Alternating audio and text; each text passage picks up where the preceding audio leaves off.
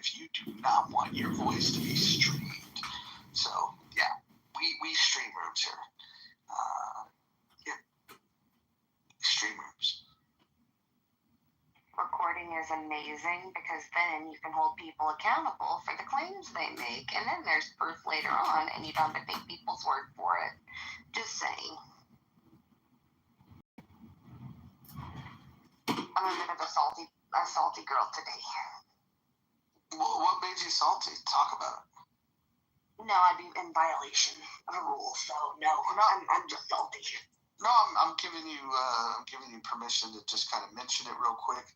Maybe we could, send some positive mojo vibrations your way, and maybe you'll feel better about it. Well, if anybody has the Chillism recording from Tuesday, I won a debate against Jacobus, and I said your points are so bad, somebody with a learning disability disproved you. Nathan then spun that around to say that I somehow was telling Jacobus that salty, and if anybody has that recording, I would appreciate it, because I want to own him, and I want proof, and I want him to hear the words, and then I want him to admit he was wrong. I wouldn't set a goal of proving anything to people in Chillism. I think that's probably not the best goal. I think we could set better goals. In fact, I would argue that the more people in Chillism that disagree with you or argue with you, that's a better sign that you're on the right track. Oh no, me and Nathan had a screaming match this morning. And he called me a dumbass, and then I told him to shut his dumbass up, and yeah, it became... He's painting this narrative that's opposite of what really happened, and he's doing that on purpose. Right? Yep, and he's aware of that as well, and that's why I want the recording, so you can hold his feet to the fire and prove how big of a liar he is. Simple.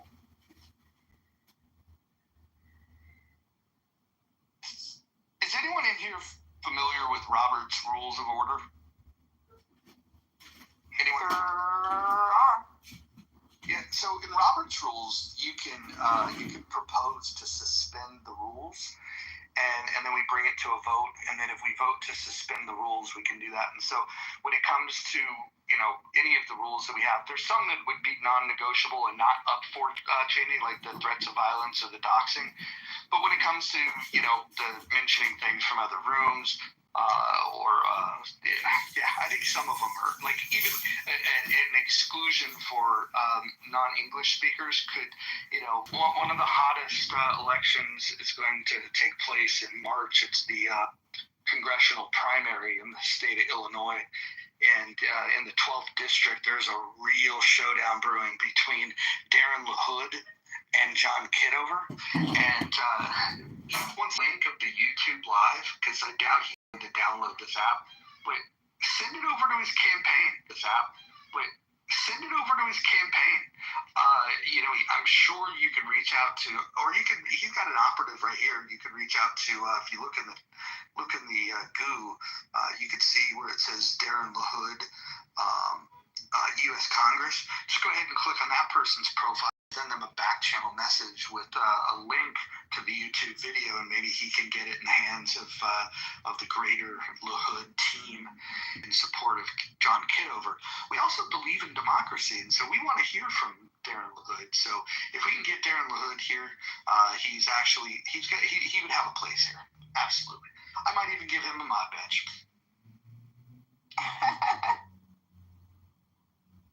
And he just looks old and washed up, like old business. I think we should. I think at this point, if I were to take just a vote in general, saying I was in the district, I'd vote for John just because he's hotter. Mentally and physically. So Bima, I'm glad you're bringing up the aesthetics because it's important in these elections. Has that drawn you? Have your begonias moved you to supporting with a... I would definitely be happy to send over some decentralized cryptocurrencies peer-to-peer transaction, what is it when, oh wait, not obfuscated. What is it when you like take something from somebody? What is that word? Well, anyway, oh my gosh, do you hear this? Big Red. He's excited, I guess, for John. Is this an endorsement? Oh, there we go. Is that your cock? That's your cock. Yes. Your cock is active this morning. Beautiful. Yes.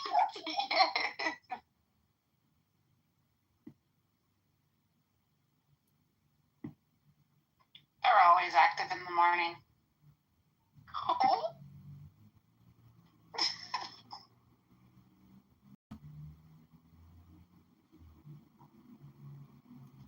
Sorry, Scarlett.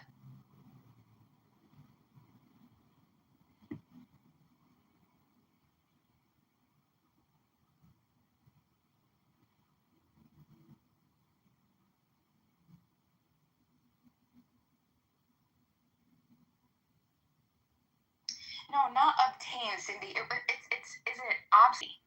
And it starts with an O. Not obstruct. Yeah. Any suggestions? Cindy's very passionate about my existence on the app, and I'm very flattered.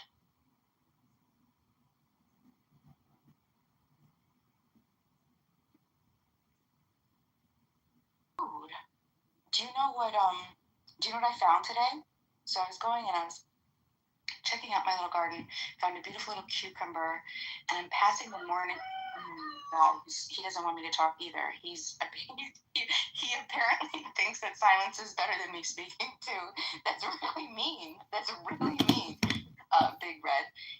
But I was walking past the morning glories, and I like dilute dirt on like the outside of the petal, so I try to like flick it off, and it started to move.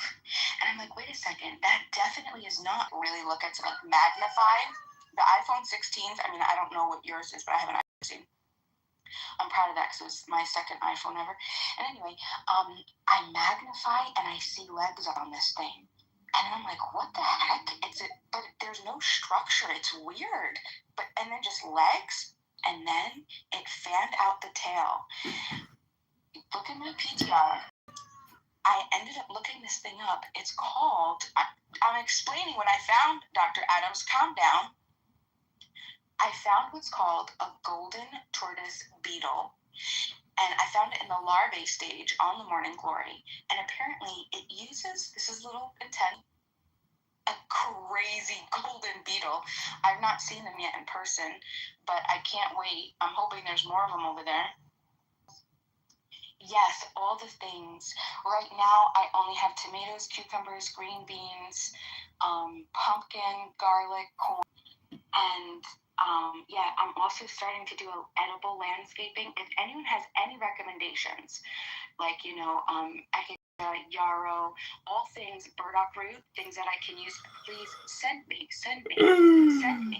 these recommendations.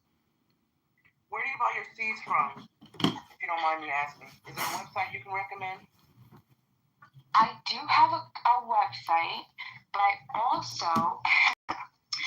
I am under the tutelage of one of the most amazing anthropologists and organic farmers in the world right now, and he has a movement known as the food justice movement. And he has his own seed bank, which I'm talking, these are heirloom and organic. Heirloom meaning these seeds have not been changed in any way, and sometimes for hundreds or even thousands of years. So they're very expensive seeds, very, very expensive seeds. And he has the seed bank. And that's usually where I source my chef, Jaffe Kabuli, is where I get my seeds. And if Mojo and the team would like, we could probably get Chef Kabuli to come on in and give a little lecture, one of his lectures. If you check out my bio, and you guys could ask him questions and engage yourself. But if you check out my bio, there's a website there. Right now, he's doing a tour. He just spoke at the UN conference. He was invited to the UN food conference, food summit.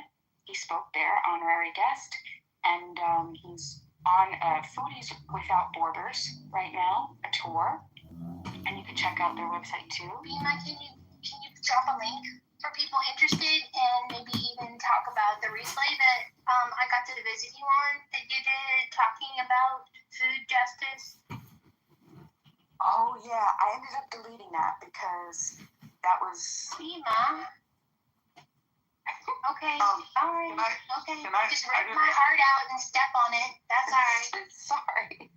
Well, Scarlett, I just wanted to point out some inconsistencies in the moderation today. BMO has been violating rule number 4 for quite some time now, and there's been no scorn, and I'm just wondering why that is. I was pumping gas and getting a soft drink from the gas station, and my phone was in the car. Wait, you pump your own gas?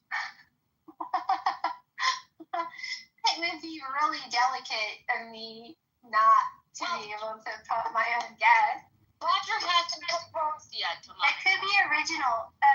That could be a geographical thing.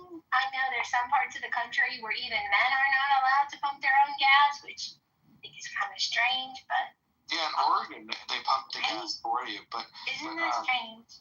But Scarlett, I just want to say this. If given the opportunity, I would love to pump your gas. Roger. Okay. Excuse me, I'm so sorry, Monica. Roger, you need to propose marriage first. To pump gas? Like, what are you talking about, Chris? You are very well capable of taking care of Monica, and now it's time for you to propose. We're done with this whole, romantic flirtation thing. There is no romance vibration experience. Let's start for a marriage. Well, sometimes it may sound like it's something more than that, and I can understand how people get confused, but don't confuse my respect and admiration with anything more. She's a lady. Should be. Is women having to pump their own gas. 100%. I never have to pump my own gas, honey. You must be. But, some people know that you could fit a little more gas in there if you, so... Scarlett, let me... Take a cold bath. Sorry. Mojo gets around, apparently. Some people wake up with a full tank every morning. Oh. Damn. And others with an empty tank.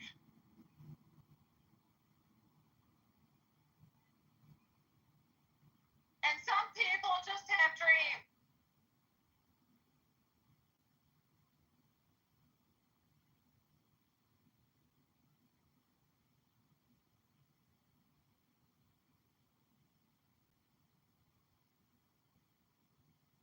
Bima, do you know how to keep Bill alive? Because mine always dies. Did you say Bills? Bill, as in D as in Delta. Bill as Oh, Dill. No, I don't have any experience with that. Okay. I wish I did, but Chef very well will. Scarlett, do you have a large tank? What is the average tank? I don't know. I just know that some tanks are a little smaller and it requires less to fill them up. And then others have larger tanks and it requires more to fill them up. I drive a Highlander, so... Can I please direct everyone to my PTR to check out the larvae stage of the golden tortoise beetle? And you can see the umbrella. That umbrella of crap, he curls it over himself like an umbrella. Isn't that crazy? It's fanned out right now. I waited for him to open up, but isn't that crazy?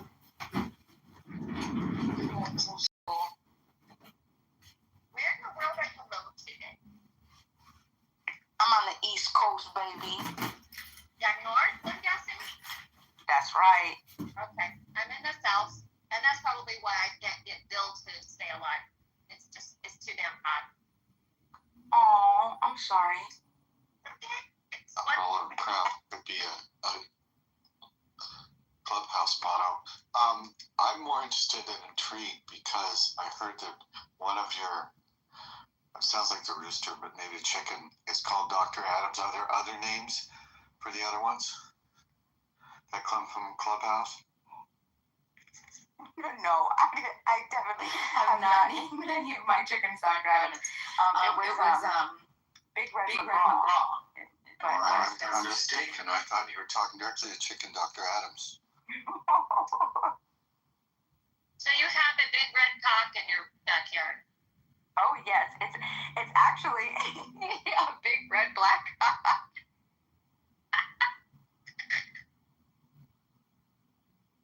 Because he's a black copper maroon.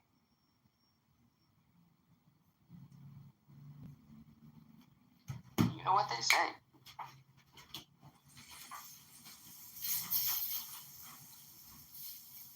If anyone wants to exchange eggs, I would like to, put this forth as an Agora type-esque opportunity. If anyone wants to exchange chicken eggs, I'd be happy to do that.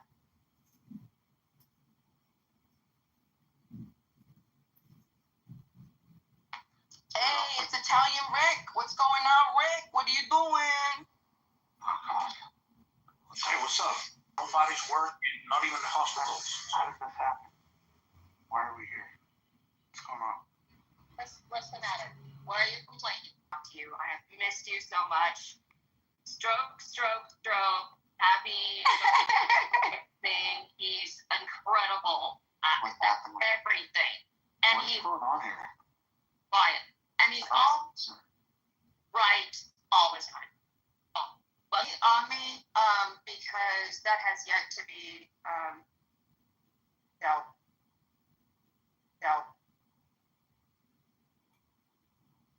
Yeah, somebody told Kristen yesterday how to use her voice isolation, and her voice isolation sucks. Oh shit! I'm sorry. I'll take it off.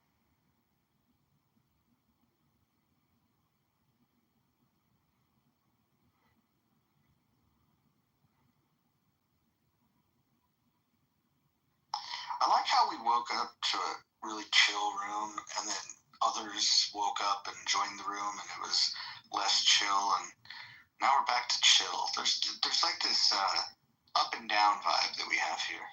Do you like the old up and down? I do like the up and down. Deputy, is this any better? So much better. All right, cool. So back to flirting with Mojo because he needs some today, and it is Friday, and so he needs more. Oh my God, that scarf is amazing. Where did you get it? I want attention. Man, percent. So, way to go. You guys are overachieving in these polls. I like being part of the gay ones.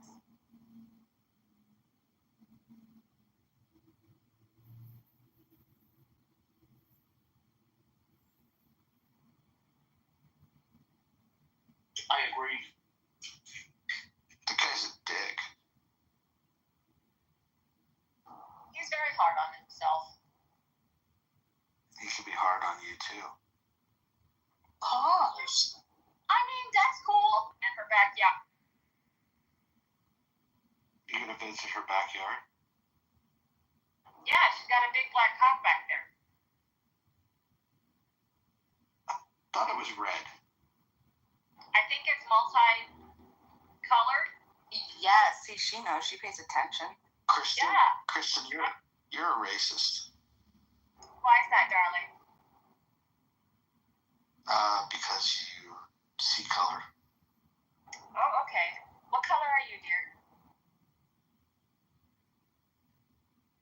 Oh, but people usually categorize me into white.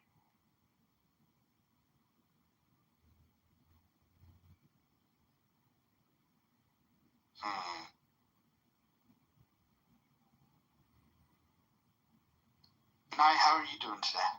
So yeah, I've read mixed reviews. Some people say the plot. I've read mixed reviews. Some people say the plot kind of falls off midway, and there's some plot holes. But On Monica. Absolutely. On Monica. Absolutely. To Bologna is where they make Ferraris and Lamborghinis. I drove both of them. Ferraris and Lamborghinis. I drove both of them yesterday. How far away are we? Of course, yeah. I woke up in a new Bugatti. Did you say mafia? Just That's what I was thinking, NY. If he said mafia, that was random. Jesus Christ. And I would have to push back, Rick. I'm pretty sure the U.S. is the largest mafia in the world. Yeah, I mean, unofficial. I think the U.S. is pretty official as a mafia. Is that why it's relatively peaceful where you are? Nah, it's not that peaceful. There are opposing opinions about mafias. Some say that if there's mafias that exist, it keeps the actual law enforcement in check. And then some people say that it's corrupted. So everybody has an opinion about it. You know, I really like the mafia style films and TV shows. I'm late to Peaky Blinders. I guess they were kind of a mafia of some sort. So I just started watching that. But I'm very intrigued by real life mafia culture. What do you want to know? No. She wants to. Wait. We want to know how to can tomatoes. That's what we want to know. Okay. No, I want to know who are the mafia leaders in your part of the. I really want to know. I want to read more about these individuals. There are so many families in the South. You can check on Google. You can write Ndrangheta boss. Ndrangheta is the name of the mafia. It's the most powerful mafia in the world. You can write down this and check on Google and say Ndrangheta boss Calabria. Wait, I can put it there. Please put it in the chat, please.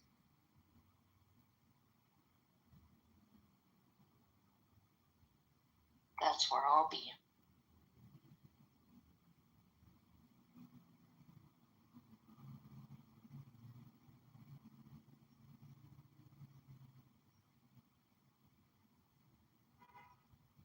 Oh, by the way, random, another TV show, Alien Earth, just dropped this week on Hulu, and it's supposed to be dynamic. I haven't seen it yet, but it's getting rave reviews. I'm really excited to start diving into that. If anybody likes Alien, it's part of the Alien franchise. Like aliens and like an ancient alien thing, or No, like Sigourney Weaver, the Alien movies. oh shit, no thank you. I'll read about it though. It's awesome.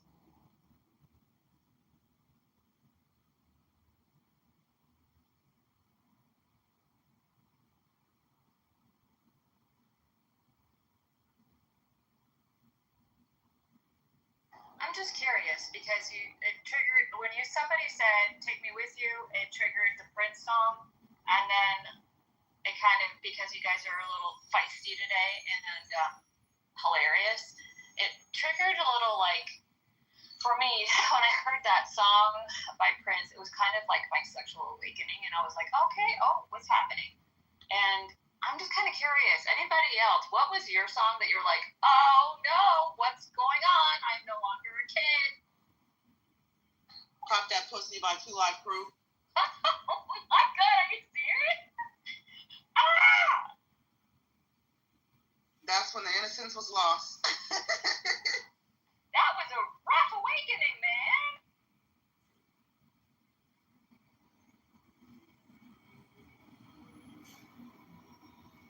Where do you think? Oh, go ahead. I was going to say really quick, speaking of Prince, his estate has shelved the documentary. So there was a documentary made by Prince. The filmmaker has done some interviews this year about, his frustration with getting the documentary released, because apparently in the documentary, several of Prince's colleagues and fellow artists and friends and family members spoke about how abusive he was towards women. Apparently Prince had a dark side. He beat up women. And we don't know if this is true or not, but those who were closest to him apparently in the documentary spilled the tea, and the state was like, nope, we're not going to ruin this man's legacy. by putting that out there. So they have shelved the documentary, and the filmmaker has been fighting to get it released. So I don't know. I would be interested in knowing the ugly side of Prince. He's human. I'm not saying that abusing women is I'm not advocating or supporting that in any way, but to learn that this man had a dark side when he presented himself as this petite, musical fairy, I find quite intriguing. Well, his father was abusive, right, to his mother. So yeah, that's right. Mm-hmm. I don't think he was very nice to his wife. It's kind of creepy how young she was, and I would say grooming tactics were used. I don't know. Yeah. And then I also understood from a lot of accounts that he was very controlling in her diet, and I don't know if he was physically abusive, but it was not pleasant to listen to.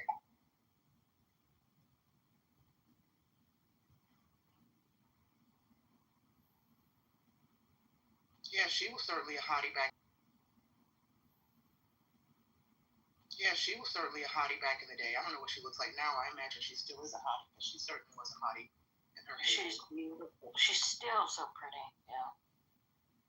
Yeah, she's had many pricks sticking out of her. She's had stuck in her. She looked like a porcupine. Nope. Quite the opposite. Nope. Quite the opposite.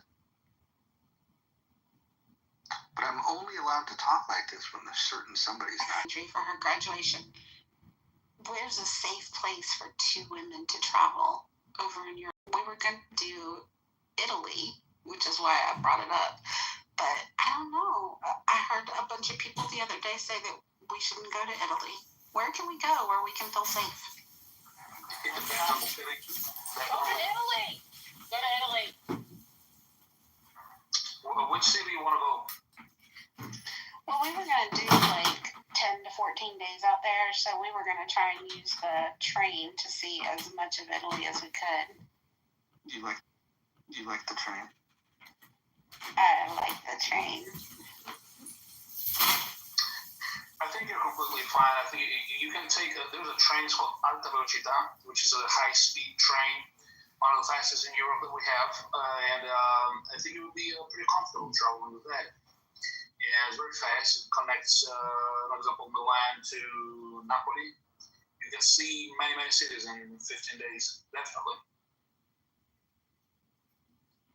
But Why do you want to go to Europe? There's so many places that you can go here. Like you can build a trip around, visiting like a Howard Johnson or a Grey Wolf Lodge. Dine at places like the Waffle House. We do that all the time, though. We have 480 Waffle Houses in our state. There's one on every street corner. But because I wanted to go out of the country. I recently ate at a Waffle House in Idaho, and it was an interesting experience. I think the meal that I had about 4,000 calories. It's a different kind of environment. That sounds lovely. I was disappointed though. I've always heard about fights at the Waffle House. There was no fights. Nothing to be there at 2:00 in the morning. It was quite late. I was in. I haven't seen one in my state. Not a single one.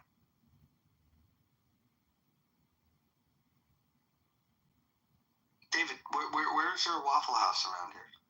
I don't think we have them, but it's hard to find a Denny's anymore. We're stuck with, some really sad IHOPs. And they shut down all the Sherry's. The Sherry's pies were good. Yeah, fresh pie. Love a good fresh pie. And twofers. I would get a slice of pie and a cup of coffee. And there's something about the bitterness of plain black coffee contrasted with a sugary pie.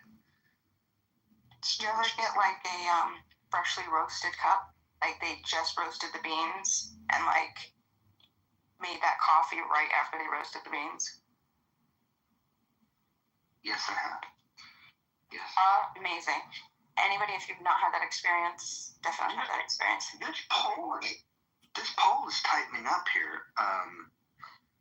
Very interesting. I bet. Bima, you haven't responded yet to the poll. Bima. I'm withholding some of my judgments because I am in a state of neutrality for now. Because if you asked me like a week ago, I would have definitely reviewed and put my answer. But at this point, I think I'm gonna hold it. It's a good thing. It's a good thing. Just be gay like me. It's fine.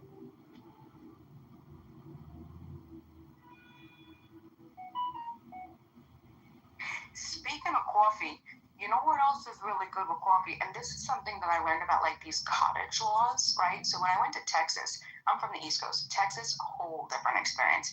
I had like legitimate culture shock, okay, in the best way. It was just, I love the state of Texas.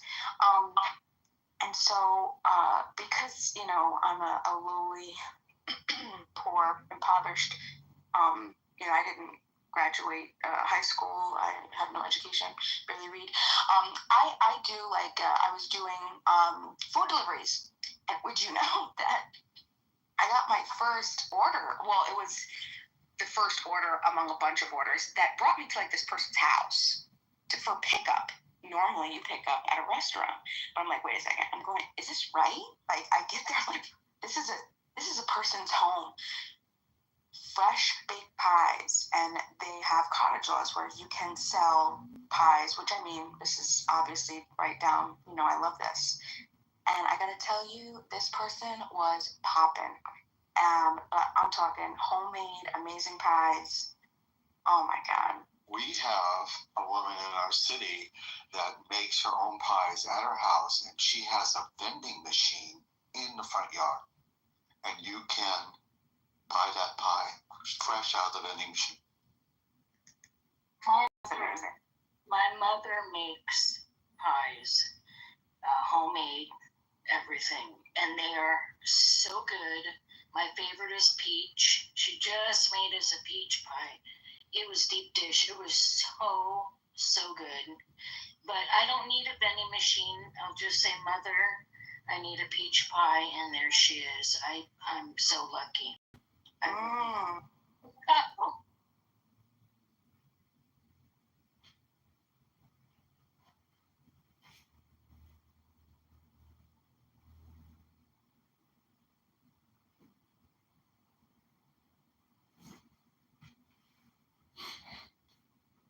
Now you guys are making me want to go get the stuff to make a pie. I've never made my pie. I cook. That's my thing. She's a baker. I'm the cook, Bakers are different. I like to bake. Baking is great. It's the first cooking I learned. The closest Waffle House is in the Southwest to us. I have one pretty close to me, at least if it didn't shut down. What would you say your favorite pie is? If you could right now snap your fingers, have a slice, what would it be? Strawberries and Mixed berry. If it magically didn't have pumpkin? I love pumpkin pie. I know, basic white girl, but I love pumpkin pie. Pumpkin's good. I like key lime pie a lot. Oh, You have to have a graham cracker crust. This is good.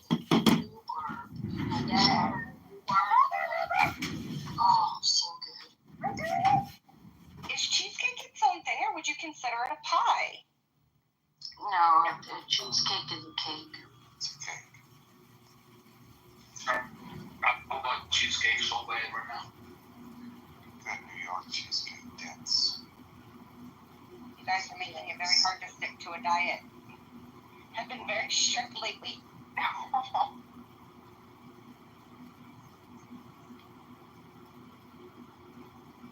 Okay, let's talk about a fruit now. If you were to snap your fingers, okay, and have the most ripe, freshest fruit in your hands, Oh, yes. Watermelon for sure. A white peach or white nectarine. I love them. Oh. Cherries. Pineapple. Mmm. I do like pineapples. Have you guys ever had otai? No, what is that? So this is like a Tongan drink, and they mix watermelon, like mashed up watermelon, pineapple, and coconut water, and it gets like they ice it up. Oh, ooh, let me tell you. Got the coconut in that good tequila. That is what I get in the summer. Mashed up watermelon Oh, look at you. and sometimes cranberry juice.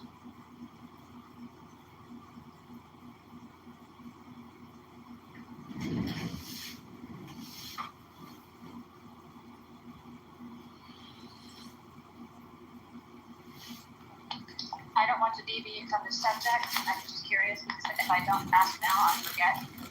Friday, ADHD brain, and more coffee.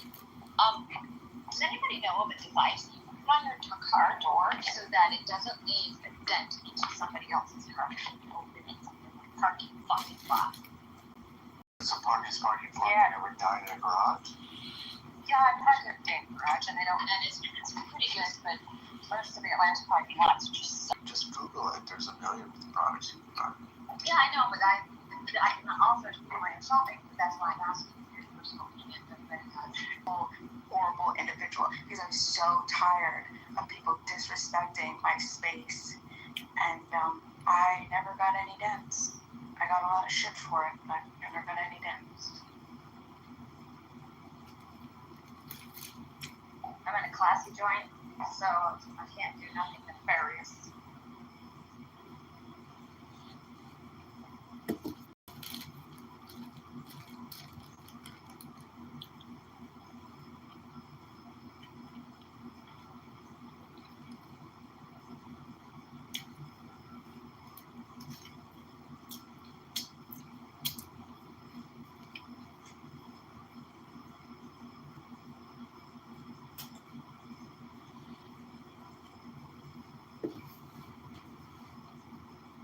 Hey, good morning, everybody. This is John. So we had one respondent from Craigslist that wants to gather signatures.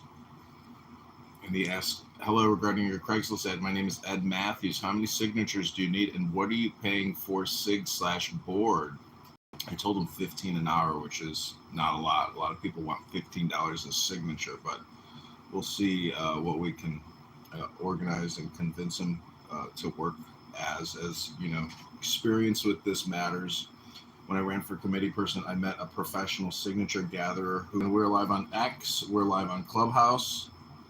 Welcome to the Mojo Experience, a super positive vibration. And we're live.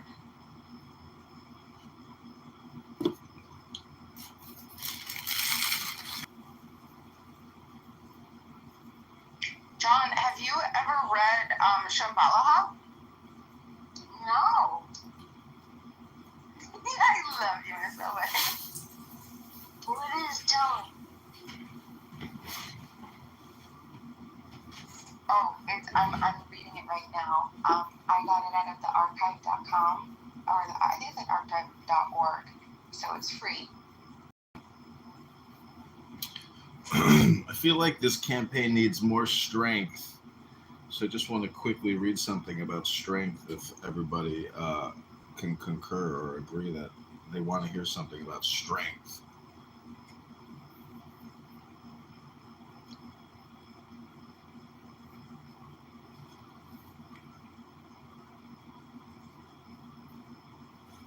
John, I just want to let you know you're a joke to me.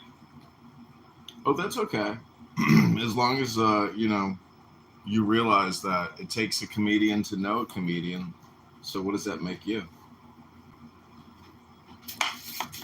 I will be a perfect politician.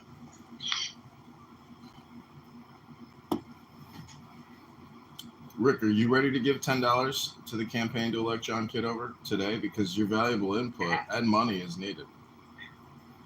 Sure, of course.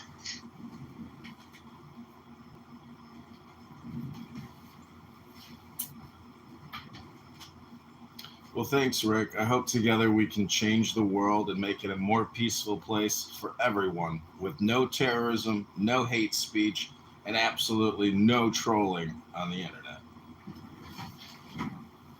John, how can you even think that you can scam an Italian? It's our job. Yeah, how can you think that?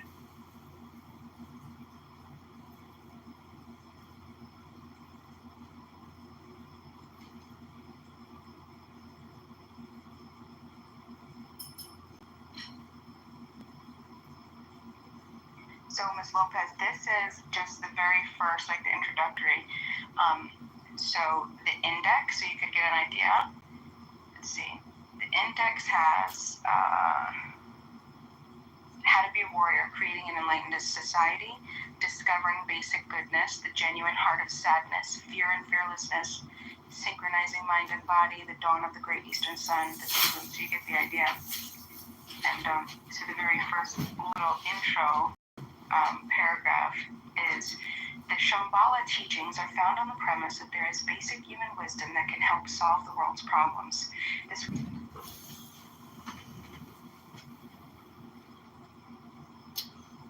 Well, if there's no objections to hearing a little bit about strength, this is called Zion. Z, value 7, means sword or weapon, suggesting the antithesis of Vav, the nail, because a sword cleaves, cuts, divides, and separates. Diversity, contrast, antithesis, distinction, and therefore discrimination are some of the related ideas. Discrimination implies nice perception, acuteness, sharpness like a sword's edge, sagacity, and so on. Sagacity. An old Kabbalistic maxim says properties are discerned by the nose. Our Zion is the line bounding the eastern side of the top of the cube of space and joining the top face above Mercury to the eastern face font. The combination of east and above suggests the working together of the subconscious power of creative imagination and the self-conscious power of acute discrimination. Gemini, the twins, is the zodiacal sign attributed to Zion. The name of this sign suggests duality, division, and other ideas related to the meaning of the letter. It is difficult to tell twins apart, and to do so requires nice discrimination. Gemini is ruled by Mercury, key one, the magician, sometimes personified in Egyptian mythology as the jackal-headed Anubis, representing discernment and sagacity because the jackal's keen smell of smell. Gemini governs the lungs, collarbones, shoulders, arms, and hands, all in pairs. Gemini people are said to be given to inquiry, investigation, and experimentation. They often engage in mental pursuits. In our color scale, Gemini is represented by orange. The corresponding musical tone is D natural. Gemini is a common sign of the airy triplicity. Disposing intelligence is the mode of consciousness assigned to the letter Zion. To dispose is literally to place apart, to arrange, to distribute, to apportion, to divide. Thus, analysis implied by the meanings of the letter name sword, classification, organization, preparation, and adjustment are all related to this mode of consciousness. This it is which shows itself in our disposition, and one's disposition can be modified by right discrimination. Okay, there's more, but there's always more. But I want to thank you all for being here. This is how to make friends and influence people on Clown House. The best way to win friends and influence people is to treat people the way that you want to be treated. Hopefully with kindness, love, compassion, friendliness. And threats of bodily harm. Perhaps, but I think that a lot of people who don't want to listen to the playback or replay, maybe they're ashamed and they know it, but they just can't show it. But I say, don't bring drama into new rooms. Let that old drama simmer in old rooms, because the now is all important. And I think that every day is like Groundhog Day, and you are reincarnated in a way. John, did you hear or did you see the thing I tweeted to to Darren the Hood? No, let me check. If everybody is not on X, now is the time. This campaign here in Clubhouse, your active participation. I know everybody wants to stir the pot and have the drama, but real social media activity on this campaign can have and will lasting effect on any and all future political aspirations. But gathering these signatures is a big to do, and it's a lot. Address and sign is very difficult. Most people literally scribble, and when you go to the challenges, you realize very quickly how. Those are my thoughts. And Bima, I didn't know you were a Gemini. Oh my God, Roger's aura is orange today. That is crazy. What is it usually? I don't know. Usually I just see orange today. Interesting. Yeah, that's great. If everybody could go to Mojo X Experience right now, and you can go to his replies tab. I'm not sure why it doesn't show up in the posts tab. You may want to post something to the actual profile as opposed to just a reply, Mojo, and then maybe even do a Grok query. Say, hey, ask Grok, say, hey, Grok, why should I vote for candidate Congressman John Kitover versus Rhino vaccinologist, gun grabber LaHood, something like that. And that type of content with Grok gets a lot of views. And if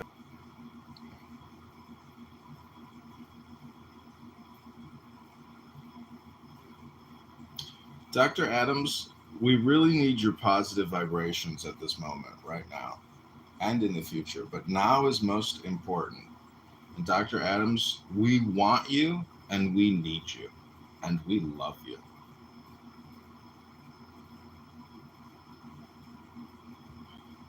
But that's okay, Dr. Adams. By playing the opposition when the opposition won't even talk to me, you're still one of the best solutions to this. Actually do love you and we actually do need you.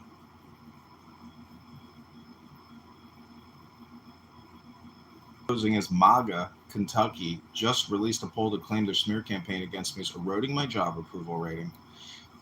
The pollster is notoriously publicity negative press. You can turn it around upside down and use it in your media to generate contributions. Well, I may be trying to do the same thing here on Clown House. For example, Abby, well, actually, we can't talk about former rooms. That would take us out of the now. So let's just learn how to make friends and influence people. I don't know what's going on.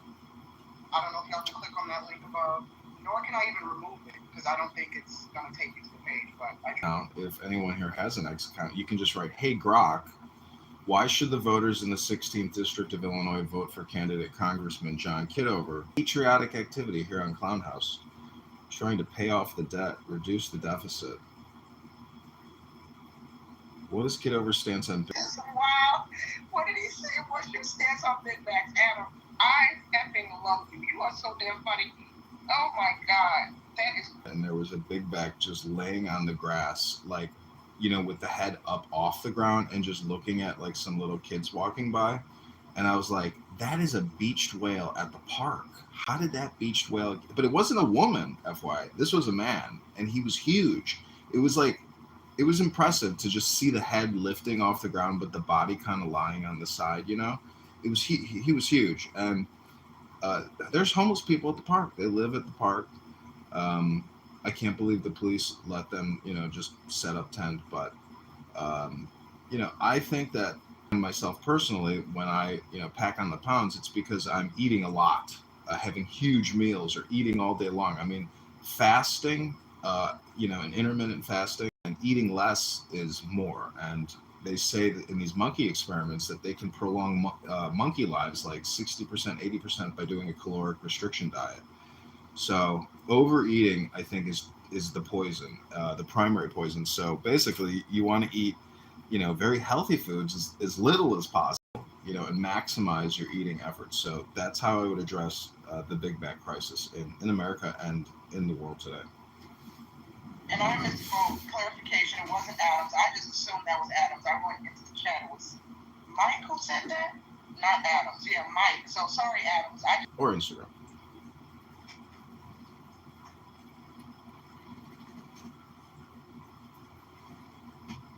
Jerome might be sleeping, huh? Isn't it like right where he is, Brian? Yeah, he's asleep. Oh, I didn't see him in the room earlier. So Bima, I would consider you the anarchist liberal contingent. Are you the anarchist liberal contingent of this campaign? If your government was to take root. Well, first of all, I reject anarchist liberal. Okay, it's a voluntarist, which is very different. Coercion or violent back force. And the answer to your question is, I'm not, everybody knows I'm not the smartest person in the world. I do know that I don't like, as you said, how to win friends and influence people. How do I like to be treated? I like to consent, explicitly, to things outside of my private property. And I like to be able to exchange peacefully. I'm a peaceful human being. I've never harmed another peaceful person in my life. So, with that being said, that's what I lead. That's what this particular constitutions to be able to innovate and really expand and really tap into just meat machines for the meat grinder. So yeah, somebody that's smart. That we're gonna look to that person. We're gonna say, hey, how you want to do it?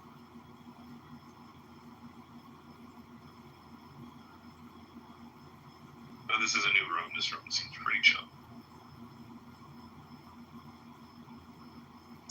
It is sometimes. What's the topic of discussion? We're trying to figure out how to make friends and influence people on Clown House.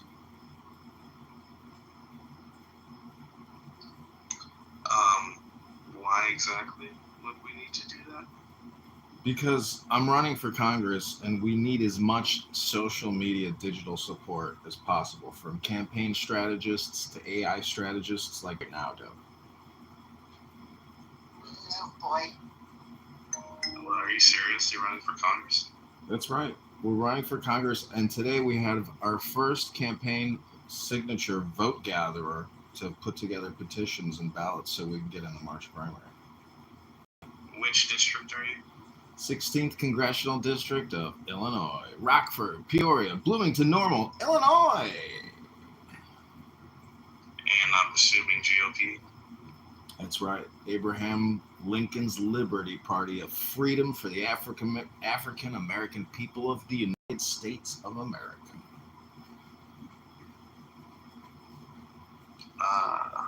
I mean, that's cool, yeah. I don't think Clubhouse is the most efficient way to do this, though. Well, we're taking the message to the masses on X and YouTube right now. Some of that account's called Staying Off the Grid.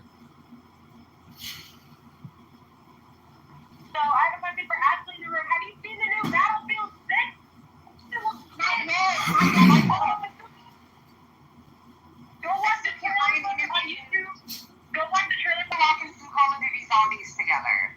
Yes, 100%. Then Warfare, obviously, but you gotta watch the trailer for Battlefield 6, Ashley. You're gonna dig yourself. I think all the dead soldiers who died in Iraq and Afghanistan to give you that liberty to get that video game and get that PC so you can make a salary from Medicare. It's the economy. It's inversely related to cutting, borrowing, and spending. And therefore, you need to stop the spending pockets. We're ready to donate to the Super PAC today, or are you ready to donate to the campaign to elect candidate Congressman John Kitover? Thanks, Pockets. I will when you get rid of that iPhone, even though I'm not supporting chillism because Nathan's a liar. I will be watching. It's literally going to ruin camping for all campers. That game. You can literally blow up all buildings. Also, if any of you know any great Discords from people here on Clown House, if you could put the antidote link in my profile, or I'll put it in the chat, or we can pin it to the room. But if you can spam chillism or with messaging on behalf of the campaign to elect John Kitover, I'd appreciate it. Or if we're going to do a Chatter rollout, if you don't have Chatter, download the app now. Live stream this room onto Chatter. Live stream this room onto X. Live stream to $10, $10 not 11, $10 not 9 to the campaign to elect candidate Congressman John Kitover.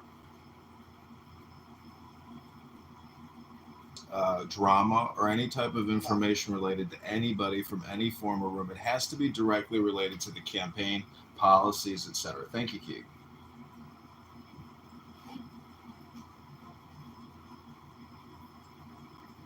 Okay.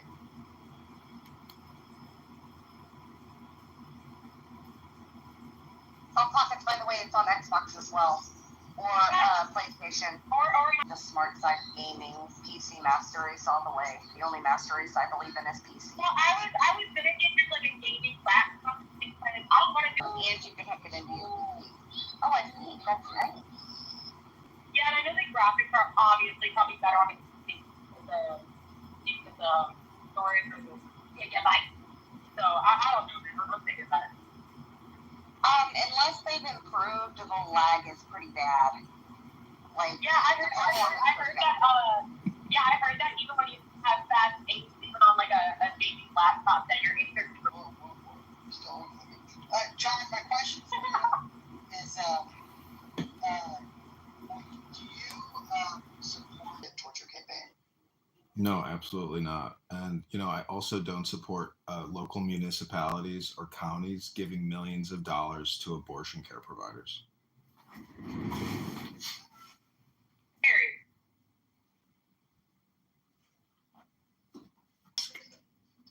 As of right now, no. As of right now, you have my full support. See, what's unfortunate is sometimes the state and politicians will take your tax dollars. Thank you for that, Bima. Okay, so we're going to transition this show this morning. We need to top it. Definitely needed. So, John, I'm looking at your website. So, what would you say you describe yourself as in terms of the current Republican Party? Like, which, I think it's bifurcating in certain senses. Not even bifurcating. Like, there's like 4 separate categories. But would you describe yourself as more aligned with Trump and MAGA? Is that how you identify? Well, I do not identify fiscally or economically with the big, beautiful bill supporters. But I do support Trump's strength, his courage, his mercurial political, capabilities. He is, to me, an American hero. And he resisted. It's definitely the debt, borrowing and spending, and especially the 100 trillion in unfunded liabilities, but the 37 trillion of funded liabilities and spending 2 trillion more a year that we don't collect if we're collecting 5 trillion balanced budget and that amendment or act. We will just keep kicking the can down the road, and it doesn't matter who's in charge, whether it's Republicans or Democrats. Abortions and vaccines at large for a Wuhan virus made and funded by Dr. Fauci. We are living in clown world, and I gotta say, if you want to continue living in clown world, that's up to you. But in the campaign to elect candidate Congressman John Kitover, we are letting all the constituents in the 16th district know that Darren LaHood is a rhino vaccinologist, super debt creator who he has a lot of seniority in Congress, and he supervises a lot of spending. And you can just do a comparison on Grok. If everybody here wants to do an exercise on how to determine how people vote, just ask Grok to do a comparison of Darren LaHood's open secrets and the 8 people will actually do any digital physical footprint, activity. So follow Darren LaHood on X right now. Like foreign economies, like, are you in support of Trump's tariffs? I think the following election with the GOP will be interesting because there's still the economic protectionist side that's been, kind of originated with Trump. And I say that's what you align with, or you're more, you're not as strict on that. It's a very simple answer. U.S. corporations will do it. But, we don't want to get taken advantage of. And if we can't compete in their marketplace and they're dominating our marketplace, well, then maybe it makes sense. You do everything smartly and in a business way. Does that make sense? I get it. So you're just more pragmatic about it. That's what I got from that, at least. Yeah, okay, that's cool. I like all the neurons. Like, dude, let's do a political ideology test together. And we're like literally almost 96% the same when it comes to like little black cheers by people. I thought that was amazing.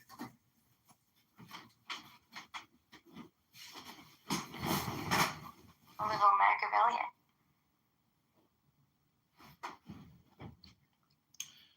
Big shout out to Mike as well. Thanks, Mike, for donating to the campaign to elect candidate Congressman Kitover. I know you and I have been talking on this app for many years now, and I've critiqued your public speaking. We've talked about communication, theory. I'm just wondering, Mike, why did you decide to give to the campaign to elect candidate Congressman John Kitover when you voted for Kamala Harris and J.D. Vance? How did I melt your heart, Mike? Oh gosh, I like you on a personal level. I think that you're a good human. I think you're smart, and you don't necessarily have to agree with everything that you think you believe. I don't have to agree with every platform that you support in order to want to see you succeed, and in order to believe that, generally speaking, we'd be better off if people like you were in charge rather than the host of people that we have currently. So, in short, I just don't need to fully agree with you on everything to want you to be successful. So, I donated to that for that reason.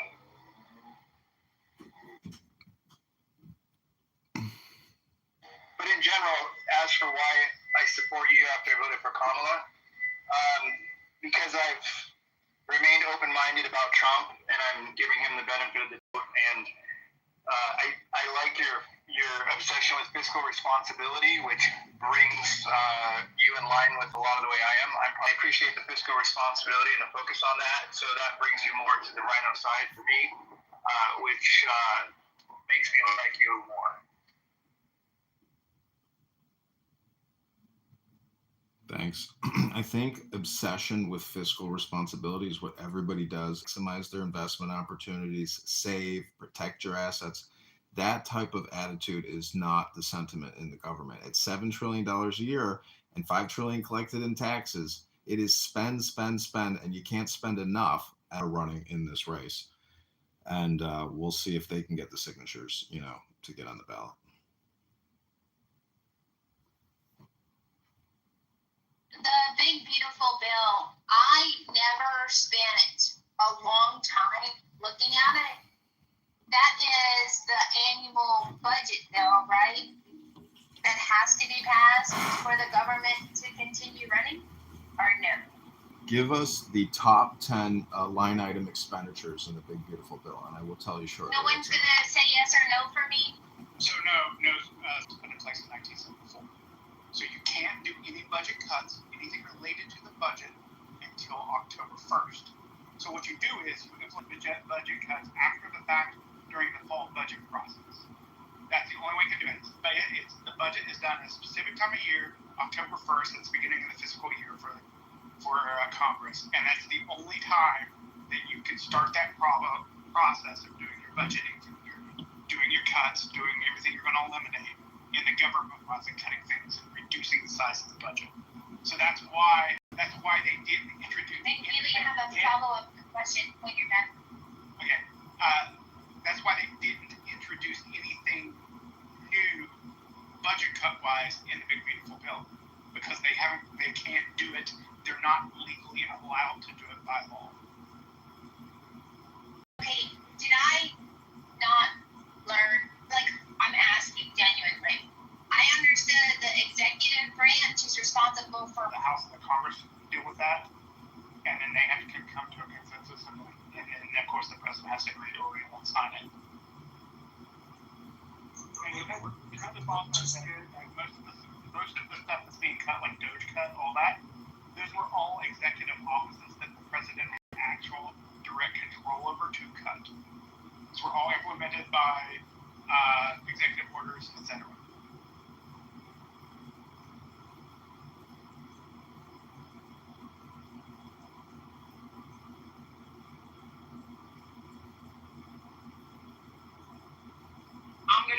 I should have paid attention in history class back at school. So. I too am embarrassed that I don't know this.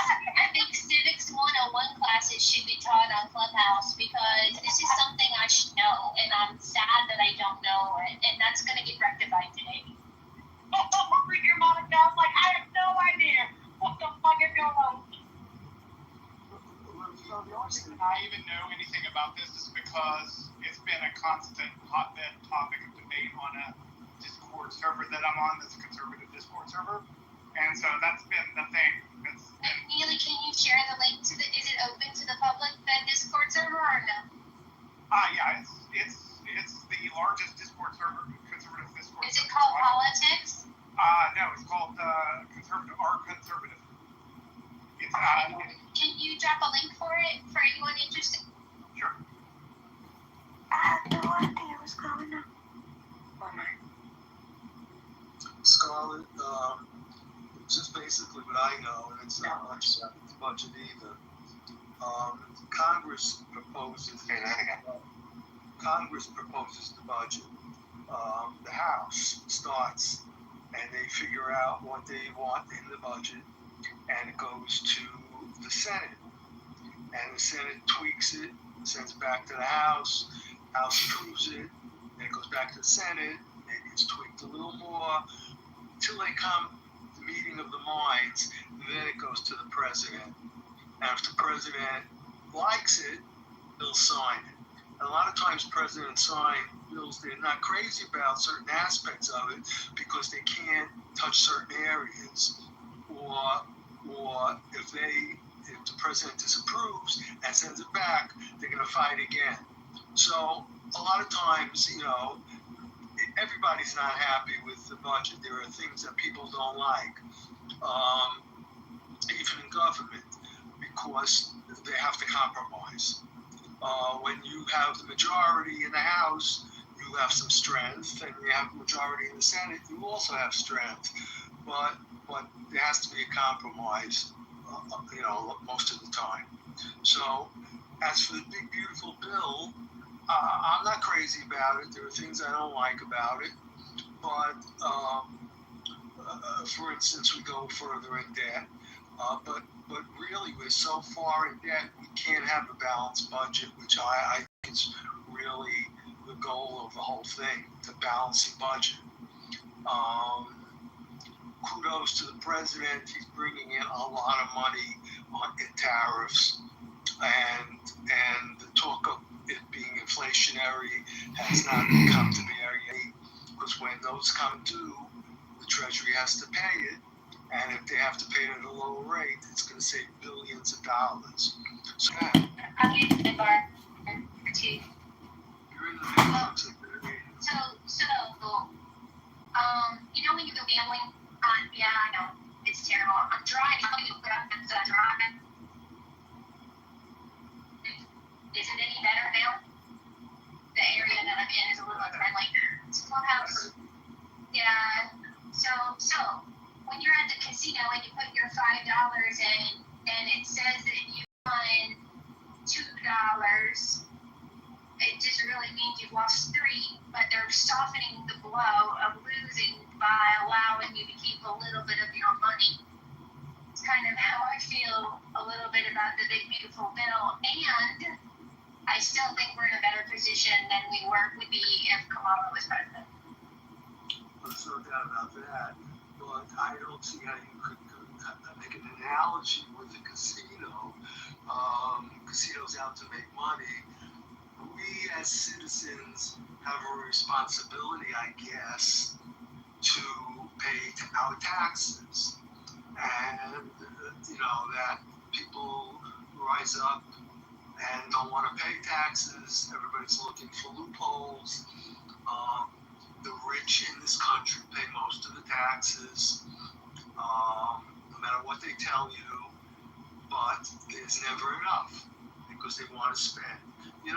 The system, we just heard somebody running for Congress, where is he? John, who runs for Congress. The system is created for the person running for office to tell the people that that they want their vote because they're going to give them something, and they need tax money to give them something.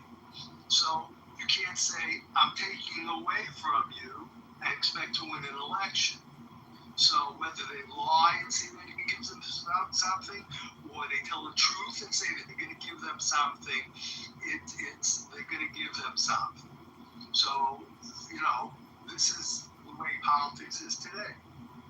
But you have to, and it's very hard to analyze a big, beautiful budget because it is big. I don't think so beautiful, but it's big.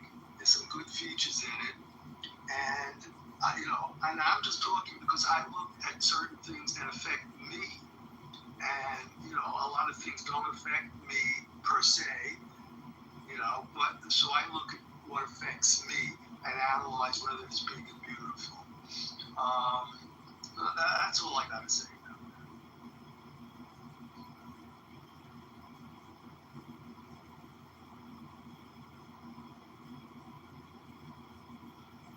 That's good to know we can have a chat. So, Jules, I actually think my gambling analogy is pretty good, considering what you just said. Well,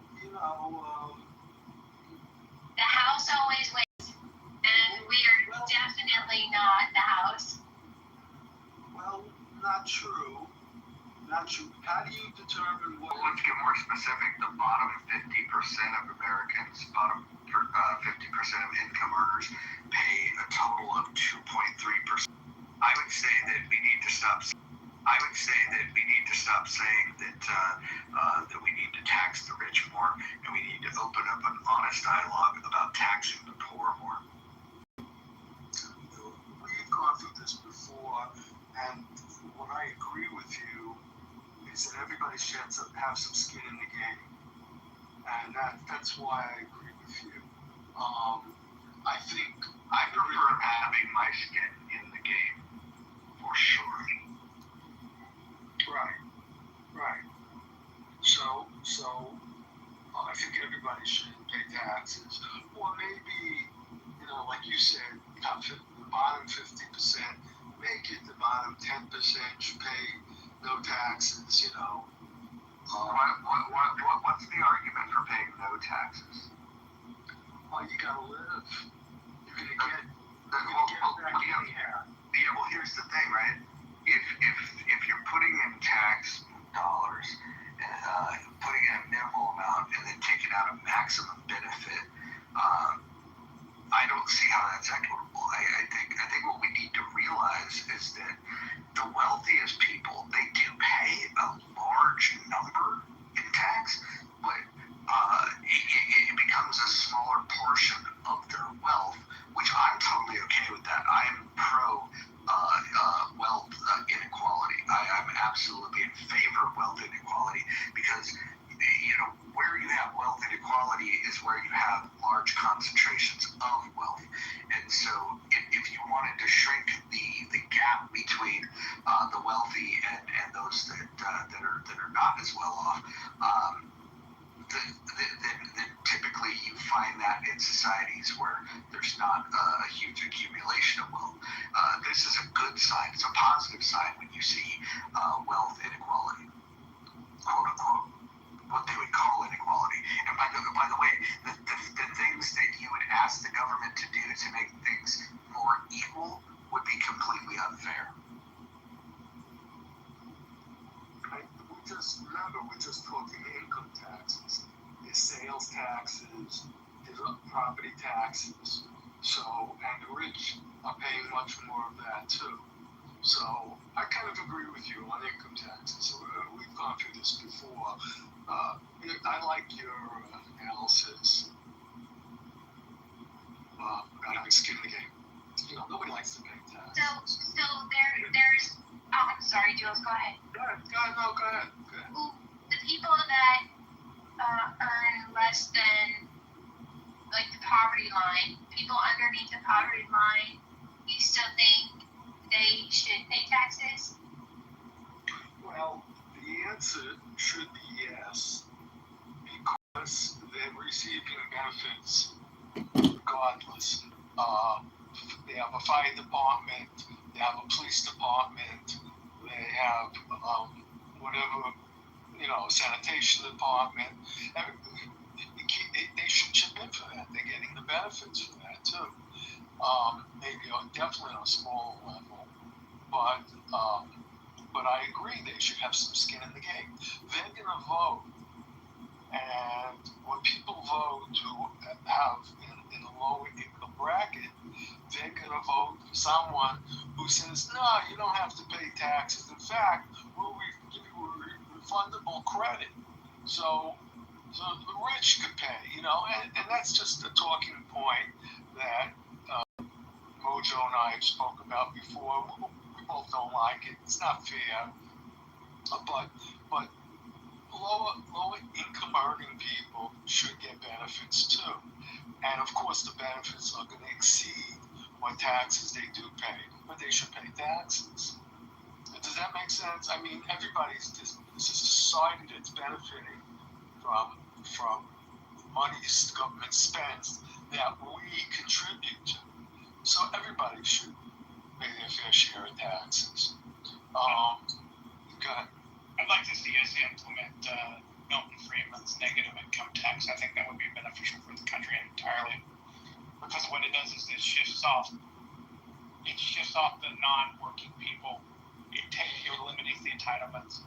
And if you're working, but you're making less than the poverty line, you get, or a certain livable wage amount, we'll say that, right? If you make less than that, then you get back in the income tax at the end of the year up to that amount, right? We're paying this. We're incentivizing people to work, but you have to work. You have to do 40 hours, and if your job is paying you too little to make up to that point, the government subsidizes that. But no entitlements. They're all gone, right?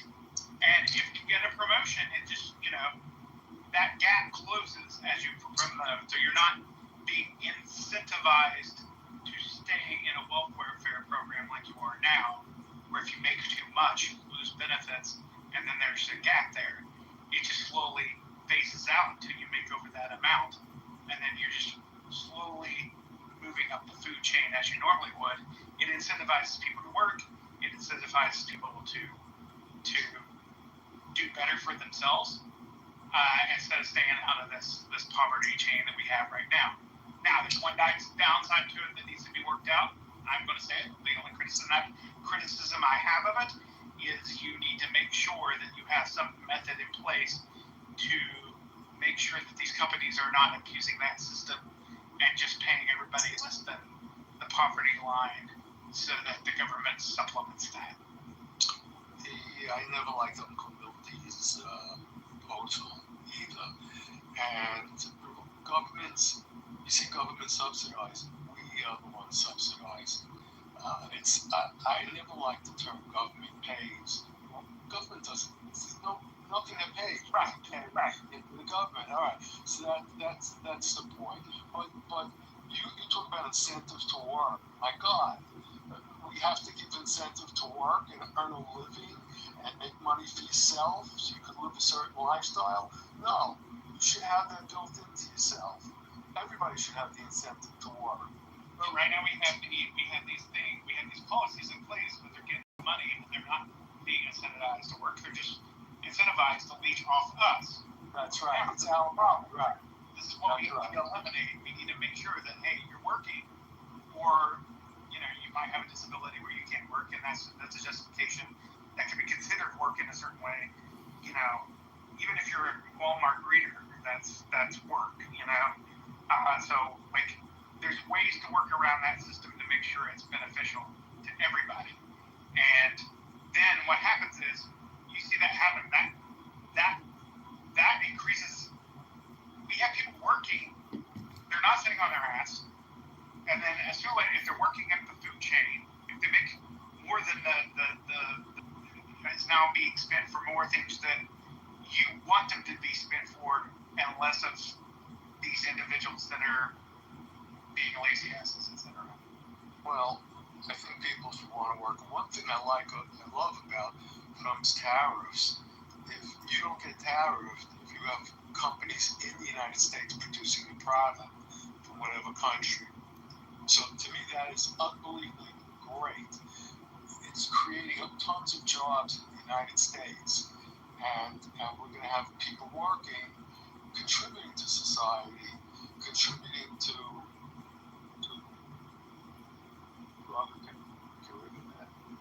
contributing to society, and benefit. It's really going to benefit the world. They're going to get the benefits of the benefit. It's really going to benefit the world. They're going to get the benefits of American production, American factories, whatever. I think if Trump's going to try and pull off. I'm surprised you guys aren't talking about today what Trump's trying to pull off. He will become one of the greatest presidents in our history, undeniable, if he can get a peace agreement between these two crazy countries, these two crazy people who favor. That's what Trump does. He's gonna give a sweetener to Putin, which in a way I'm not crazy about, but I want peace because that's like rewarding a person who's a maniac. But in the long run, Putin's going to have to stop. He can't keep this up. Trump, in short, I know I'm talking a lot. He's really an economic president. He has economic genius in him. He's a brilliant guy. People will hate him, say he's not. But, I was involved in international taxes. Some very complex areas I dealt in. I'm not going to get into it. But I heard Trump making a speech about it one day. I'm going, how the fuck did he know this? How did he, he just knew certain things that nobody knows. Certainly Biden did. Obama had intelligence, but he didn't. And the Bushes. Trump is really an unbelievable economic genius. And when he get him involved globally, he looks for deals that can do what he's doing. And I hope he just broke his piece. All right, I think I spoke enough. What do you say? Signs an agreement or agrees with the ceasefire today? What do you think? I think Putin is going to tell Trump that he's going to continue to take the Donbass. I don't think he can give that up, so we'll see. So that means he's not going to agree to a ceasefire right now. Yeah, I don't think it's going to be enough. But there's some sweetness in it that Trump, like I said, that Trump's going to give him economically. Otherwise, he got to get what he can get, and then his economy could flourish. But 50-50 on this. I don't know. I would love the ceasefire for starters, and then get into the nitty-gritty war in Ukraine. But well, I don't know. I would like Mojo's answer about the poorest among us paying income taxes. I agree that I thought that was good. Can someone tell me why an able-bodied person couldn't or shouldn't be required to do that? They should work, you're right. But isn't it preferable for them to work on their own, that they want to work? I don't like the government forcing someone to work. But then again, I don't like the government paying someone not to work. So I have to lean on the side that you're saying, that they should work if they're capable, yes. They're not saying they have to work in a coal mine. They're not saying they have to work picking up trash or cleaning out sewers. They're not they have incredible flexibility about where and when they work during the month. So You're 100% right. You can't be wrong the way you put it. Oh, that's scary, Jules. I'm sure there's a hole somewhere. No, you're asking for where the hole is, but I love the way you put it. I'm not gonna lie though, Jules. I'm not gonna lie though. I have, some girlfriends who have multiple kids, right? Not multiple baby daddies. They're actually like, I know women who are, both parents are in the household, 4 or 5 kids, right? And these moms, man, the shit they do throughout the day blows you. And I think, for some, it's very hard to volunteer those extra 5 hours throughout the day. When your kids are at school, you're cleaning the house, you're making dinner, you're doing the laundry. So sometimes it is a little difficult for, both people in the household to give those hours. Because, the dad's working and she's at home taking care of the house. So I feel like, it'll be a little hard when it comes to, people with bigger families or more kids.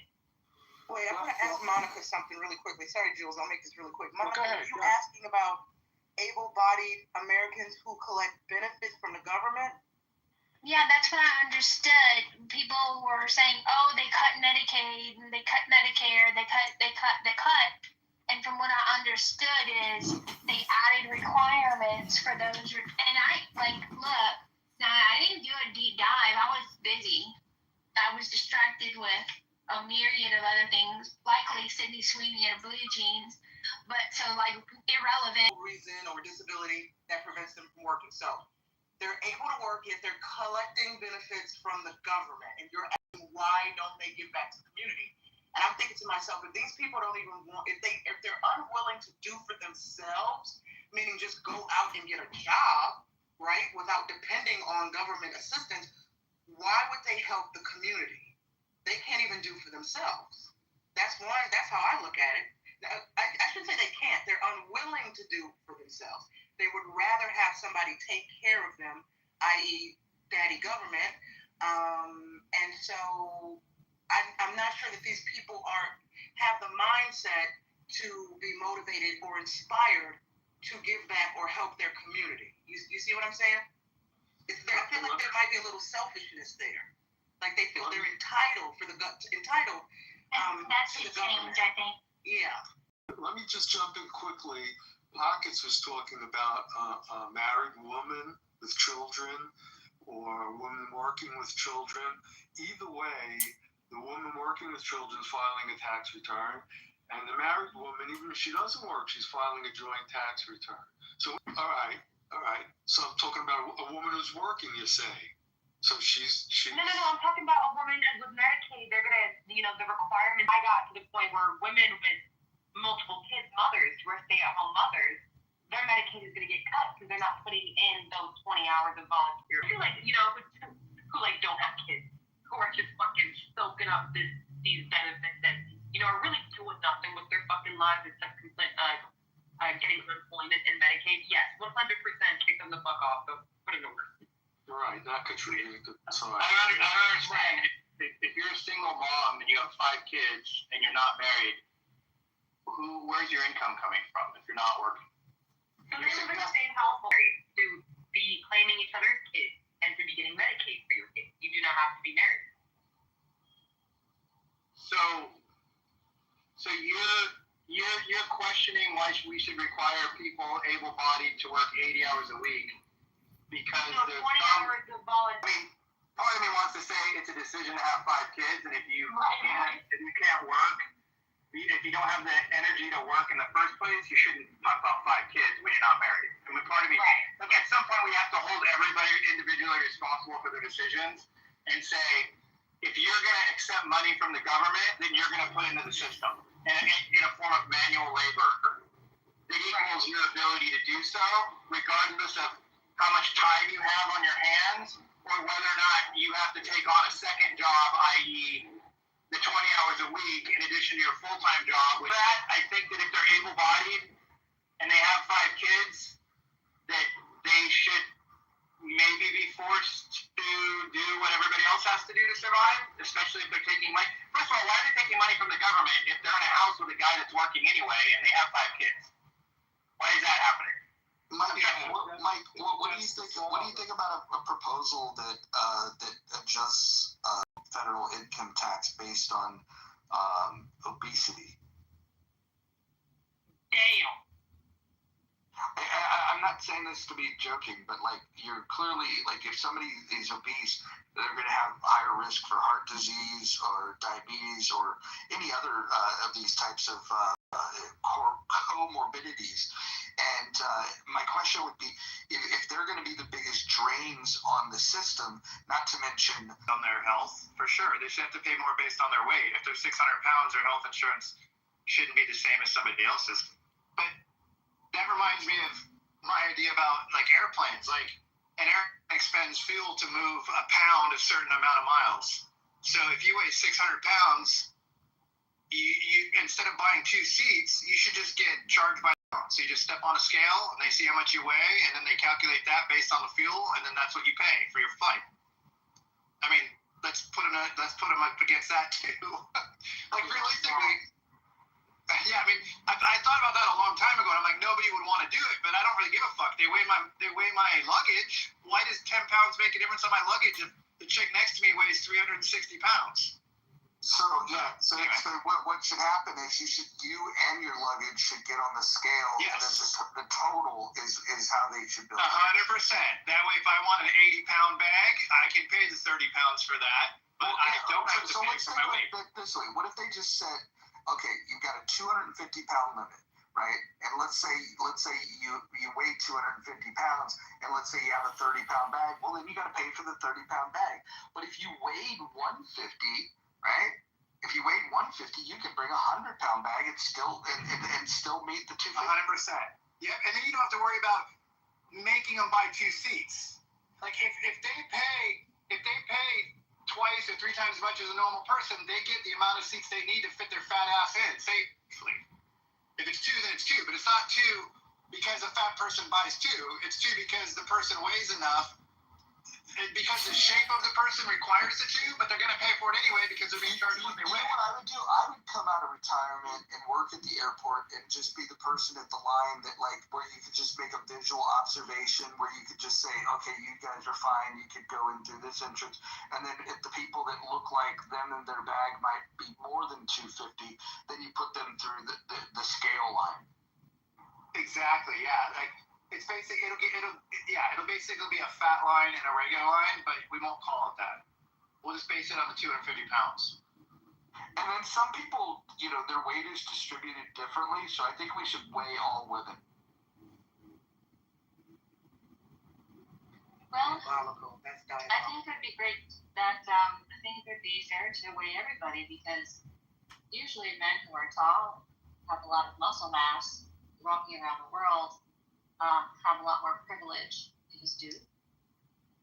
Have you ever noticed women with big titties that they're just heavier than women with small titties? So would you be offended if you had to pay more money than the lady who's sitting next to you? No, look. If I flew to a toy convention and then I flew back and my bags were filled with toys that I purchased, I should have to pay for that. I agree. Yeah, I mean, there's nothing inherently unfair about getting on a scale with your luggage and paying based on what you weigh. That seems completely fair. To be honest, yeah, and the reason, Mike, you already said it. The reason is because the airline itself has to adjust fuel costs based on weight, which is the reason they charge you for the bags. Right, but they try to, yes, exactly. And there's this whole, and they've already tried to see they'd actually benefit. They'd actually make out of that. Hold on. In the chat, Regan Michelle says, brain rot conversation. Listen, the only reason why somebody would say this, the only, hey, why do you know where you're going with this? Why do you know where you're going with this? The only much of a drain on this particular plane ride, and so no, we can't do it. We can't put you on this plane. Maybe you'll get an Amtrak ticket. So if I weigh 150 pounds and my bag is 30 pounds, can I bring my 120 pounds? Could bring them, but I would recommend that you'd have to pay for a second seat just because of the space that it would take up, not about the weight. What about a koala? I'm an ambassador of the big back community, and I propose that us bigger people, we get our own airline. We get more room, we get the space we need, and y'all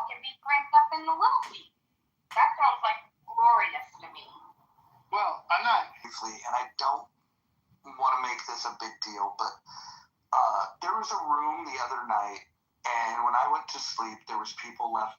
And I've heard about this from multiple people. I'm not even going to call out the people by name, but let me just say that if should you find yourself to participate in a conversation about doxing other people, A, it's a dangerous practice. B, it's a violation of the house rules here. And C, it just, once people recognize that you're participating in that, then they'll take defensive measures. And I know a lot of people might block those people because they deem them as a doxer. So again, that's the last word I'll say on it. I don't really need to open that up for discussion. I just wanted to say those words out loud for whom it may concern. So can we get a reset? Why are the gays always asking for a reset? Oh my God! Not everything is about faggotry. Let's put the faggotry down for a second and focus on the conversation, Roger. I think with my allyship, if you look at my PTR, I am sure. So I got a little campaign update. This is kind of an interesting exercise. If you ask Grok, Kitover, so this is one quick way how to find voters in the 16th district.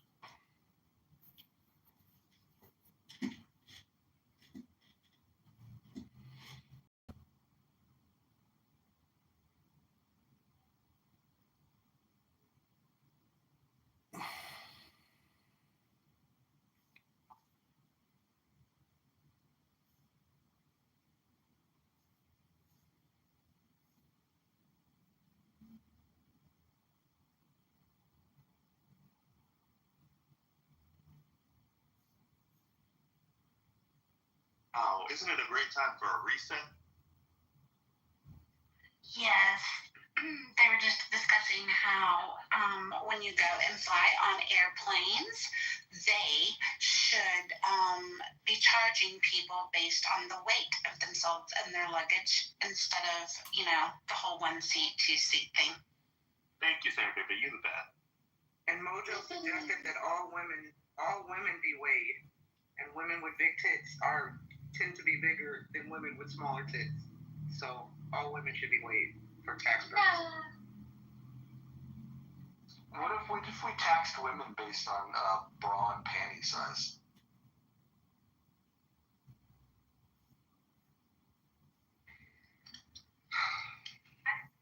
I would definitely get those puppies cut off.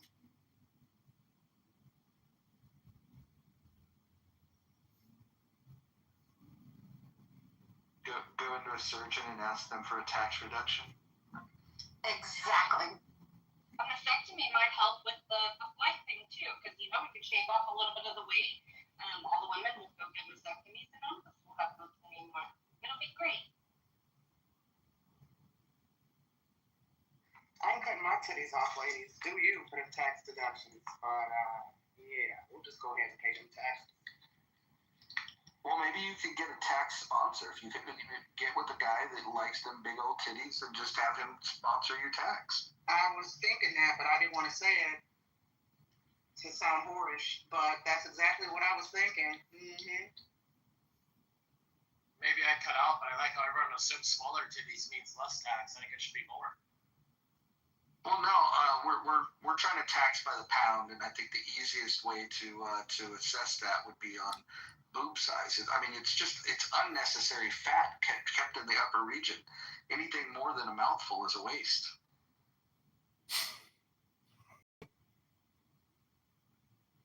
I think airlines should deduct the weight of the boobs. We should weigh each boob as well, and then we deduct.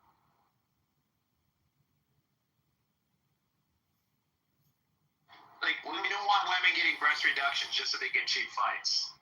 Like, maybe it's almost like a write-off. Like, we should write their boob off. Or what if you're a big girl and you get a special where you can bring your flat? Coming from the chairman of the itty bitty titty committee, I support everything you guys. I think this might be cultural because I feel like men have caught some titties in their life. And no disrespect to the white dudes, but yeah, y'all tend to like them real slim and no titties, no ass, no thighs. So yeah, I guess it makes sense. So now go into a room with some black dudes, they would disagree. But nah, here's the thing. The people that like big titties and small, tight little pussies, it's because they have big mouths and tiny penises. Like, if you have a big penis, you probably don't want that. Yeah, I was gonna say something, but it's kind of foul and explicit. So yeah. It's Friday. We'll allow it. Yeah, I can't even say it because it's okay. The guys packing, generally not all, they want some titties because then you can do things with them titties. You can motorboat, you can titty fuck. You know what I'm saying? So yeah, shout out to the guys that like titties. You know, you did. I've been very blessed to sometimes I get real jealous. I'm like, damn, dude, I want some big old bitches. Like, I really want that shit so bad. But then other days I look at my friends and they're like, my fucking back hurts. When they run, that shit hurts. I'm like, okay. So there's some like positives and shit and negatives to both sides. But I wish for big old bitties all the time. My mom got hers done as well. We just come from a little itty bitty titty family. Well, Nye, what about us mid-tier cocks? Like, where do we fit into this whole thing? Like, we're not like, like Asian deficient cock size, and we don't have the brother man tubu-coo problems. Like, what about those that are just, we're like the Goldilocks of cocks. We're just right. Listen, as long as a man knows what to do with his cock, it's all good. The size really doesn't matter. As long as he just knows how to work it out and he's creative with it, yeah, that's all that really matters. But if some titties, if a little extra titty meat scares him, I don't know.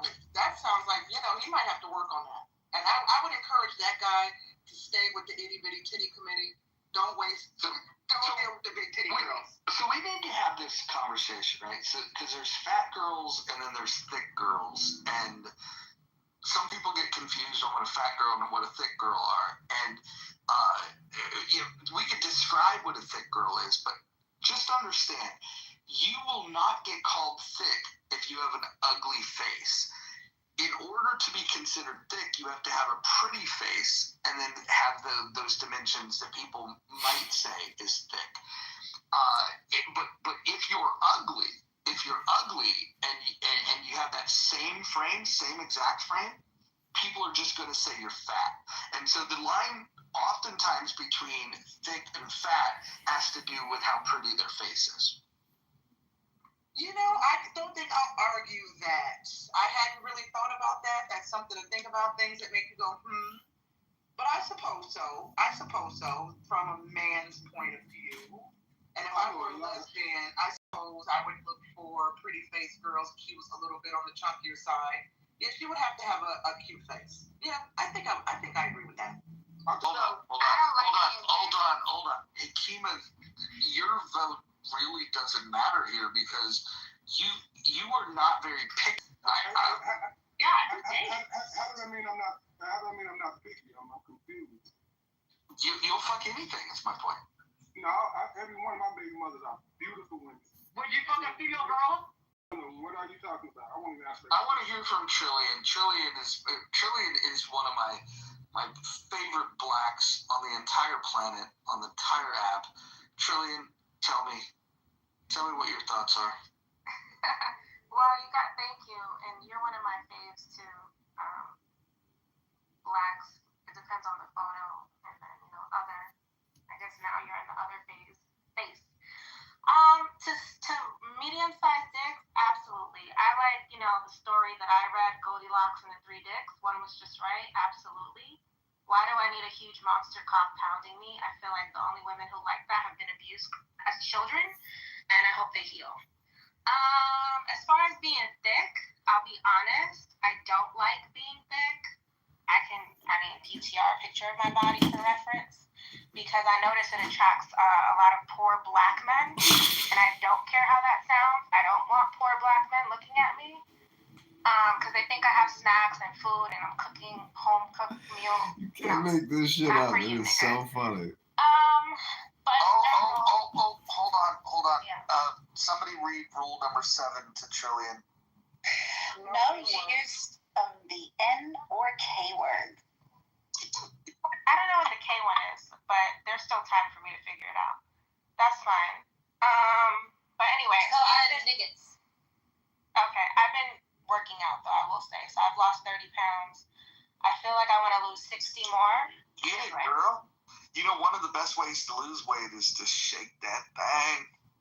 So I also second Trillian. I think that there is a certain point in penis size where it's just too much. Like I had this guy come over, he had a 10-inch dick, and I was trying to suck his 10-inch dick, and my jaw for 3 days hurt like a bitch. Like that was not a fun experience for me.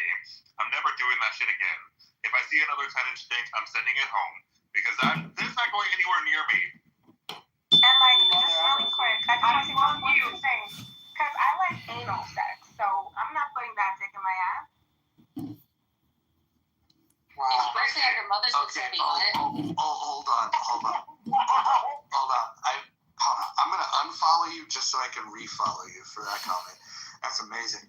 I also want to just give a warning. If Scarlett returns to the room, we have to change the subject immediately. No, we don't. Yes, we do. There's no fucking way we have this conversation in her God, presence. dude, we gotta bring the freak out of her, man. Come on. No. I know she's weird, dude. I know she's weird. I had the same feeling underneath it all. Yes, Like it's God, not we quite gotta like get Listen. I know women don't like listening, but I'm telling you, this is one that I'm fucking 100% right on. Listen, there are not a lot of classy women on this app, right? There's not a lot of them. She's the classiest, so we don't talk like in front of her. No, I'm gonna message her right now and be like, do you like anal? I'm gonna message her right now. Don't do this app. What y'all talk about, believe me, I know all the fucking dirt. Mojo hears everything. No, listen, I'm only referencing one classy woman because they're rare on this app. And I'm just telling you that while you may have whorish discussions in your little circle of whores, there are some women that don't participate in it. Some women they rise above that. And I could say that Scarlett is one of those. She does not have these conversations. Not here, not there, not anywhere. That's because politics gets her off, man. Come on. Wait a minute. Well, Ashley, you have a circle of whores and I wasn't invited? What the hell? I will add you to my circle of whores. Thank you. I'm kind of mad. Wait, hold on. You be one of my hosts too. If someone doesn't start a fucking house right this mute Doing it now. Mute your goddamn mic. Somebody start a fucking house called Circle of Whores. Did I hear you say that all white women are whores at some point? What did you say? Didn't you say that your opinion is that all white women are whores? No. I'm not a racial essentialist. In fact, the whitest of white women that I know on this app is the furthest thing in the world from a whore. I could have sworn you said something like that. People make up shit about me all the time. Add me to the circle. Add me to the circle of paid whores. You're all bougie about it. A whore's a whore. Come on. I gotta do garden tools. Because it won't let me use whores. No, you could use it if you take inspiration from the title of this house. You could just run the words together and you could say whatever you want. Good idea. Y'all remember Cat in the Hat when he said, "You dirty hoe"? Nigga, sorry, baby, I love you. So I want to announce something about the campaign. Marshall has said that he's too busy this month to fly out to Chicago for an all-expense-paid trip. But we do have somebody who randomly responded to a Craigslist advertisement. Today they wrote, "I'm more inclined to work as a campaign manager or field director. I'm in Chicago now. I have a team in place. However, they work per valid signature. Please contact me at your earliest convenience to discuss this further. Thank you." So what I'd like to do is call this individual and tell him that he's on a conference call with our campaign HQ and see what he's all about. Is anybody open to having a conference call in 10 minutes with this individual? Fuck yeah, dude. Let's do it. Hell yeah, let's do it. Great voice, though. I gotta do an accent. It's gonna be weird. Alright, I had to get creative, but I will share the link to the Circle of Whores. Even when I ran them together, it wouldn't let me. Can I just point out that this is where Clubhouse is at its best. It's like spinoffs. If you guys remember, like the Jeffersons was a spinoff from All in the Family. great shows have great spin-offs. So hopefully the project for Circle of Horrors takes off. I support your effort, ladies. We talk about. And don't you dare send an invitation. What the fuck is this notebook? Do not send an invitation to Scarlett for the Circle of Horrors. Already did. No, I'm telling you. Listen, you guys are gonna get on my bad side. You're gonna get on my bad side. I will banish you, not be in the muff if you're sending that kind of shit. Listen, I'm not a big believer in banning books, but I do ban houses from being broadcast to innocent women. Okay. Clean it up. Everyone clean it up. Everyone clean it up. Get your minds out of the gutter. So yeah, racism is horrible. Welcome back. Good shift. Wow, my goodness, what have y'all been doing in my absence? You don't want to know. You just sit there. I want to know the link to that red bubble that you're wearing in your shirt right now. In your shirt, I mean in your picture. You can Google it. I think it's Target. And that's a legitimate ad. I didn't make that into a meme, although it is a meme now. I just think it's hysterical. And, my sense of humor is not the sense of humor of everyone. But I think if we have a sense of humor at all, it helps us deal with the difficult stuff. And this t-shirt means a lot to me. I actually might buy it. So you like to force your opinion on others. Is that what you like to do? No. Wait, so what? So apparently, time out, this shirt means even more to you than it does to me. So you tell me what this shirt means to you. No. It's just common sense. You just pointed out that people need a better sense of humor. So you want to put on a shirt that offends some people, right? Hey, wait. Follow the rules. It's not the same as everyone. I don't know why you're misframing me today, but I've got time for it. Follow the rules of the room. Do not cut off. Yeah, thank you.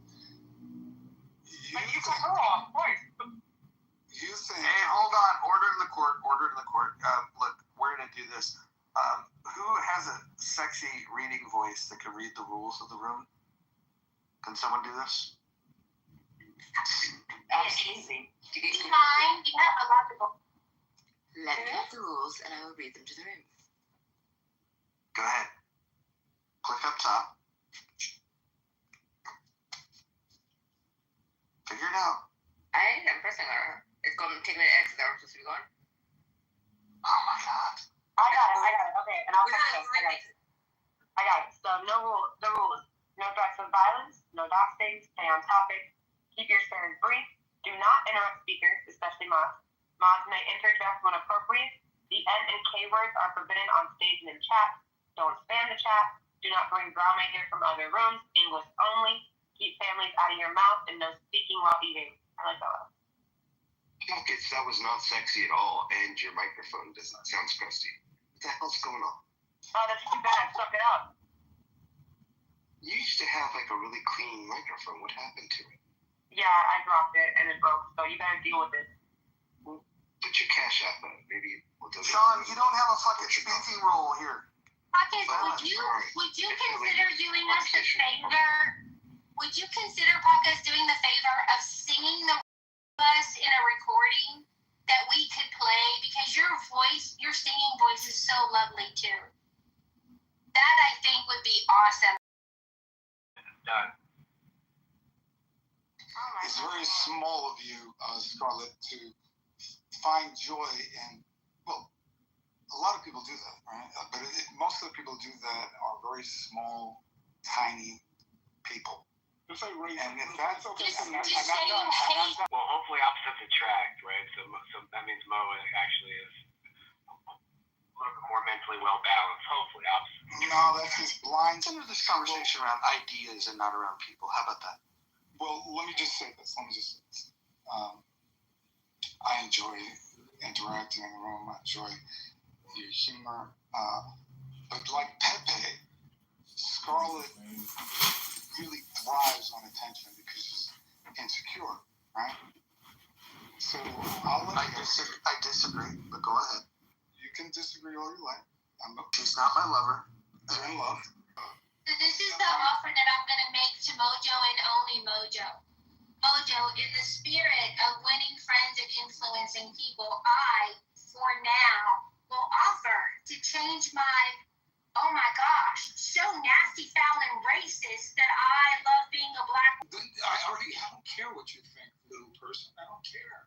He's not processing, is he? He's not connecting the dots. No, he feels attacked, and it's hilarious, right? Like he feels oppressed. It's just amazing. So, Mo, it's been nice. I think it's pathetic talking to you. Think it's hilarious. Go ahead, Tyvek. Sorry. Hakima, what I said was, I'm sorry. I don't know if your comment was directed towards me, but what I was saying is, I don't understand passive-aggressive racism and passive-aggressive bullshit. And it's an ongoing pattern with Monica. It's an ongoing pattern with cunts like that. And so people have the ability to call it out, and it's fine. And then she's the victim immediately, and she gets people like, that think they want to come out. So it's great to see. Please keep it up. I hate that he left. I really do. He's really one of the nicest people in that. That's So Nani, can I have an ISO with you? Shout out to Hillary. What's up, girl? Hey, who's I'm asking you trying to ISO conversation with Nai. Do y'all know the clubhouse lingo what ISO means? I don't. So I was like listening to it. At first they said eyesore.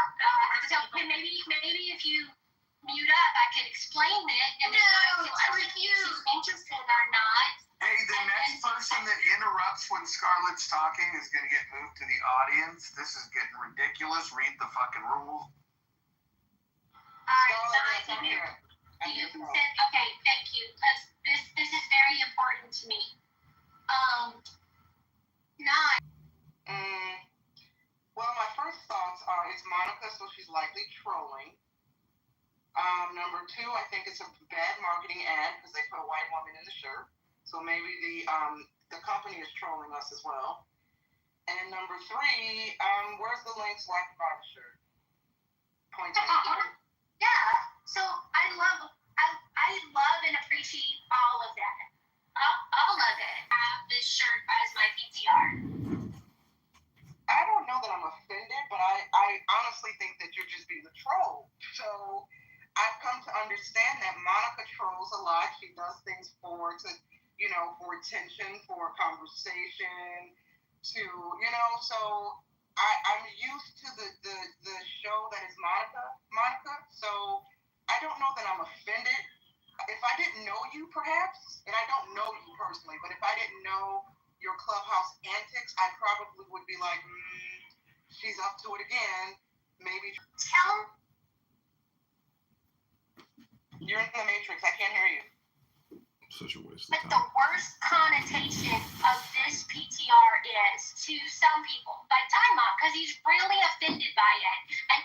And I'm having, I think it was humorous. And I'm remembering the little boy in the H&M commercial, the ad, cutest monkey in the jungle. And because he was a I have that green sweater, by the way. People were very angry. And is to sell shirts to people, like put a black boy in a cutest monkey in the jungle shirt, but the cutest monkey in the jungle shirt could be worn by any child of any race or ethnicity. So they chose a black boy, and we know the racial stereotypes and connotations associating blacks with monkeys. They selected a black boy to wear the cutest monkey in the jungle. I remember that ad. And so, they don't get a pass for that. Okay, fair enough. And I'm almost done with the ISO, and then we can open it up for... When the ISO is complete, I would like to wait. Almost done. So comparing that faux pas, that either nasty troll or stupid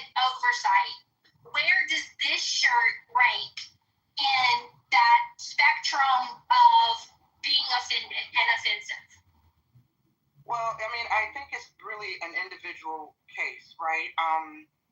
I can see why people who are not Black or not from the BIPOC community, I can see if you're not from that community why you don't think that a white woman in this ad with that shirt is offensive. While members of the Black community or the BIPOC community look at it with the side eye because why is there a white model wearing this shirt? It's very strange. My question to you is, Scarlett, you woke up this morning and decided to make this your PTR. So my question for you is why? Same question. Yeah, sure. And then we can open it up for discussion because I am trying to get somewhere and I probably should be talking less while I'm doing it. So I love irony. I have an admittedly weird sense of humor. I think racial relations in our country are best handled lightly as possible with the best sense of humor, with the best intentions. So I am imagining a Black model with I love being a white woman shirt. And then I'm wondering about the existence of I love being a white woman shirt to our culture and if that might not end up with some bruises and beatings because I don't think people can love being white women in our society today. So there was I had 5 reasons for this PTR, and one of them was not being so provocative as to offend in the mothers to make them leave the room. That was never my intention. And that's why I offered for the good of the room with Mojo's direction that I would bank this in my PTR album for today. And I'm still willing to do that for In the Muff and Mojo, but Mojo has to say, yeah, Monica, it's a little too much for some people who are sensitive, and let's just put that on the shelf for today. There goes crazy Monica. She's just trolling again. Oh, what a nut. She's so nutty. But yet, when you walk out, like Monica, are you walking around? Like, are you gonna in real life? Are you gonna walk into a Black community and put on that shirt? Well, in this age of you can identify as whatever you want to identify as. You know, she has that right to walk into the Black community with that shirt on and say, I identify as a Black woman. And you just shared one of the 5 reasons. Thank you, Nye. I would like to jump in here. So this is one of the I would like to jump in here. So this is one of the areas where Monica and I have disagreements. And I don't do it publicly, but her and I have private back channels that I don't need to read to you. Where that being said, I think that there's a huge leap that people make where if she decides to allow us to discuss what our thoughts are when it comes to race relations, I would love to get to a point where anybody could wear that shirt and it wouldn't, inspire us to be hateful. We should fight about it. That being said, I don't think we're there. I think racial tensions are still in a place where people are overly sensitive, in my opinion. And but my guidance to Monica, and she can tell you this is true, it's always been to my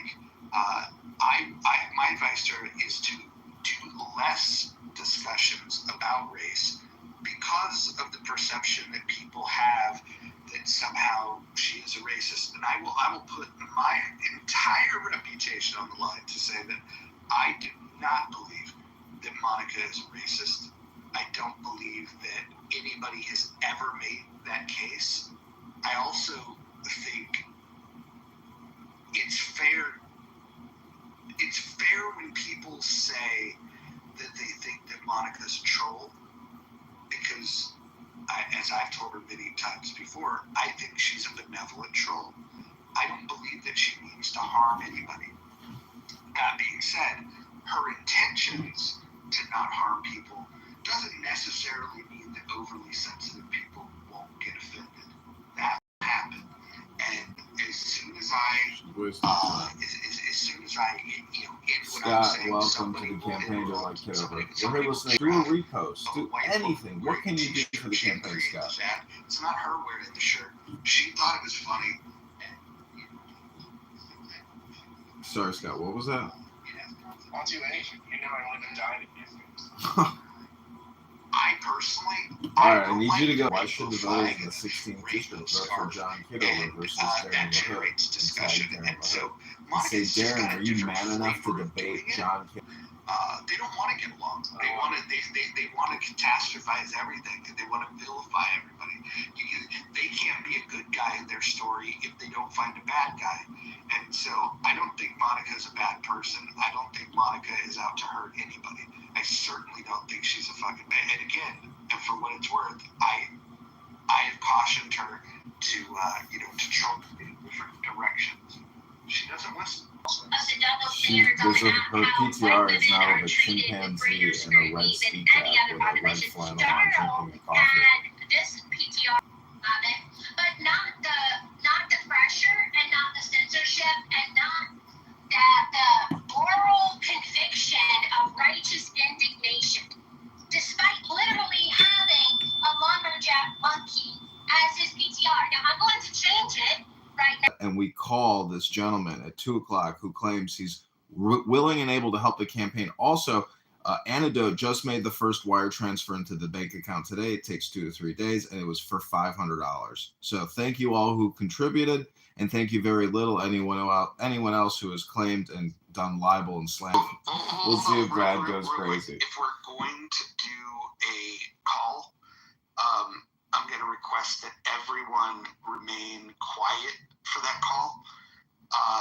If you can't do that, if you can't fight that temptation, move yourself down. If you make noise during that, I'm going to, even though it's not a written rule, I'm giving you a verbal warning. I will absolutely remove you. So when we have that call, I hope everybody can hear it, and it'll only be effective if everyone remains quiet. Ashley, you were saying something. John Kitover, and I basically outed Brad for making death threats against people on this app. Looking out for Jane, beautiful Jane, poor woman, horrible things were said, horrible things, insane things.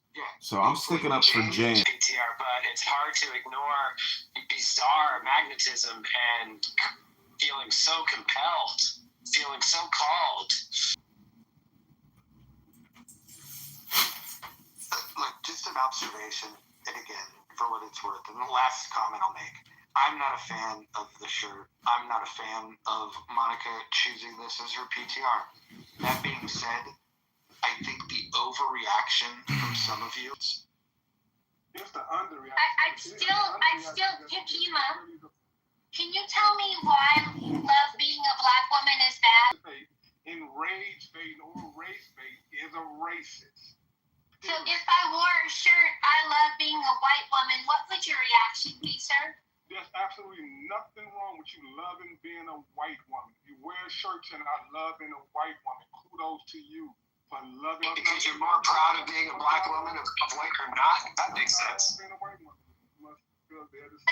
would you wear a shirt saying I love being a white woman? Can I finish? I wouldn't dare wear for that, but it would be nice if I finished the sentence without you jumping off the mic. You can't, Akima, because she can violate her own fucking rules that she wants to go on. What if I wore a shirt that says, because some days I do identify as a rich Jewish woman. You want one? And I'll wear it in my PTR. I would love that. It's not going to go over well. Woman wears a similar shirt. It'll be an interesting case study. Social media experiments. I love social media experiments. They don't call you a black people. Me too. They don't call you a black people. You know what would have been more clever by Target in this non-binary, I identify as this, I identify as a toaster.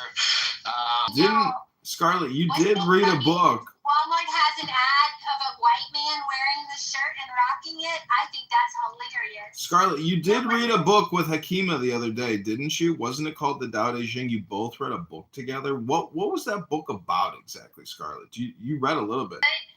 Good men being models for bad men, and bad men being the work of goodness. Did I get that right? Scarlett, I have a better idea. Why don't I wear a shirt that says "I love being Monica"? I want to grow up to be nice. Hey, Monica, why did you relate that phrase to race? And we're talking about race, and he actually remembered something. And you said that phrase as if somehow good man and bad man is somehow racial. I don't know what you're talking about, Hakima. John asked if we remembered what we read from the Tao Te Ching, and that was the one line that I remember that I was paying attention to because I had questions about it. Did you make it racial, sir, or did I? Okay, we No, got. I don't think I did, Hakima. Ladies and gentlemen, let me interrupt your discourse here because in here, so don't waste your time trying to interrupt a quick and short, pleasant conversation. Job on your fake campaign. See, it's that kind of comment, Brad, that I'm worried about. That this gentleman who has responded to a Craigslist campaign interrupts, and I'm going to tell him he's on a conference call. If anybody interrupts or causes a rude outbreak, they're going to be put to the goo because you will be stopping the flow and forward progress of this campaign to elect myself, John Kitover. And Brad, you can go to my Instagram account. I'm not going to bring up for. You really are stretching. You're gonna fuck with a guy who's actually looking for a job, trying to find something, not trying to scam you. He's going out there for a job, and you're gonna fuck around with Brad. allegedly raised.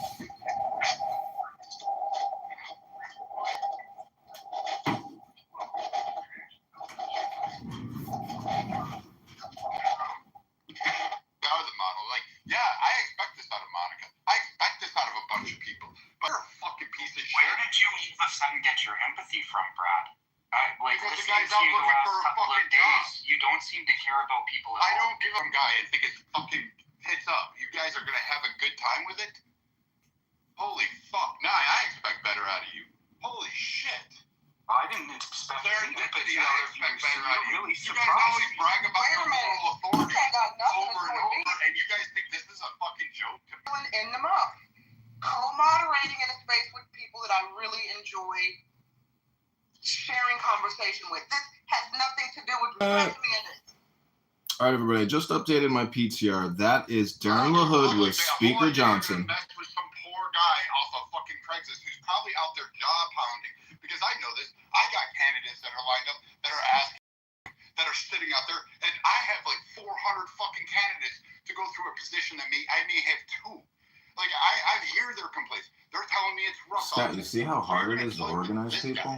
This guy who's fucking out there beating the pavement, who's actually looking for work and trying to find something, and you're going to toy with him? I know, it's like dealing with people on the psych ward who are extremely aggressive. Name he goes by? What the fuck? Are you like into torturing little fucking kids?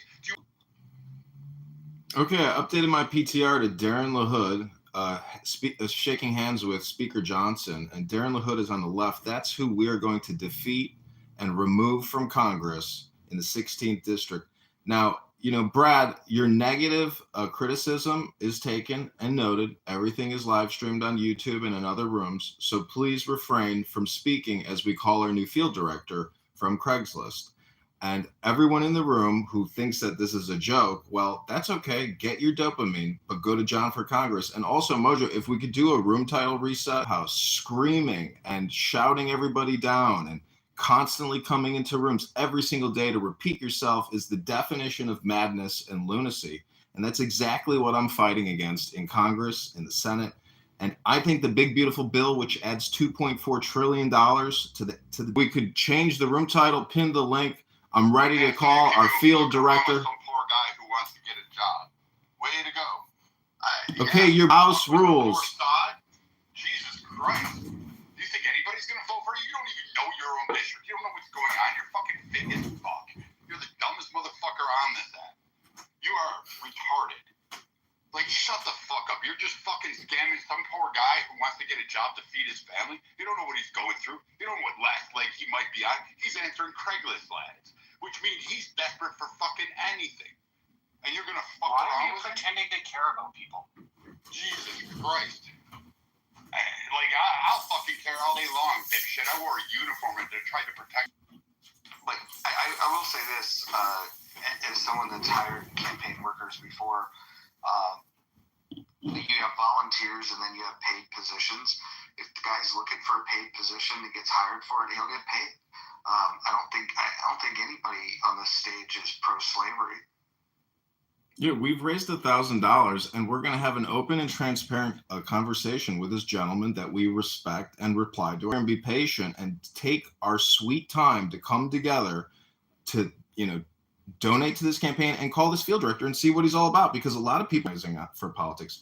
So I'm going to refrain from mentioning former speakers in this room, and I'm going to leave all former drama out. But my Instagram at John Kitover, if you're not following me, have written a legal warning to Brad to refrain from doing any more libel or slander against me or this campaign.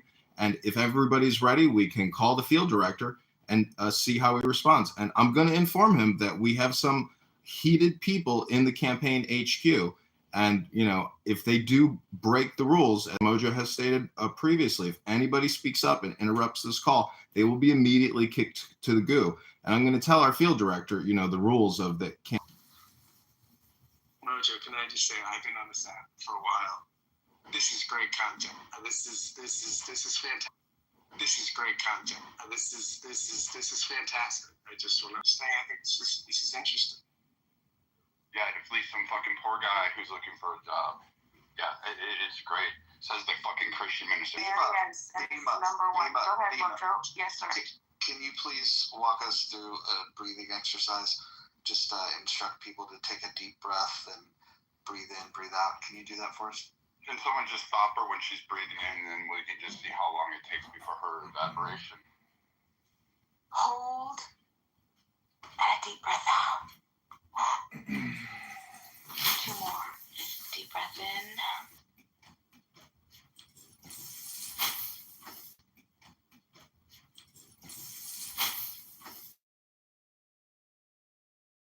Okay, let's do the call. Remember that since somebody's so fucking happy about it, the next time you guys want fundraisers, the next time your kid needs fucking surgery, or you can't pay the lights, you need mechanics, you come to me and you ask for money, you've asked for kidney tray with it, and get your kicks out of it? The fuck, man?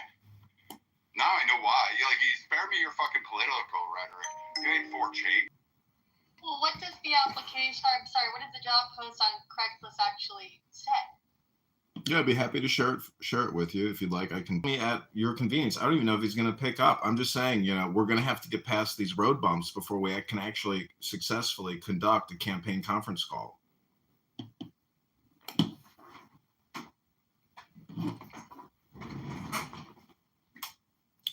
I'm getting you the Craigslist link, and then we can do the call. But I'm willing to sit here all day and be as patient with Brad and others in this room as long as it takes. I'm very patient when it comes to this campaign.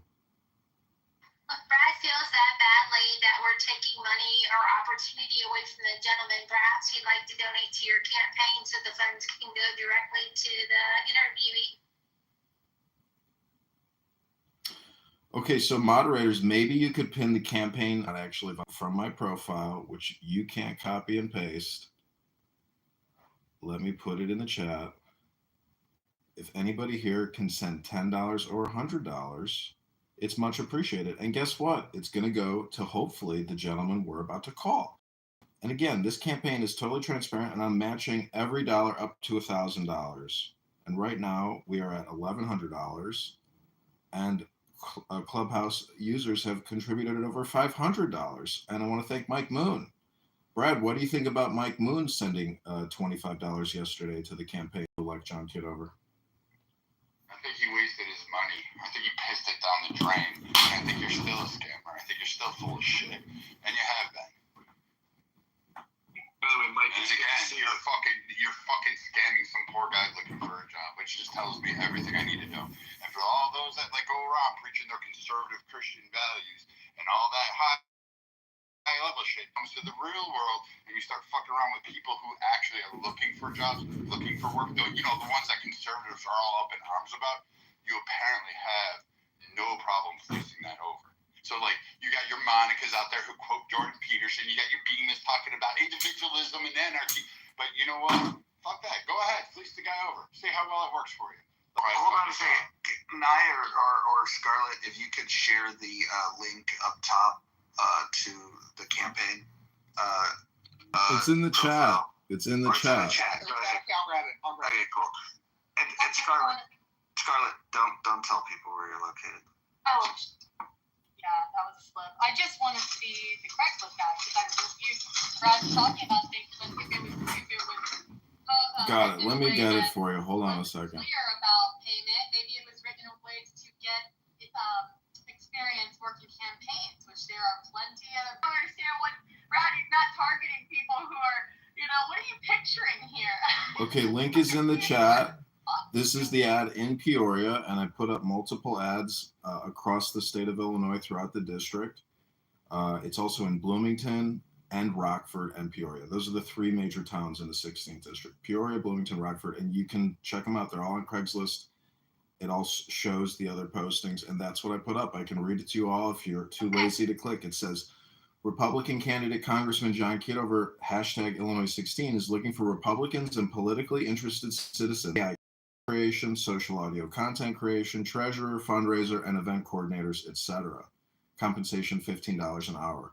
Now, the gentleman who replied says that he's been working in politics for quite a while, and he wants to be paid per signature or board or for a full petition sheet with certified signatures. So, in order to call this guy, I would just encourage everybody in the room to take a deep breath, and I'm ready to give him a call if everybody else is.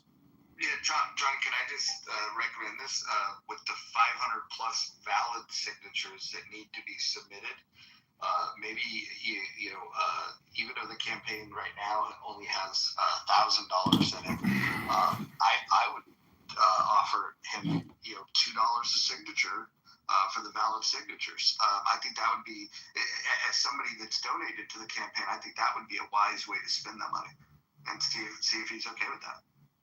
Is $1,000 your cap that you're able to pay him, or do you have your own money that you can pay this kid to? Like, we will continue to raise money, but if he's getting $15, actually, if he's getting $2 a signature, that's something that you can promise, because you could offer $2 a signature.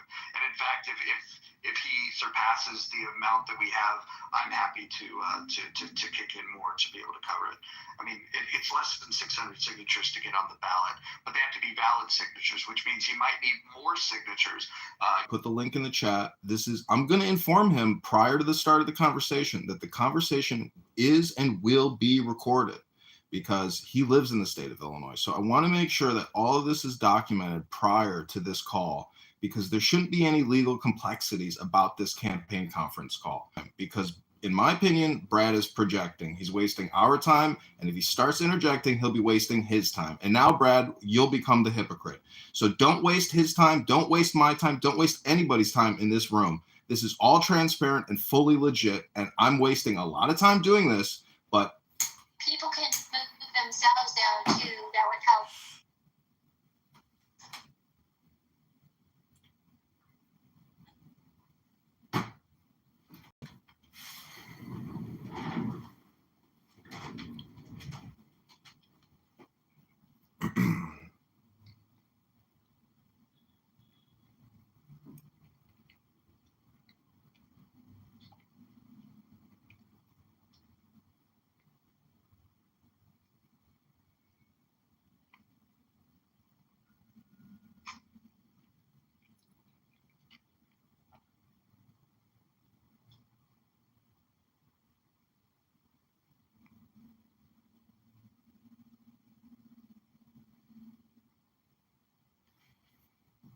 no, there's a possibility that this conference call goes absolutely nowhere, because when I inform him that he's on a recorded line, he may decline to want to even continue to speak. Just FYI. You may also want to tell him, it's a good idea to not share his name. All right, well, I've got his name in the email. I'm not opposed to sharing his name, maybe. But anyways, okay, are you ready to do the call? Let's go. Let's go. And please, everyone, stick around, because after the call, we'll bring people up, and maybe people's hearts and minds will be changed on what this effort is, and we'll get some more donations going so we can pay this guy.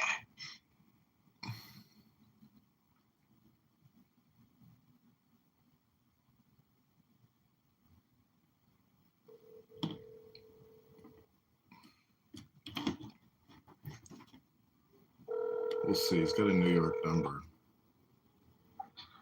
Hello. Hey, Ed, it's John Kitover in Chicago calling you about the field director campaign manager position. How are you doing? Hello. Hey, can you hear me, Ed? Yeah, I can hear you now. How are you, sir? Hey, I'm good. You know how we can work together, maybe? What are your thoughts? Okay. Yeah, I'm from Memphis. I'm up here working on some state rep petitions with my group, and I'm finishing up here. And so I'm totally open to working with you. Like I was saying, most of my guys, they work for a SIG. They're pros, and so just want to see like what was your business scale model, how to do, what were you trying to do? We usually get a budget and come in, we knock them out, validate them through our app or your app, however you'd like to do it, and get them on in, notarized, and move from there. We've got demographics, whatever your district you're trying to reach, and we go out there, boots on the ground, and get it done.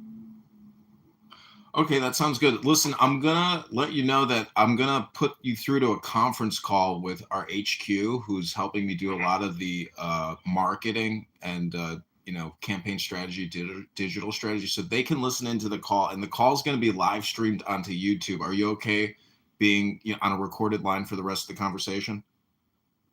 No problem. Okay, so Mojo here, is our campaign director, and he can listen and he can speak as well. I just wanted to, see, like, how much are you asking per signature? You said you need 1,200 signatures. Correct. In what time frame are you trying to do it by? September, March? What is it, Mojo? End of October? It has to be submitted by October the 27th. October 27th, everything's got to be notarized and submitted. And is this a statewide or just a district? It's District 16. The major towns are Rockford, Peoria, Bloomington, Normal. District 16. So you're looking at probably like what, 50-mile radius?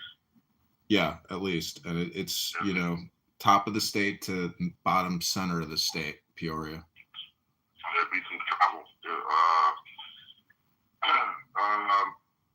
It would be two cities, really, Rockford and Peoria. Rockford and Peoria, okay.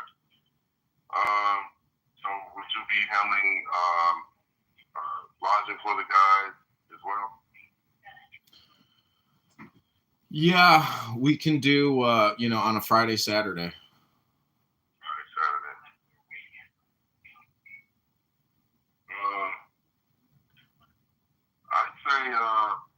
I'd say anywhere from $8 to $10 a SIG. Yeah, 8 to 10 a SIG. So right now we only have a budget of $2 a SIG based on our campaign contributions. We've got $1,100 in our campaign account, but we believe we'll be able to raise more, substantially more over the next, 72 hours. We're doing a lot of new digital marketing and social media stuff on X. And we have other people who are listening in on this call. Just FYI, there's a lot of people listening in on this call that have a lot interested in this campaign. And so everything, yeah. What's the demographic area of Rockford and in your district 12 that you're trying to reach? I know it's Republican. Is this a so, any major grocery store, there's always going to be enough people on a Friday, Saturday night in Rockford or Peoria to do. I mean, your help is really needed. You are the only person who has responded to our Craigslist ad other than, where do you live, and can you maybe tell some of the people listening who might be contributing to your work? Because everybody listening will most likely donate to you. All this money is going to go to. I have a track record. I continue a resume as well. I have a track record. I continue a resume as well. But I'm in Chicago right now, finishing up. I'm working on the 42nd District's state rep, and just finished up the 98 kick butt, and get forwarded to me. And I was like, hey, let's shoot forward and see what's going on. I mean, because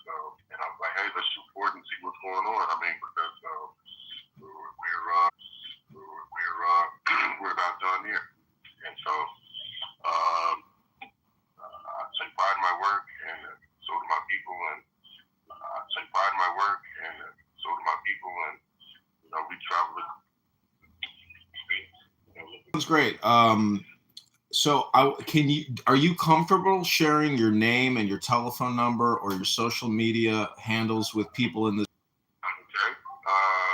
It is Edward Matthews. Well, actually, people are saying don't share your number. I'm not sure because so I want to let you know, Edward, that we have people also listening in on this call that are not happy with our campaign, but we still include them in the conference call regardless. So you're gonna get. What do you mean not happy with the campaign? Are they contributors that are not happy with the progress, what's going on, or you just broadcast? It's an open conference call on an app called Club. I used to have it, but I'm actually in a restaurant having lunch right now, so it probably take a minute. But send me the link. Can you take me the link for your room? Yeah, I can do that. Okay. What is the website? LinkedIn. I have. Let me get my assistant. Hold on.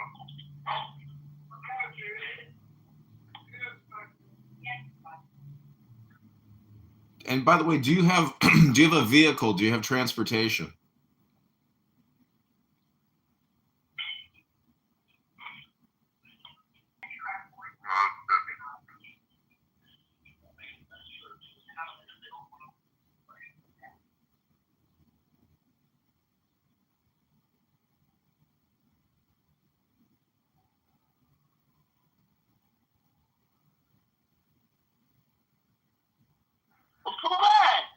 Yes, I have Lena Mason on the phone. Lena, can you check me the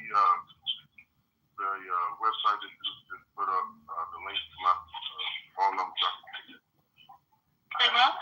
Can you check the output, and administrative duties? She works with me. She's on the call. Is that okay?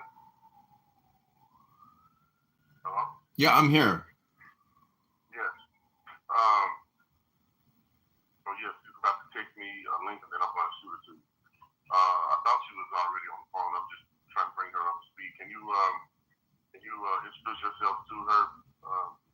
Sure. I'm John. What's your name? There's a lot of people listening in on this call that will be funding Edward's operations and vote petition signature gathering in Rockford and Peoria. So I think he was asking you if you have his LinkedIn or a resume that you could send or post it to a social media profile so people can like it or retweet it. Oh, okay, I got you. Okay. So, Edward, I just sent you the link now. You've done this before, and you're motivated to do it, correct? Yes. I wouldn't have called if I couldn't have did it. That's why I was asking. Yeah, 1,200 seats is not a lot. But still have to look at the terrain. Everything sounds good until you get out there on the field. You know what I'm saying? Yeah. But so I probably wouldn't need 5 or 6 people. I probably could, just come out there and bang that out with a couple guys.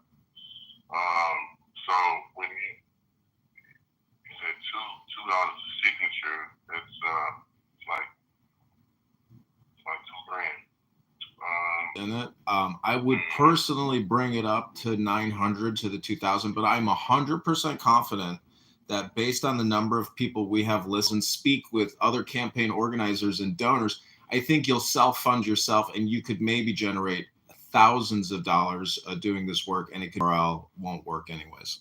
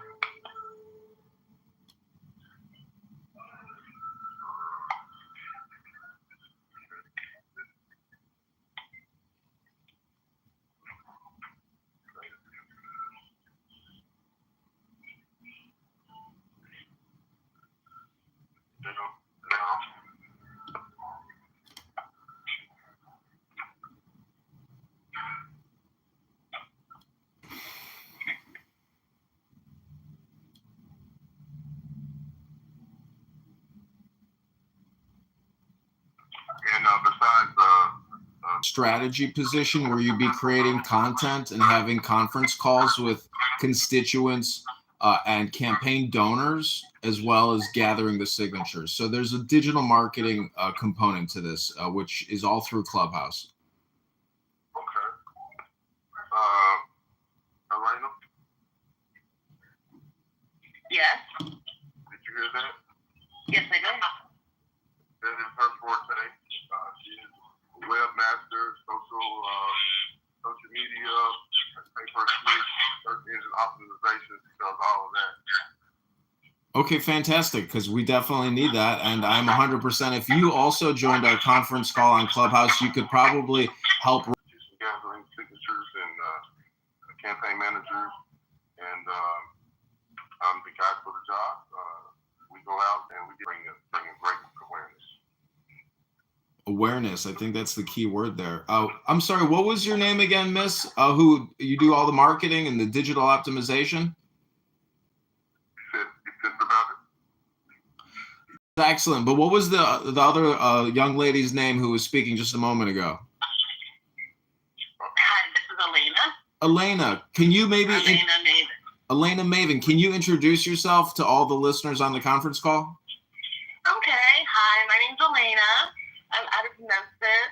I have a lot of experience on various campaigns, petition gathering, information gathering, strategic.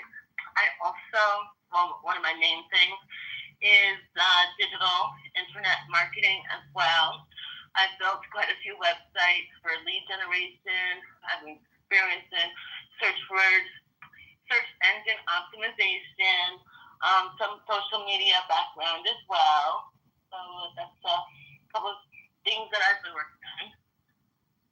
Okay, great. Well, listen, I want to let you both know that you are the only two legitimate respondees to the Craigslist ads that we put up. I shared the Craigslist ad link with everybody in the conference call. The conference call has generated over 1,000 chats, and right now there's about 50 people listening in, and many of these people have donated to the campaign, and we're at over $1,000 in donations. And I want to let you know that all of the money we will tell you the next steps. How does that sound? Sounds great. Okay, thank you guys so much, and I'll send you the Clubhouse link, and we'll talk to you soon. All right, perfect. Talk to you soon. Bye-bye. Okay, take care. Bye-bye. Okay, that's the conference call. Wants to talk about where somebody actually is doing real fucking work. We don't think about that. These are the people that do the real work, and I'm enthusiastic about them. It sounds like they have real world experience. This has motivated me. I will be kicking in more to the campaign today. So when we do add these two to the campaign, heck yeah, they rock, or heck no, they can kick rocks. I'm gonna go ahead and bring people up and we can talk. And I just want to hear from everybody else and see what you guys thought. So we'll get those invites out and bring you guys back up here. Donations is a good idea. Earmark earmarking funds specifically to make sure that the money goes where you'd like it to go. Which, by the way, the commitment at this point is to get right now. The whole game is ballot access, and ballot access is about signatures. And so this is the most important component of everything at this stage of the game. Once the signatures are gathered and ready to distribute, or rather ready to turn in and get them validated, then there could be additional expenditures, moving forward to advance the campaign, to whip votes. But right now, everything is about, getting on the ballot. And I don't know if you guys agree with me, but it sounded like people that have done this type of work before and feel confident that they can get these signatures. So, yeah, I feel good about it. Yeah. Two things. When did you know that you were? It sounds like you had this plan. Albeit the applicants were in the dark, but it sounds like you had this plan to broadcast this on Clubhouse. You did acknowledge, you did campaign manager, it sounds like, is to not do that again. Why do you think he's advising you not to do this again? Well, it sounds like your question has a bias in it, or you have your own opinion. And before I answer your biased opinion... Your own campaign manager said I would not advise you to do it again, so let's just go with that. All right, I heard what he said. Are you asking to listen to what my opinion is, or do you want to share your opinion with me first? No, I'm going to mute up. Thank you.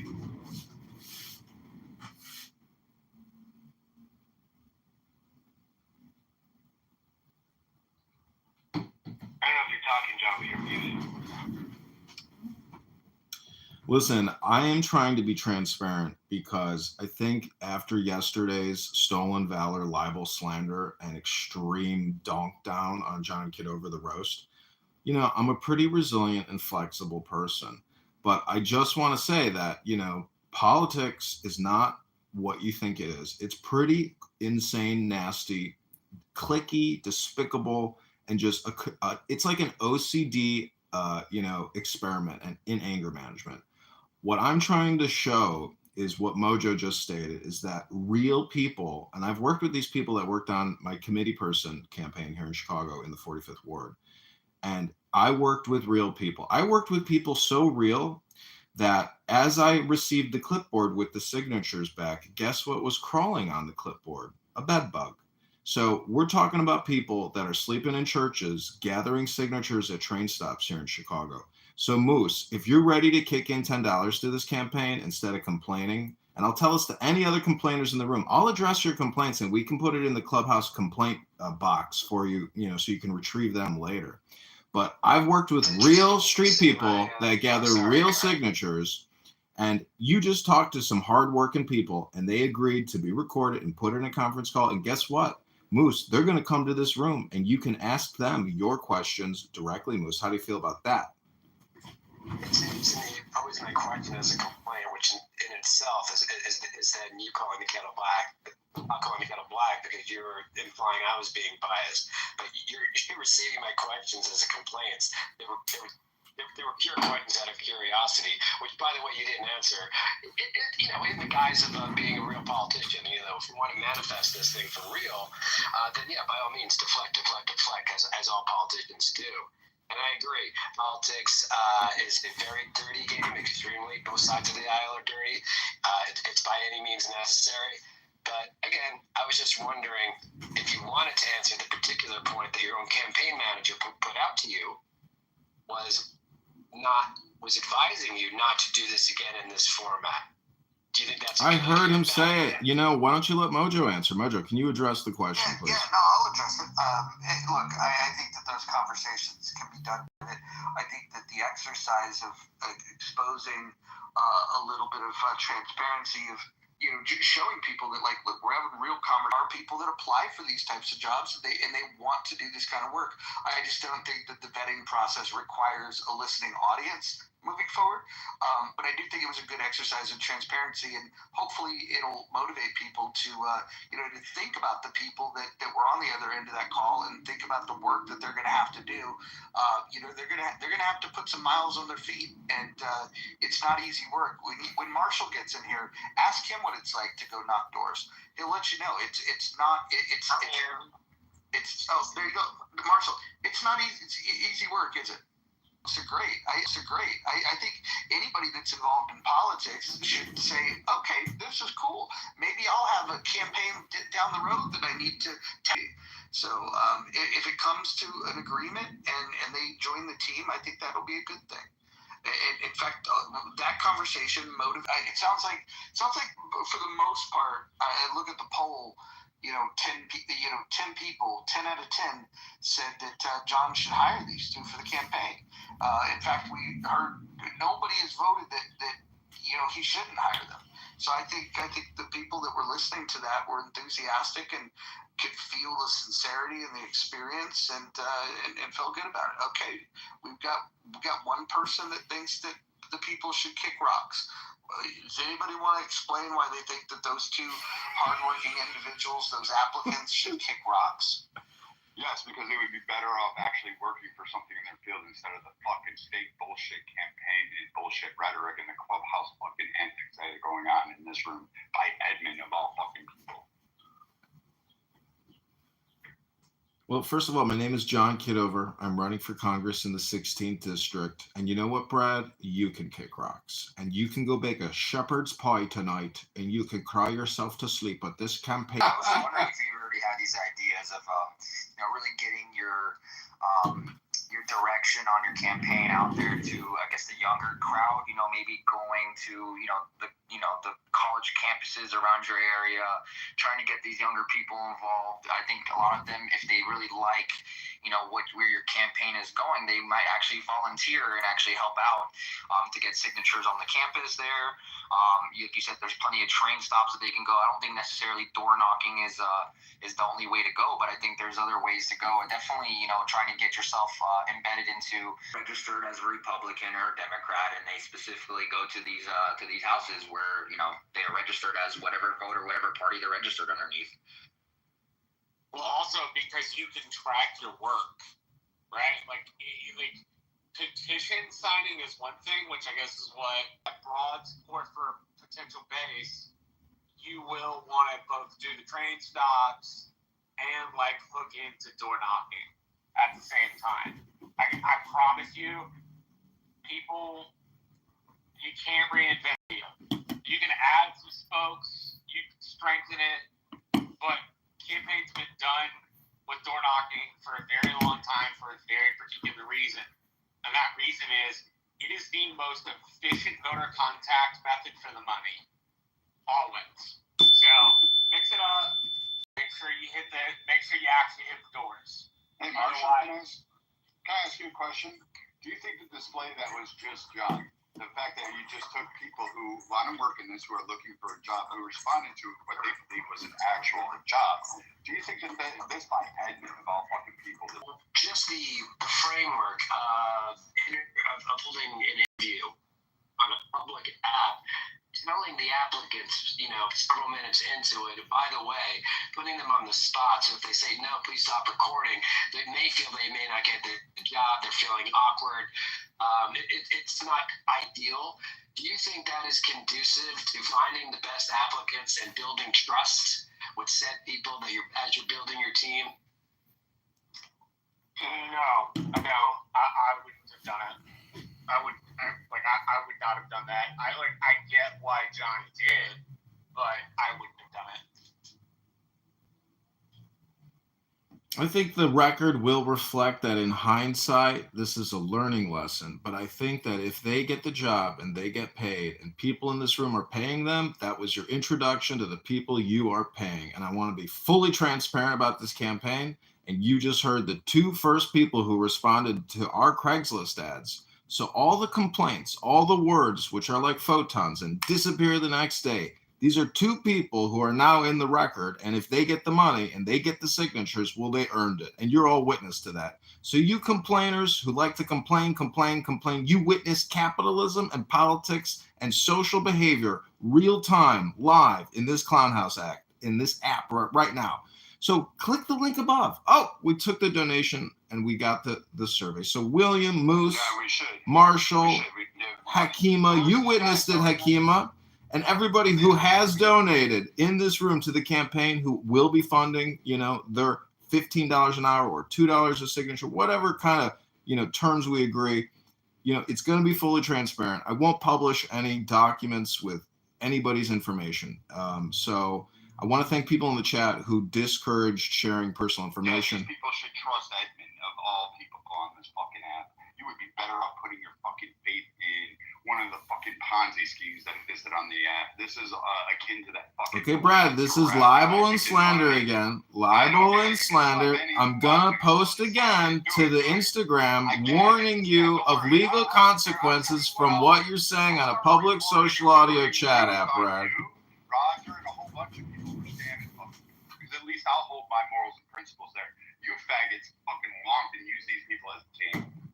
That's what's sad. Are you running your mouth? So again, you can shut the phone. So you shut the fuck up. Shut the fuck up. I don't give a fuck whatever you got to say. Go back to fucking stealing kids, dude. That's all you're good at. So again, whoa, that's slanderous. That is defamation, Bradley. I have your full legal name. If God, I want to shoot immigrants if they cross. Everyone mute up. Everyone mute up. Everyone mute up. Everyone mute up. Everyone mute up. There you go. There you go. Listen, we're not going to be doxing anybody here. This is not what we do in this room. It's rule number 2. You can refer to the rules. If you can't follow the rules, you can't participate in the room. Look, I just want to point to the poll. 88% of the people that responded to the poll believe that the 2 people that we've just heard from would make good additions to the campaign team. Only 13% believe that those people should kick rocks. Yeah, I don't think John should add anyone to his campaign. I think it'll denature the authentic. Marshall, it's called force of character, okay? It's called charisma. It's called that shiny, polished, bald head. It's called wit. All right, you guys are doing the interrupting thing. Hold on. Rule number 5. Don't interrupt people. Thank you. I'm not sure if I interrupted you, Marshall. Go ahead and continue to tell us how you need a staff. No, all I was saying was people who think they're going to run their campaign on their own and they're going to knock all the doors by themselves and they're going to raise all that money by themselves are fucking delusional.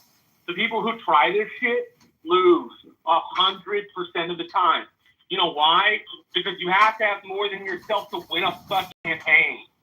You may not think so, but you've never stuck your fucking hat in the ring for public office. Did you vote for Trump, Marshall? No, I voted for Chuck Norris. It's irrelevant. So. No, it is relevant. I mean, if you it's not fucking relevant. It's not relevant. We are talking about how don't interrupt. Hey, Rule 5. Rule 5, Marshall. Rule 5. How you. I'm talking. Rule 5, please. Mods, can I get a Rule 5? Yep, we had a Rule 5 infraction. Thank you. All right. So, just to be clear, ultimately, when we're trying to determine whether or not someone should be a part of a campaign, we want to look at their actions. What are their behaviors? What do they believe? How do they act? And if someone voted for Donald Trump, I assure you, the old adage, fool me once, shame on you, fool me twice, shame on me, holds to be true here. If you were stupid enough, and I mean stupid enough, I mean, the literal definition of the word stupid, enough, you've got enough stupidity to vote for Donald Trump not once, not twice, but 3 times, you are not going to add anything relevant to any kind of pickup for events in Chicago. So I don't want you, Marshall, to hitch your wagon to any star because you're going to hold it down. If you don't want to break new ground, you better not fucking touch John Kitover's campaign. All right? I land. Thank you. Said the guy that's never done any political work in his fucking life. Yes, I and everybody in this room am going to take your that I've worked. Okay, so you definitely. One of the things I have learned is that you can't win a campaign on your own, and that you shouldn't stick, as you said, clinically insane people next to power. If you think you're clinically insane, you have a decent head on your shoulder. Okay, that's slander, first of all, I didn't come up with the idea of putting machine guns on a wall. That wasn't my idea. If you can't detect the difference between sarcasm and an actual assertion of a policy, that's on you. And I'd like to point out that it's been far more than 10 years since our politics have been fucked. Okay, so whatever you've been doing, you've been participating in that fuck. And I don't want more of that. I think somebody who's clinically insane could provide a pleasant change of pace in the Chicago area. You know, I think really the way to find out what John Kitover is made out of is to give him as much power as possible. And you know, maybe it turns into a circus, but sometimes it's fun to go to the circus. What I don't want to do is go to fucking Chicago where you elected him. John is legitimately fucking insane. And you know what? I vote for change. I vote for John Kitover. Here, here, John. Fair winds and following seas, brother. Fuck you, Marshall. So you would willingly vote for bad decision making. Again, if somebody's clinically insane, they don't belong anywhere near power, which makes me glad that you don't have any power because you don't belong anywhere near it either. And your original machine gun idea may not have been yours, but it's one you promulgated.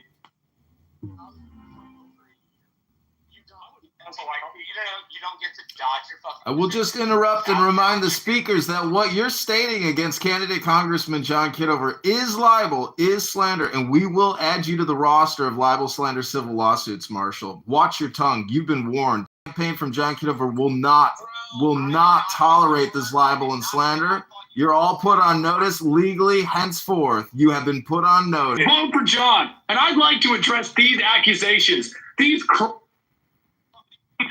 allegations made by Marshall, as if it's some kind of. Marshall was shocked to his soft little core, his little pudding cup center, when he heard that Diogenes was hosting rooms right now. If you could back the fuck off, I'd appreciate it. It's not shocking. It shouldn't be shocking to propose securing a border. Chained? Are you here to be miserable? Yes, it's performative. You vote for performative. You love performative. You watch Netflix for performative. At least I'm not sucking Jew cock. At least I'm not being paid to do it. So it's a lot more authentic. Rule okay? number 4, keep your shares brief. Hey, all right, fair enough. Consider it briefly done. Marshall, fuck you. Hey, John, when you're a public figure, the standard of slander is much, much higher. I have an ongoing civil action against someone for defamation by slander, John. If you'd like any advice, I don't know if you're planning on taking people to the magistrates or if you're trying to go to a higher court. In Georgia, there's several cases where defamation is.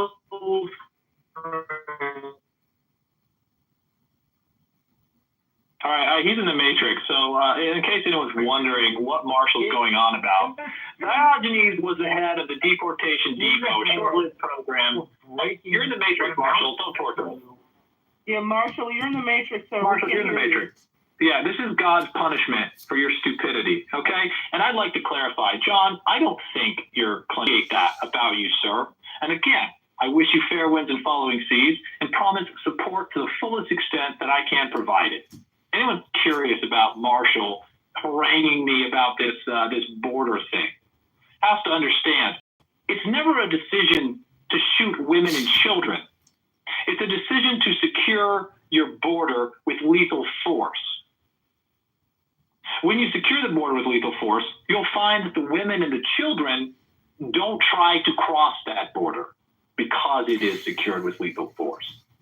When you don't secure your border, when the state creates incentive programs in the hundreds of millions, in the billions of dollars to provide welfare and incentivize, encourage women and children to come across the border and offer them free food and free reality, are content that that at least has been accomplished. The border is now significantly more secure.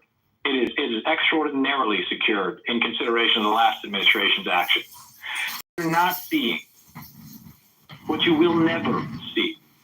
What Diogenes Spooner told you years ago when he guaranteed you that Donald Trump would be president in 2025 is the deportation of the 25 to 50 million illegal who were allowed, not just allowed, who were encouraged to come into this country to substitute the labor to drive down wages. The rules of engagement for the border? What do you mean? I mean, you understand what the words rules of engagement are? Absolutely. So, I don't yeah, why did you do have that? to do that. I'll answer that, Jeff.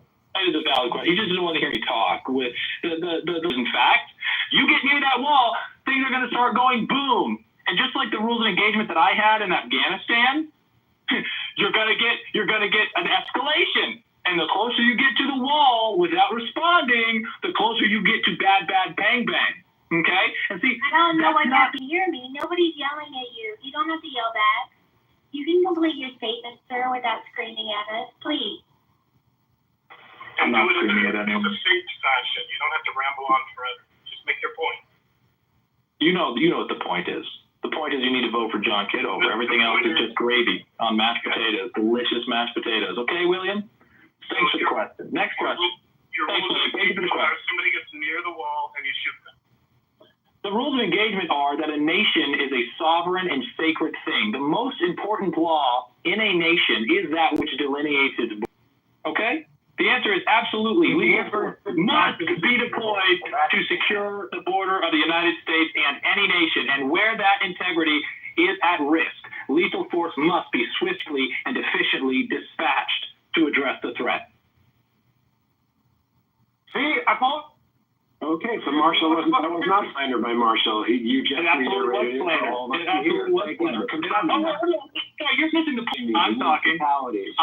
Across the I'm talking. We've got another Rule 5 infraction here. You can wait till I stop.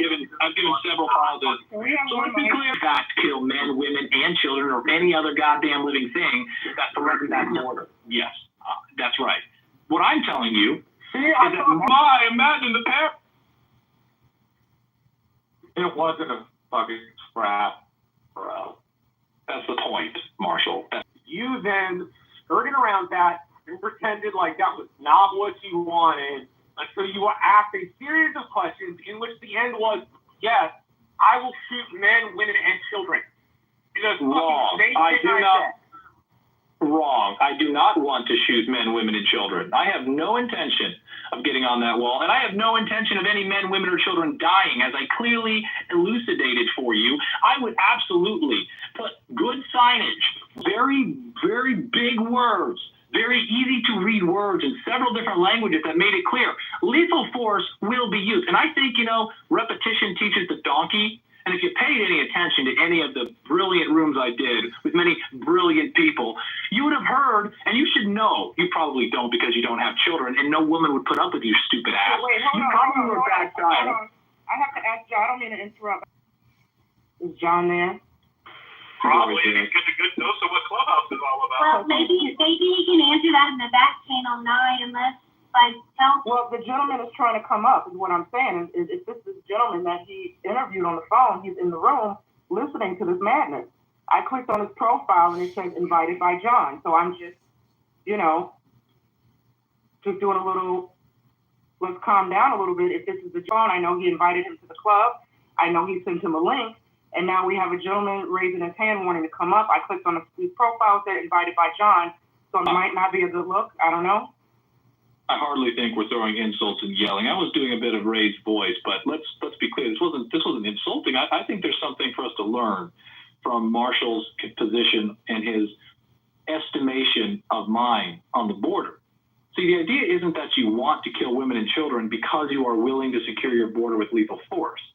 And anyone who spent any time around women and children would tell you that they learn very quickly when you say don't do that thing, and there are lethal consequences for that thing. See, one of the things missing from modern society is corporal punishment, right? Somebody litters in Singapore, they get beat. And they learn, if I litter, I'll get caught and I'll get beat. I shouldn't do that. It's incredible to me that Marshall thinks he can equate being willing to use lethal force with a desire to use lethal force. And that's the kind of stupidity that gets us trapped in this voting booth. Anyone that would let him near a voting booth is doing a disservice to their country. But it is what it is. And I don't want to be long-winded. I already have been. I love Kitover, and I'll see you guys next time. Can I do a poll asking who is the most thwarted theater kid on Clubhouse and have Diogenes, a guy who I'm not going to name? What he's saying makes sense. So, I mean, it's the same strategy we use in Iraq. When you're doing security, you're giving an order to whatever access point that is. If they try to access that barrier, that perimeter, and any other means, it's a verbal warning. The kids and the girlfriend didn't show up. Like, well, that was his point. It would be a defensive measure, not an offensive measure. A defensive measure is completely different. Yeah, if I could just jump in real quick, I just wanted to say that I am more enthusiastic day by day about the campaign, about the mission to defeat Darren LaHood. And right now, this campaign, it kicked off just a couple days ago.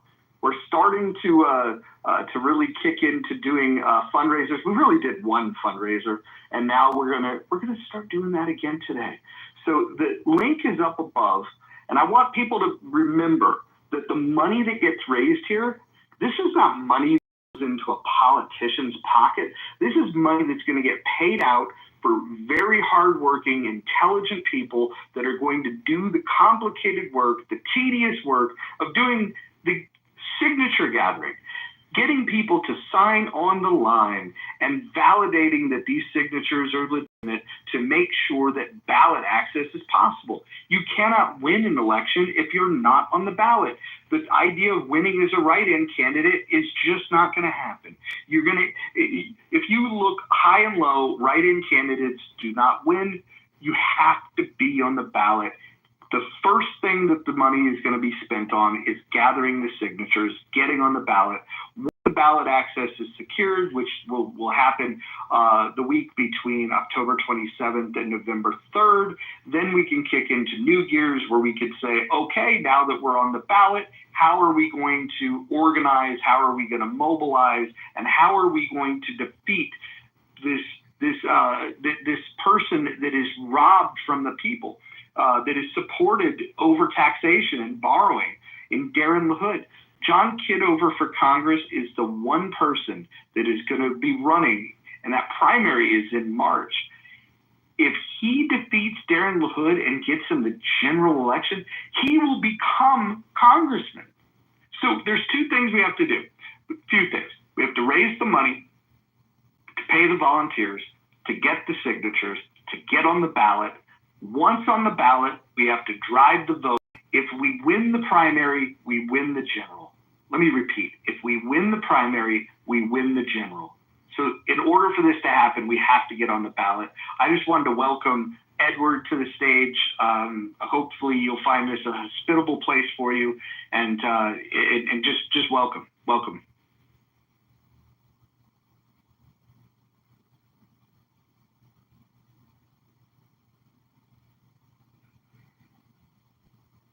He's new to the app. He might not know he has to press the mic on and off button to speak. Yeah. Well, I don't blame you. I don't blame you for thinking that. But yeah, please go ahead, Mojo. Yeah, I was just going to say, look, there are people that have personal vendettas against the man running for Congress. I could probably guess who the individual is. Maybe there's a couple of individuals. By the way, some of his biggest critics are supporting the opposition. So there's that. Right. Okay. Well, I've been listening, and it's very energetic. I like that. It's straightforward, and I like the way he speaks. You know, he's not talking like some stick in the mud. So I can respect that. Personally, you know.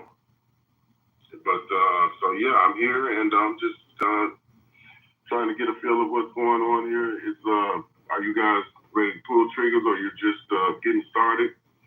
You know, and trying to get some traction going, or whatnot? Well, why don't we hear from John, the man himself? John, are you there? Your potential employee has questions for you. Yeah.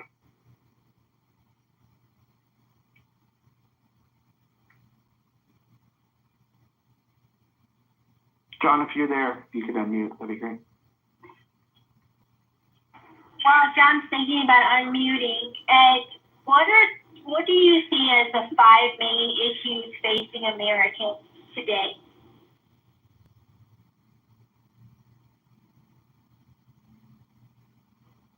Are you asking that question?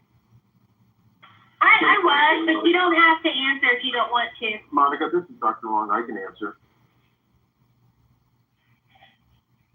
I mean, I don't mind answering. You said, what do I feel the 5 main, issues facing America? 5 main issues. Being the policeman of the world. We've got crime and homelessness. We've got to take care of the home front while we're, going abroad, saving the world. And I'm from Memphis, and it's one of the poorest cities in America. And, we've got billion-dollar corporations moving in, and the worst is for the little people is zero. And so I think that we need to have more home, based jobs, for the people that are from your city. You shouldn't have to, be working penny ante jobs. And so that's the main thing, me personally, what I would say. Thank you. Have you ever gone door to door before, Edward, like campaigning? Yes, I've done door to door before. Started from the bottom, like anyone else. My dad was a politician. My grandfather was a politician. So I started out young, campaigning for them, running for mayor, juvenile court clerk, things of that nature, comptrollers. So, I've worked on several campaigns as a door knocker and all the way on up.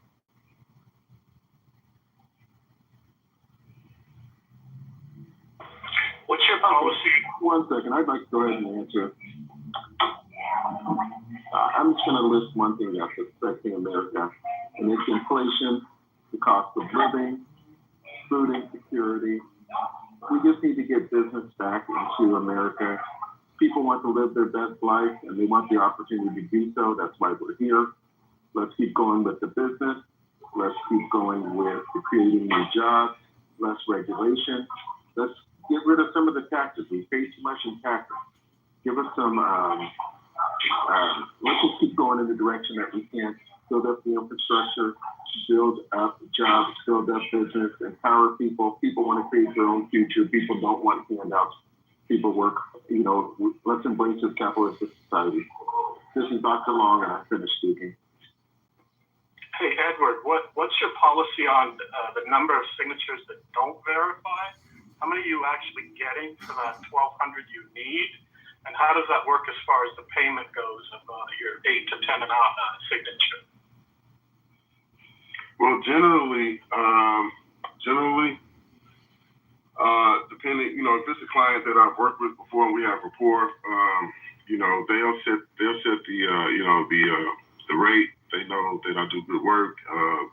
They'll fly me out. They'll fly the team out. They'll have everything set up so that that's with expenses is already covered.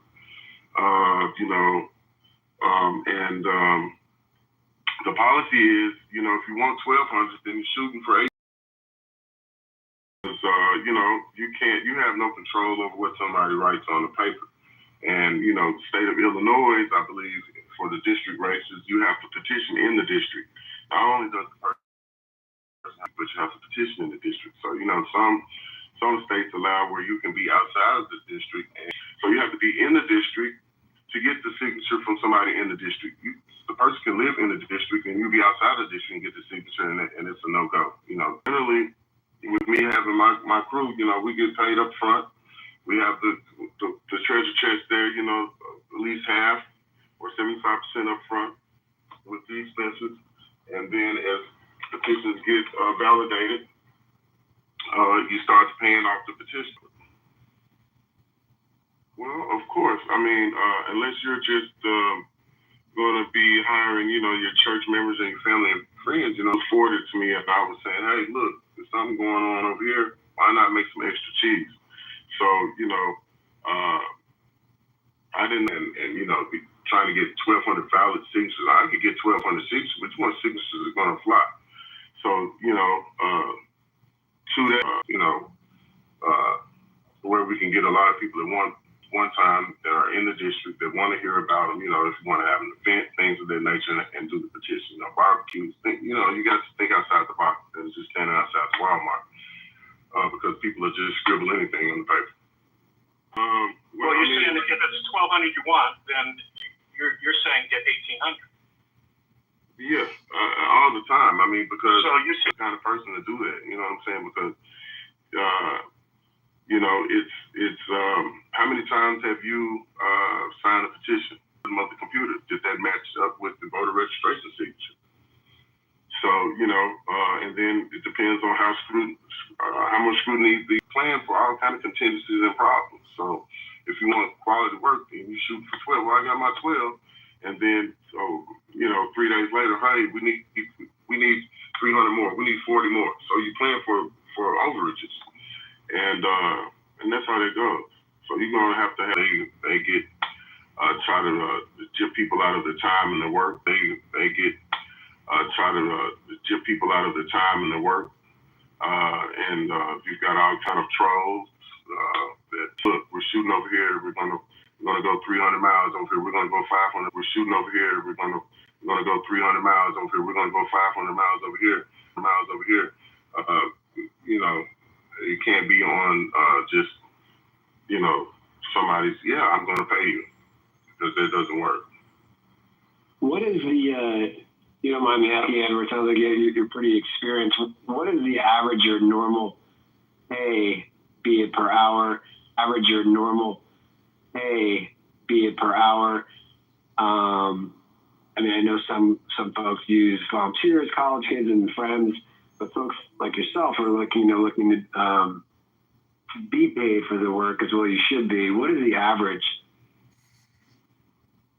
Well, friends, but folks like yourself are looking to be paid for the work as well. You should be. What is the average?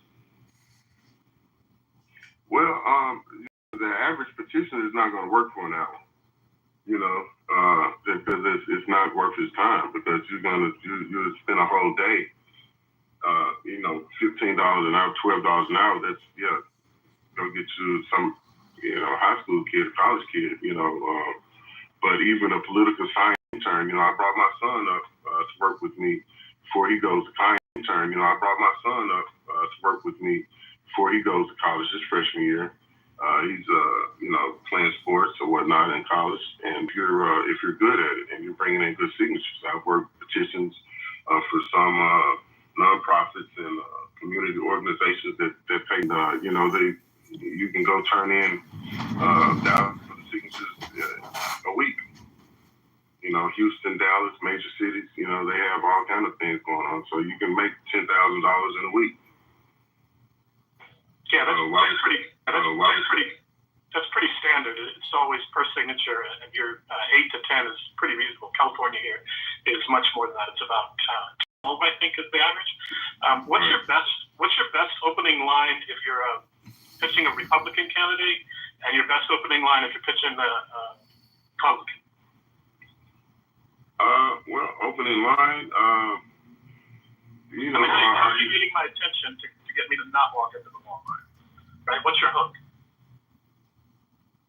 Well, it's generally, I'm here petitioning for Mr. John Kitover. He's a Republican candidate for District 12, and he needs 1,200 signatures to get on the ballot. We're in your neighborhood, and we'd like to give him a chance to sign a petition. It's not you don't go into a whole lot of details, because he's just trying to get on the ballot. So they don't even, and it's not even a Republican, Democrats are signing. You know what I'm saying? Because he's just trying to get a chance to speak. Somebody might follow him. Somebody might, it's on him. He can talk himself into a nomination, or he can talk himself out of it. We just want to give him a chance to get on the ballot. So, the main thing is making sure they live in the district and they're registered voters.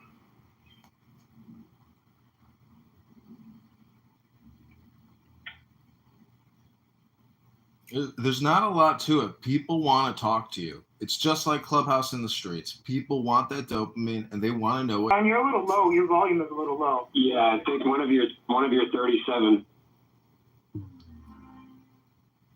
Sorry, I was just saying that, having gathered many signatures myself, and worked with a lot of people that got signatures. People want to talk to you if you're out there gathering signatures, and you'll have more than enough people coming up to you if you're in a subway station and there's thousands of people flowing by you every day. There's a lot of people who like people that do petition gathering and gather signatures.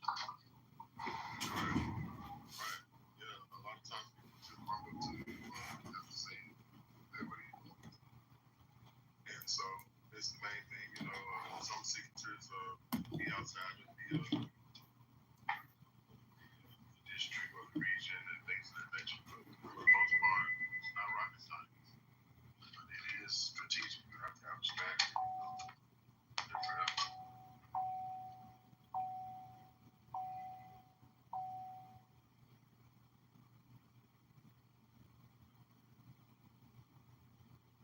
Yeah, maybe it's just California. We're a little apathetic here, but I've heard some outrageous hooks. Heard some reasonable hooks that got my attention. But most of the guys here, they have a hook. They kind of profile you when you walk up, and they figure which side of the aisle they think you're on, and they give you this question that kind of leads you to either want to respond in one of two ways: either you're all in or you're a little agitated by it. So I'm just curious what hooks you use. But maybe this is California. Well, I mean, sometimes it just depends on the candidate. If he was an ex-police officer or a firefighter, and you're looking at another guy, he's walking up and he looks like he's, you can do that, but sometimes that'll backfire because the person that you think's, because he's got a cowboy hat on and a big buckle is a Republican and he's a staunch Democrat and he just lost a signature. So, it's a give and take. Hey, thank blue and, so you never know. So, but you can try that. But the main thing is, you don't want to put yourself in that box because you can lose a signature like that. But I know a lot of people that do that. Hey, you back to blue? This guy's an ex-police officer. And it just depends. So reading people's what you think their personality is, that works. Profiling sometimes. But I try to stay away from that as much as possible, and put the clipboard in the face and give me a signature. That's the main thing. Do what it takes to get the signature and get out of it. And without trying to just keep it simple. You're from California, so the movie slang, keep it simple, stupid.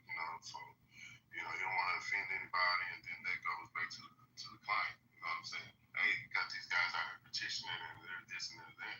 So the main thing is just you want to be friendly, smile, and if they say no, it's their prerogative. Yeah, I had a guy do that to me, and he had an incredible turn. And I watched him, and he had a turn for the other direction as well. So once he lost it, he was able to recoup it back in by his next line. He was a master of what he was doing. And I struck up a conversation with the guy. He's pulling out 700 to 800 a day because, like you were saying, he was doing, I think, 3 petitions at a time. And he was doing like 6-hour days, pulling 6 to 7. Mm-hmm. Hey, Edward, this is John Kitover, who's running for Congress in the 16th district. It's not 12, it's 16. And this is my anonymous account here on Clubhouse. I just want to let you know that my campaign HQ is live streaming this campaign 24 hours a day onto YouTube, X, Instagram. So everything I do is recorded and fully transparent. And we have an EIN number with a checking account, an FEC filing, a campaign financial disclosure. Everything is set up from my end, and we need basically to create a to-do list and a next step. So part of this campaign is a decentralized hive mind, and Mojo here is the organizer of Super Positive Vibrations. And Mojo can help us get the PDF for petitions and signatures. So the next steps and the to-dos, I'd love to discuss them in this room.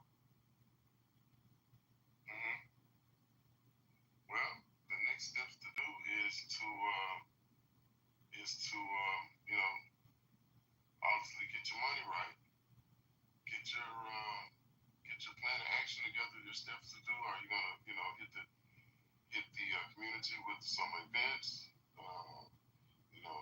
Neighborhood churches. Who are your followers? I haven't had a chance to Google you or anything. What is your background?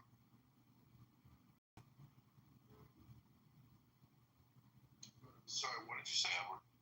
I said, what is your background like? In the community.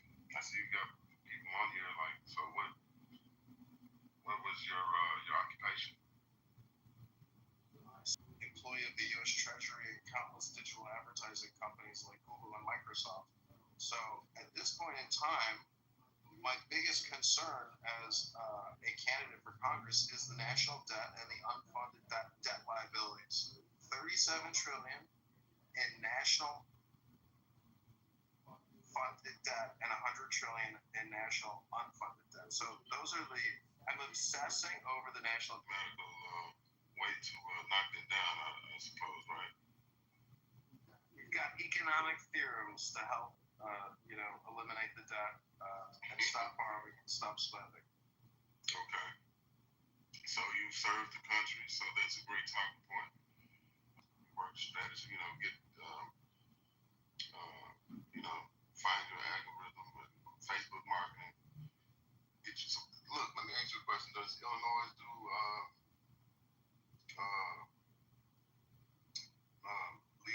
lead generation? I'd have to look at the physical data because they've already signed it on law. And that one's free. Yeah, 100%. The last campaign I ran, I did a petition.org for a homeless gentleman at the primary train station where we have the signatures from the Luton District in Rockford and Peoria is the primary goal. So the mantra with this position would be signatures. The election commission, but it's just we the undersigned members and affiliated with the Republican Party and qualified primary electors of the Republican Party of the 60. And put your name there, and it's 15 lines per name in a box. Voter, printer. But yeah, you should be able to get those off the election commission website. So if everybody here can add Edward as a friend, and also the donation above is to the campaign. Edward, if you do the work, I mean, really transparent about it. Plus, if you have a Cash App and you want to set up donations, you can set that up because, even if some of the people on here on this app don't want you doing this work, at least you get something for your time today. So, I can't promise you that, this app is going to be friendly to my campaign, but I can promise to you that I'll be respectful and friendly to you if you work for the campaign, and I would love for you to work for the campaign. It's the chat, or Edward, if you want to put it in your profile, if you have a Cash App and people want to make a direct donation to you, not just the campaign, certainly everybody here, thank Edward for his time for the conference call today. And Edward, there were some people that were very upset that you were live streamed into this room. So, I apologize if I did disclose that to you right in the beginning of the conversation, but I quickly remembered, that I needed to disclose that to you. So, people in this house, in this room, were not, they did not enjoy our live stream conference call, so I do apologize. Yeah. Elena had screenshotted me a whole bunch of pictures of what was going on, and I was like, hey, really? But it's okay, and no love lost, man. So definitely. Like the diversity of opinion and intensity of emotions that you will find in Clubhouse. Most of us are reasonable people, and whether we disagree or not, we just have questions. You have a great day, and thanks for coming in. All right, thank you. Yeah. Edward, I would just say that Clubhouse is always going to be where I would prefer to conduct all campaign communications, FYI. Some people may not like that, but I am a big Clubhouse enthusiast and believe that this app is meant for this type of work, and some people will not agree. So, I would just encourage you to, utilize this app for all campaign communications.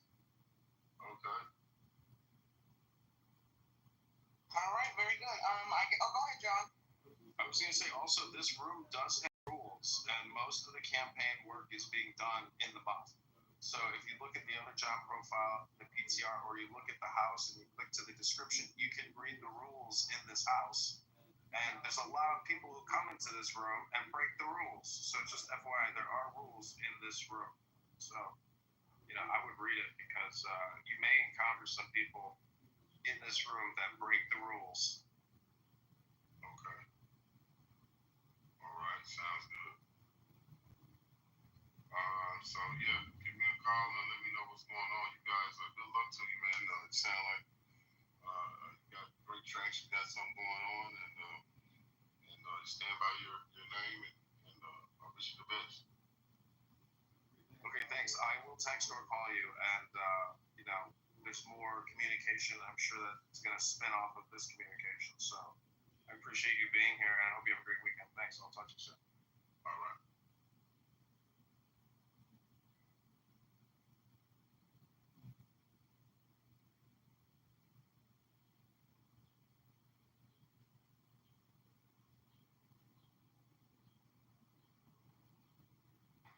Okay, guys.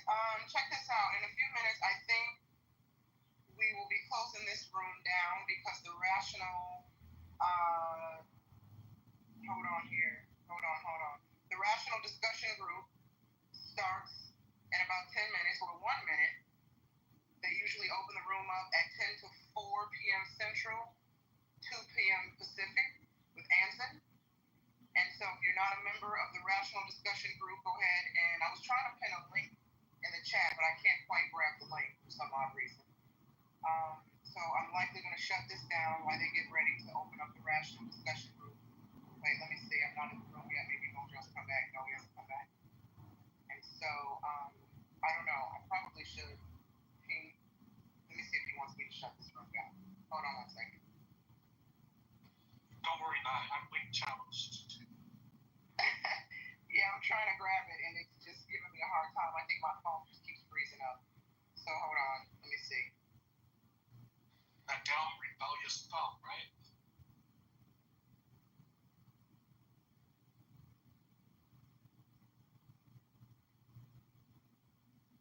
Well, there you go, John. I tried to ask him the questions I would ask if I was hiring him. Yeah, thanks. I mean, I've worked with a lot of people off of Craigslist, and I've never had a bad outcome ever working directly with anybody who has ever replied to a Craigslist ad. Oh my God, dude! I've made conservatively 100 to 200,000 off of jobs Craigslist. I've hired conservatively at least 100 people off of Craigslist. I have had so many problems on Craigslist. Hired a lot of people I would hire again and did have no problems with. But Craigslist is the bottom of the barrel at the same time. It's like it's hit or miss. At least here in California, maybe it's different where you're at, but you're going to get the worst of the worst from Craigslist, or you're going to get mediocre, or you're good people.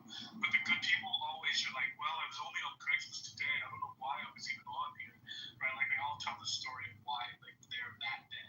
Demand people's attention more, and I've had all kinds of experiences with people, and a lot of this campaign is being and get a sense of what hopefully he's a part of, because I think a lot of these people should sell themselves, and if they can't come on here and sell themselves, it's going to be a bigger challenge than is possible. So I think this app is a great place for accountability and transparency.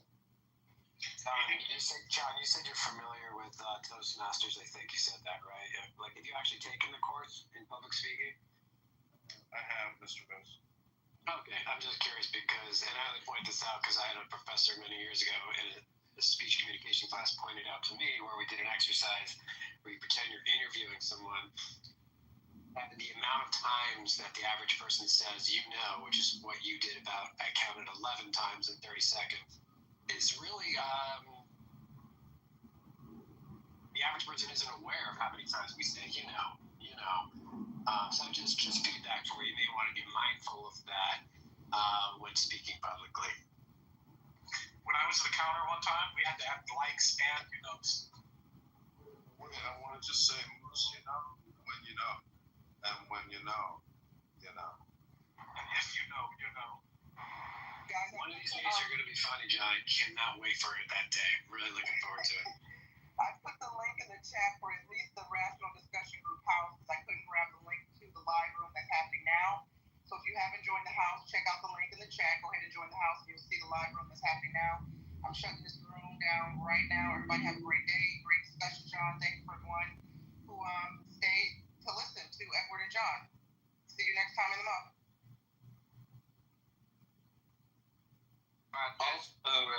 Listen, you find crime in places that are well. Places that are like close to people with wealth. That's what you see. Wait, And if you look at how any city is structured, you're gonna go ahead, bro. have you accounted for over policing in those areas? Because if you over police or look for things, right, you're gonna find more. Exactly. Is your statement accounted for over policing as well? He didn't put that in there.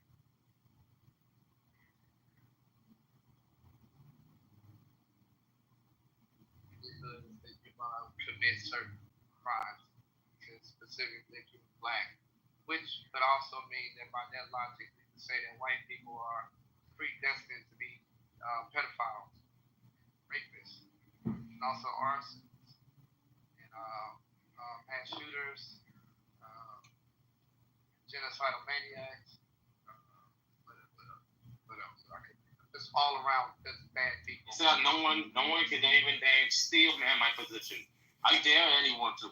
Nathan, I have a question for you. Earlier, I don't know if you were trolling or you meant this, but you had mentioned something, and I'm paraphrasing, along the lines of like, there's something like innate within like black children that causes them to act poorly or like behave poorly. You remember you saying something like that? Yeah. That was okay. Right. I just wanted to see if you was being consistent because I remember you were trolling Renzo about him saying that like black.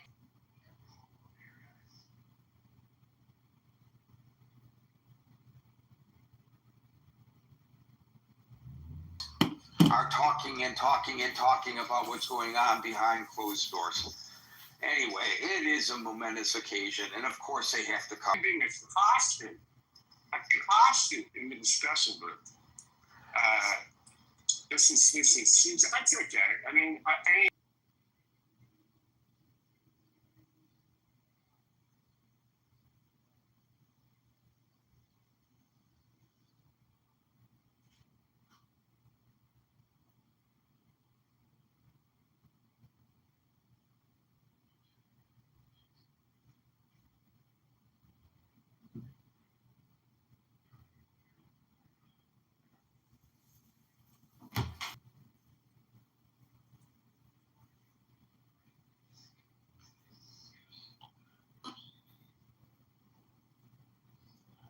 everybody on the stage, unlike many of the other rooms on Clubhouse. In the Critical Thinking Forum, we speak one at a time. We are better here than there lately, I must say, to treat one another with a degree of decorum and respect. From the stage to the audience, this is not punitive in nature, but just only an opportunity for yours truly not to lose sight of the aforementioned. From 5 to 6 p.m. New York time, at about 5 minutes to 6. We will no longer be inviting people on the stage, but if at the 6 o'clock moment. So welcome to the Critical Thinking Forum, and welcome to the stage, John. I don't think I will have time to welcome people who I have not in the audience, so I will just do a blanket welcome to all as we are seconds away from starting this very important discussion in Alaska. And actually, I was not going to make this a topic today because I knew that unless he is walked out, and so the summit is continuing, so you would think we would have nothing to report, that I would have to pull maybe a different topic to discuss and save this for maybe a Monday post-mortem. However, and many of you probably didn't see this, given the current circumstances, nothing less than surreal, because the president just be out of do that. You would do that even if he was your biggest enemy.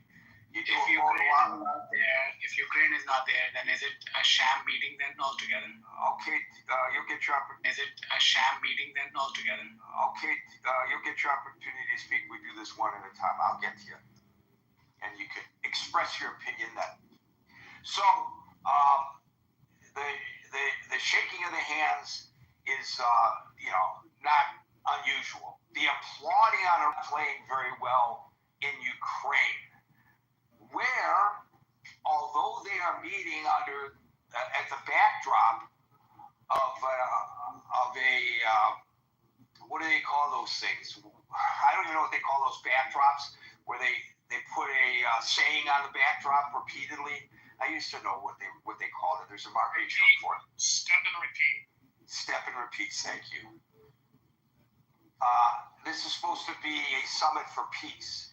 Well, while this summit for peace is going on, the sirens are going off in Kyiv. The attacks are intensifying in Ukraine. It's almost like disrespectful to President Trump that President Putin would allow this to happen while the two of them are meeting to discuss peace. Wouldn't this be symbolically correct to just take a pause in the fighting for a moment while the two leaders are speaking? But no, this is Putin's way, in my opinion anyway, of showing, this is like two alpha guys. Who's the bigger alpha? And he wants to show that he is the bigger alpha. Now, look, all of this adulation in public toward big letdown by greeting him the way he did in anticipation of manipulating the conversation in a way that he walks away with what he wants, and Putin has something that he can report positively, even though supposedly this summit is supposed to be just a precursor for the real summit, which would have to occur between comes the details. Are you going to withdraw? And if you're not going to withdraw, did you accomplish anything? Maybe from your perspective you did, and maybe if your desire is altruistic to get the fighting to stop, or even if it's not altruistic because you're campaigning for the Nobel Peace Prize, and now you could say, you got the war to end, I deserve the Nobel Peace Prize, and we do know that he is campaigning for the Nobel Peace Prize. Either way, who cares? You get the fighting to stop, but does it mean much if they don't withdraw? How do you do this without Zelensky being involved? But who knows? They've been in there for a little while, although take into consideration the way they do these talks with Putin. And I don't know how much of an understanding he really has of English, but President Trump will say something in English. A translator will translate that from English to Russian. This gives Putin the opportunity to consider his response, because he's hearing the question twice. And that's laborious and time-consuming. Now, here's something that adds to the surrealism of all of this, to which I first referred. We were told, we, the public, that prior to this summit, there would not be a direct one-on-one between Putin and Trump, but there would be two people each, 3-on-3, and I don't know, I guess that includes the whoever's doing the translation, but there would at least be one additional aide there. It wouldn't just be the two of them, I don't know, to use the analogy, putting the kids together without adults being in the room kind of thing, right? So what happens after the applause on the red carpet and the flyover of the B-2s and walking in between 6 stealth bombers? That was pretty surreal. You put out stealth bombers on display for the president of the Russian Federation to see. Not that they haven't seen them before, the Russians, but still, the optics of all this was surreal. They get into the beast together without aids. So driving from the military, wherever, I'm not even sure where the summit exactly is being held, whether it's on or off the base, somebody can, if it's necessary, can tell us that, but driving were alone in the beast. So there was a one-on-one. We saw it occur right before our very eyes. Is that not interesting? So I don't think there's any way to predict, given that even that little nuanced issue was reported as one thing coming out of the White House and then turned out to be another. What's happening right now behind closed doors? Now, by the way, there is scheduled a joint news conference after the summit, and we'll see if that actually comes off, and if it does, how this will be conducted and what we may or may not learn coming from the mouths of the horses themselves. One other thing to throw out there, Reuters reported, and it's all unnamed sources, but I'm going to tell you what they reported anyway, that there were discussions at the White House that the president would offer to Putin access to natural resources off the coast of Alaska in return for ending the war. It was detailed, which makes me think that there's some veracity to this. It was detailed to the point that in the Reuters reporting, Russian icebreakers would be used to break up the ice to get access to those resources, those petroleum resources off the coast of Alaska. Don't know how people feel about that, if in fact that is part of any deal and in fact that gets effectuated. I'm not sure that that's a price that the United States really wants to pay in return for ending a war that we're not directly involved in. And I don't know whether just because they had discussions on this reportedly, it's even going to be on the table. And I don't know that even if it is on the table, whether Putin will find that palatable. But I find that very interesting and maybe even from my personal perspective, a little disturbing. So with that lead-in to today's discussion, I will now start calling on people in the order in which I see them on the stage. And today that order begins with Scott. Well, Gary, it's good to see you. It's good to see everybody. Even though I've been assailed, my credential to assail things is fine. Great to see the Congressman, hopefully Congressman-elect rather, John Kitover, who can contribute to his campaign, my dear friend. And to the point of you being called a fake preacher in the chat, just want to tell you very anecdotally, before we came to Clubhouse, we were on a different forum. Alan, are you on the train? No, I'm at the Acme, actually. So Alan will remember this, that when I was hosting the show for a long time on another platform, there was a guy who was on there who used the nickname Newstorm. Remember him, Alan? And he claimed to be a reporter, which in fact he was not. He would spread throughout the program that Gary is a fake reporter. He's not really a reporter. So, I mean, come on, I'm a semi-public figure. You can look me up and you can see my career. It's all there online. My body of work, some of it is online. But he did that. And so, join the club, my fellow fake person, Scott. Well, I am thrilled to be in any club with you.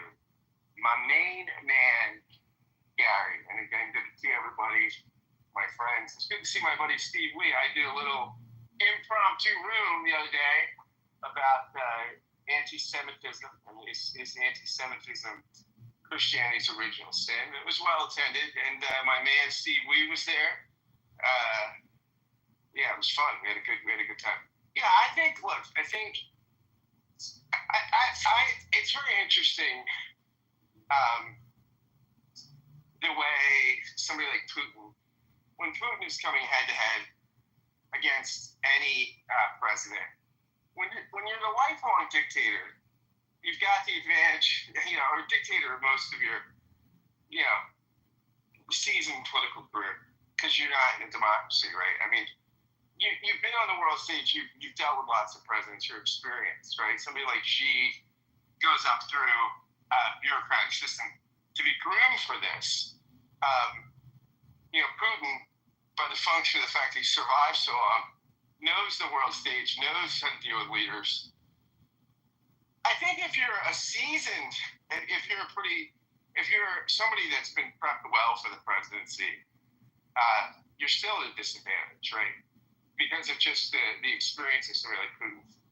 I think that's double the case with Trump, who really is not somebody that's got a huge background in international affairs or came into the presidency with extensive with a lot of the kind of background a normal Republican or Democratic candidate would come with. Now, there are disadvantages to that too. I mean, look, we wanted a disruptor. I mean, people wanted someone he was an outsider. And I think one of the reasons he's won twice, 2 times, he beat establishment candidates because people thought, hey, the experienced establishment's not gotten us what we want. So, I mean, there are advantages and disadvantages. But this is one thing where I think this is a disadvantage when he's head-to-head against somebody like Putin, or if he was head-to-head with somebody like Xi.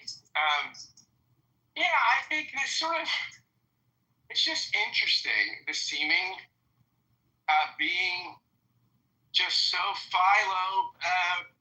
such a philo-Russite. I don't know what to think. I know you could be a philo-Semite, but I don't know what to be a philo, such a Russia fan. I mean, I think Trump clearly seems to have a favorite in this fight, and give him a lot of reasons for that.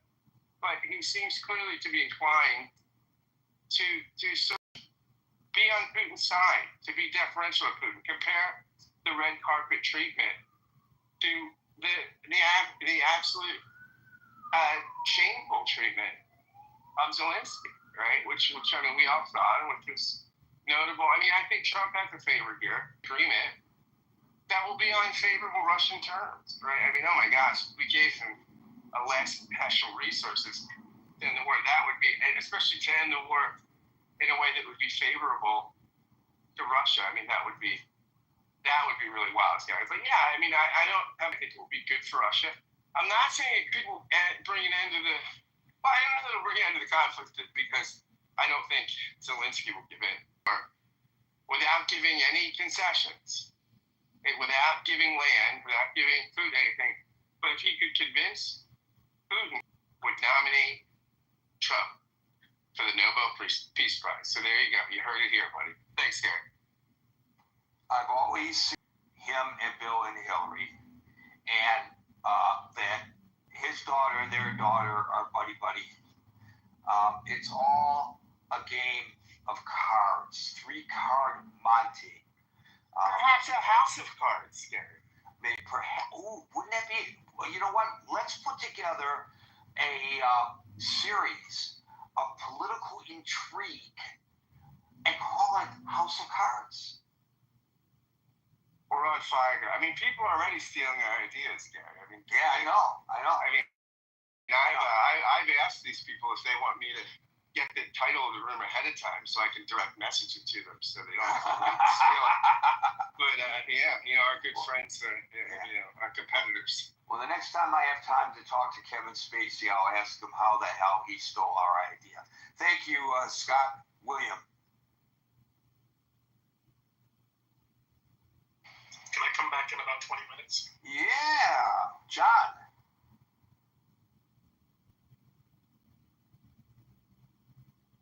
Hey, Gary. Hey, Scott. Hey, Alan. This is Anop. Yeah, no. I call John. John. Yeah, that's me. Well, no, you're listed here as anonymous, so I would call you anonymous. How would I know that anonymous is John? Because anonymous is anonymous. John, are you there? Anonymous, but I'm John. But I'll wait. Okay, sorry. Guys. Yeah, you'll wait. I know you'll wait. John. Okay, well, John is asleep at the switch, so we'll go. He must be in the mouth. And we'll go to Scott and my friend, Steve. Yeah, Gary. I hear the stuff about the red carpet and about Trump clapping. What's the objective here? I thought the objective was to stop a war and keep people from dying. And, you know, the negotiations I've seen with different people, if you're trying to cut a deal, the last thing you want to do is trying to insult a guy. What we want to do, put a brown carpet out there and have Trump give him the fingers. You know, come on, buddy, let's go here and see how we can put it to Ukraine. Go here and see how we can put it to Ukraine. I don't see that at all. I mean, I think the It's a foreign leader. Be conciliatory. Don't try to humiliate the conciliatory. Don't try to humiliate the. Why humiliate Zelensky then on national TV? Why not also be respectful? Scott. I'll tell you why, Scott. Because there's a lot of reporting on that before they ever got to the Oval Office, they discussed what Zelensky brought up.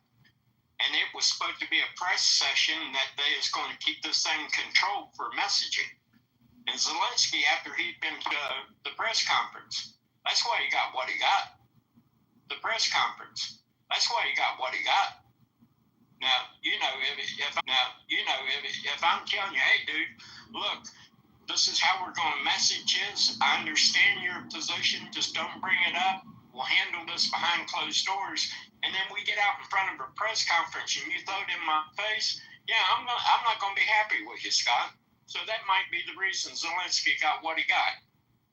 That has nothing to do with what we're looking at now, though. You know, I've been around where we've had major corporations trying to cut a deal with each other. Well, they tend to bring out the red carpet. They tend to try and set a mood that's going to make someone agreeable to listening to them. So I don't get this. I mean, what we want to show Putin that what tough guy we are, instead of trying to set something up where the guy will actually talk to us. We want to be like Biden that just wouldn't talk to him at all while people are just being massacred on the battlefield. I thought the objective was to stop people from getting killed. I bet that soldier in Ukraine sitting on the front line, if the bullets would stop, I don't care if Trump clapped or not. I bet it wouldn't matter to him. I bet it would matter to him more that a bullet's not coming at his head. That's all. And you know, his idea of setting the mood for a negotiation may not be your mood or your way that you do it. And this idea somehow that Putin has this leverage on Trump, that he knows all these foreign things and he's been a president for all of these years. Look, Trump has been cutting deals with people in one of the hardest core markets in the United States, New York real estate. He's dealt with hardcore guys before. He knows how to deal with them. He's cut deals his whole life. So you think he does? Somehow he's lost this idea of how to cut a deal? You're cutting a deal about a war, you're cutting a deal about real estate. The same principles apply. So I don't get any of this. What we want to get Putin to the point that we get him on his knees and insult the guy and send him home, and then he just turns the stuff loose on Ukraine. Well, good job.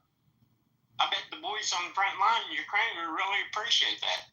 Or you can say, hey, look, man, I'm going to treat you halfway decent, but let's get in here behind closed doors. Let's talk about this and let's see what we can do. I would be more concerned with the results than the pomp and circumstance. If the result is that people stop dying, who cares if the guy clapped on the runway? Who cares? The objective is to get people to stop dying. And this idea that somehow Trump is going to give away land, well, let me tell you something. Putin's already got land. And Britain and France was talking about trying to force him out. Yeah, Britain's got a standing army of 70,000. They're going to go in there and push Putin out. How you going to push him out of that land he's conquered? Are we willing to go in there and send troops and push him out? Does Ukraine have the ability to push him out? Are the Europeans going to go in there and push him out? So what are you negotiating for? You're gonna say that the guy says, hey, I got this land, I'm not giving it back, but we can stop fighting? Are you going to say no because we're going to push you out? And who's going to do it and how are they going to do it? Whose son's going to go over there and die in Ukraine to push him out? These are all serious questions, and to act like, well, Putin's going to get over on Trump if Ukraine don't get all their land back. Well, tell me how they're going to get that land back. And who's going to force Russia out of that land? Is it going to be the Europeans? They're feckless. Their army couldn't fight Putin. 3 or 4 of the countries combined couldn't fight him and push him out of there. So who's going to push him out? And if you're negotiating a deal and you concede some of that territory, are you willing to concede territory, or you want to send your sons and daughters in there to fight on a European conflict that has nothing to do with our national security? So this whole thing is kind of disingenuous in my book. You're in here, Ukraine's in a compromised position. They don't have the resources, they don't have the manpower to push him out there. The Europeans aren't going to push him out there. So what are you negotiating for? And how are you going to negotiate? Oh, we can play tough guy with him, send him down the runway and give him a middle finger and tell him what a punk he is. Yeah, he's going to go in and deal with you then. You're going to insult the Russian people and the Russian country, and then you expect this guy's going to cut a deal with you? You don't have to be buddy-buddy with him, but you sure don't want to go in and take care of this guy. It's going to be the Europeans, it's going to be us, it's going to be Canada. Canada's sitting there, they talk about Canada, they sit there with their blood as the answer at the end of that question. This ain't some theoretical thing. If you're going to play hardball, then who's playing? Great. I was just going to say, that was great. I know, it's very articulate, and I think, and passionate, and I think, echoing the way to go here. No, this ain't Chamberlain. This ain't Hitler going on a spree.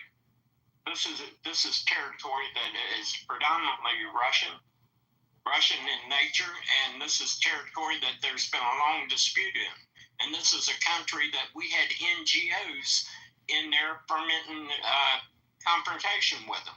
So to Ukraine, that this is a snub in the face of our stated ally by him greeting Mr. Putin in the manner in which he did?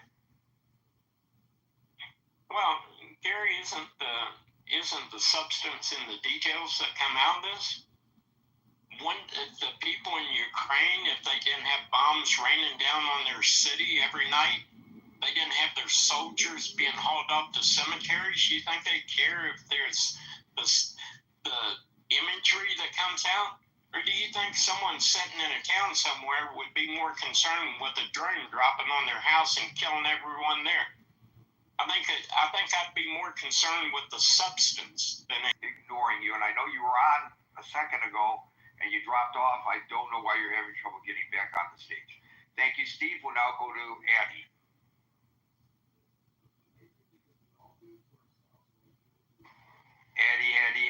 Addie. It's going to be one of those days. Andre, are you here or are you on the phone?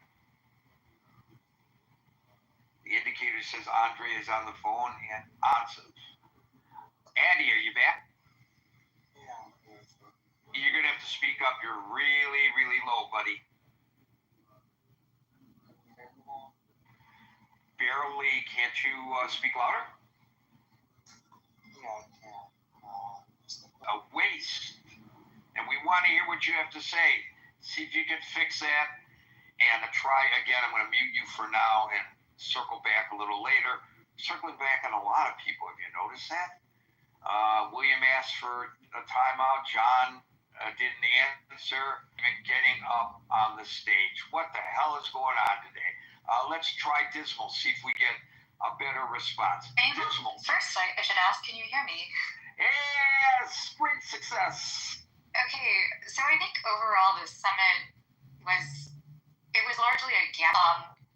In fact, like the Russian media already painted this as a diplomatic victory to another country.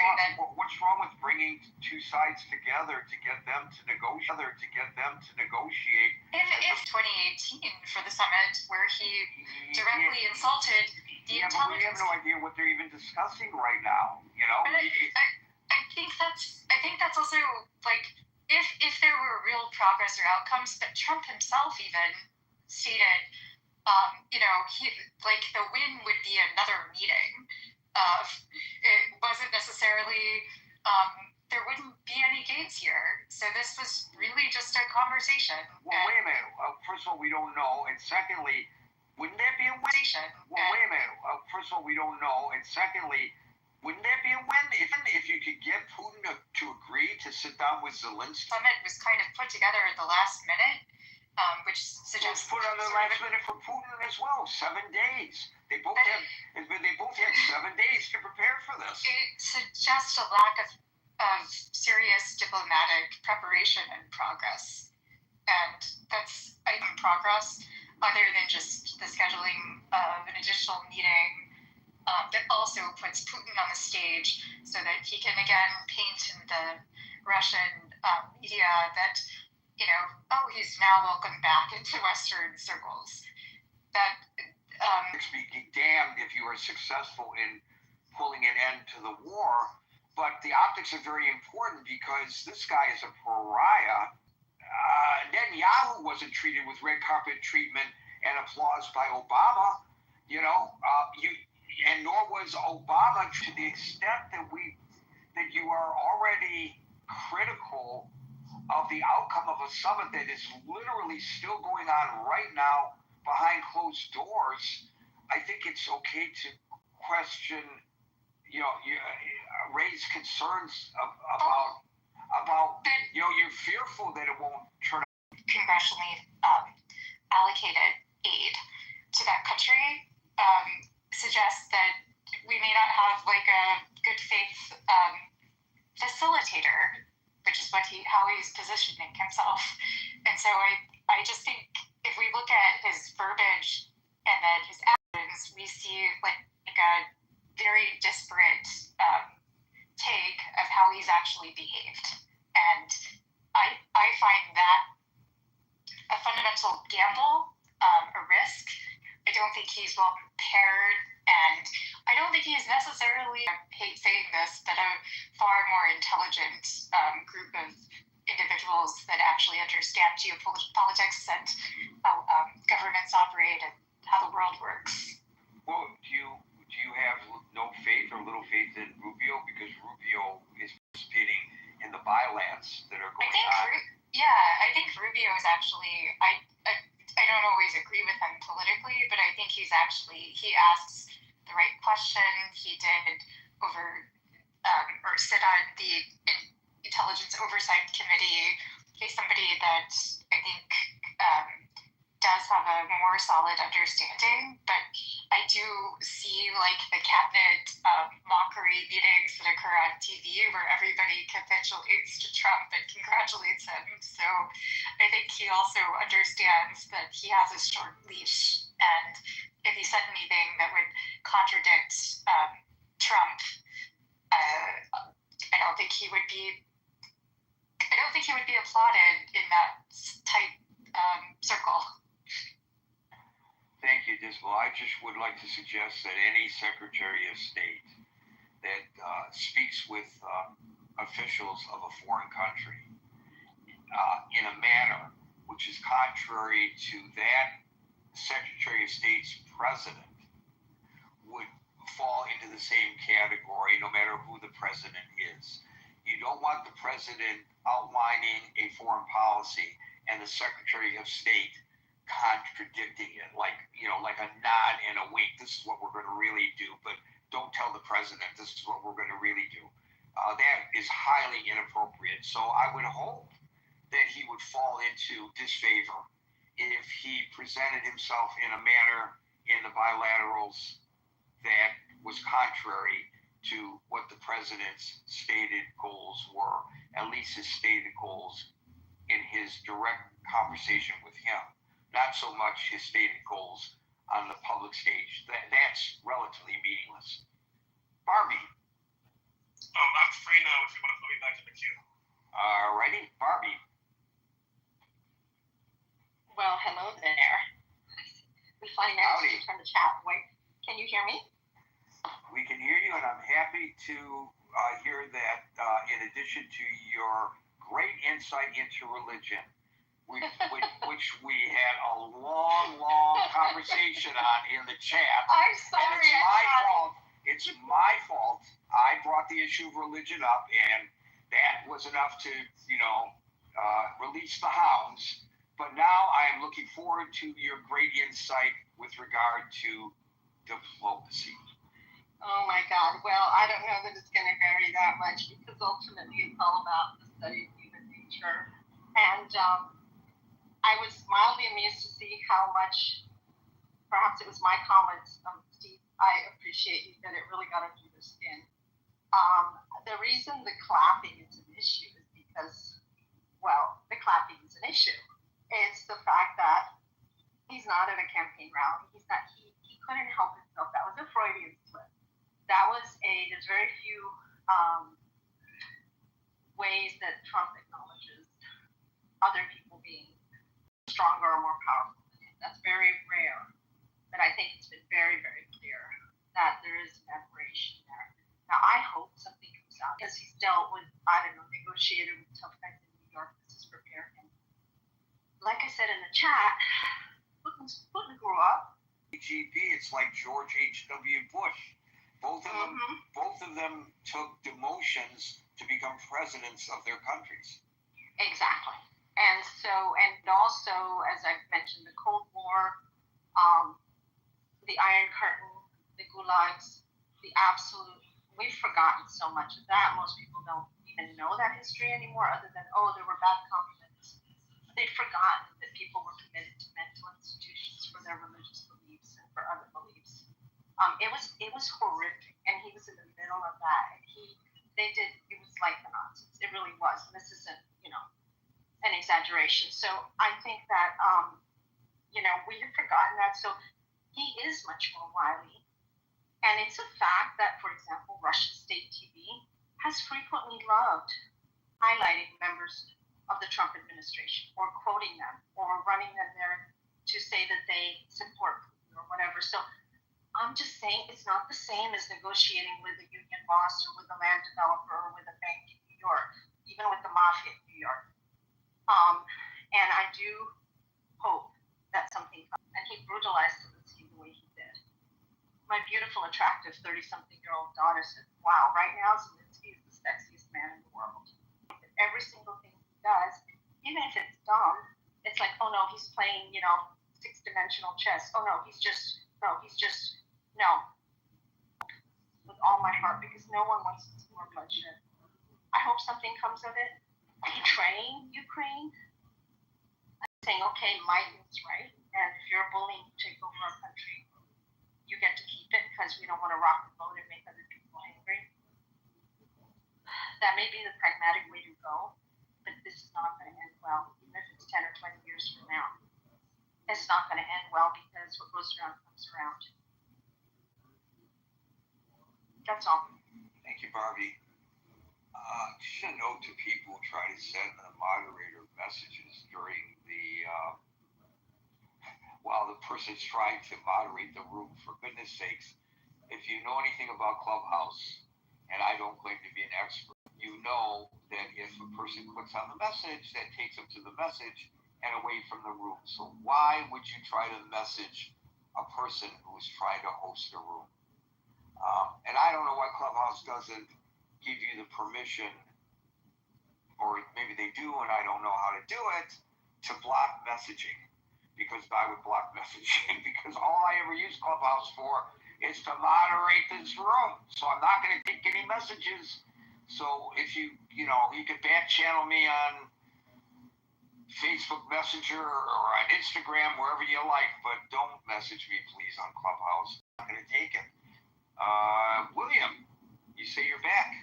I am back. Sorry, I was driving. So no worries. I'm gonna start by saying safety first, brother.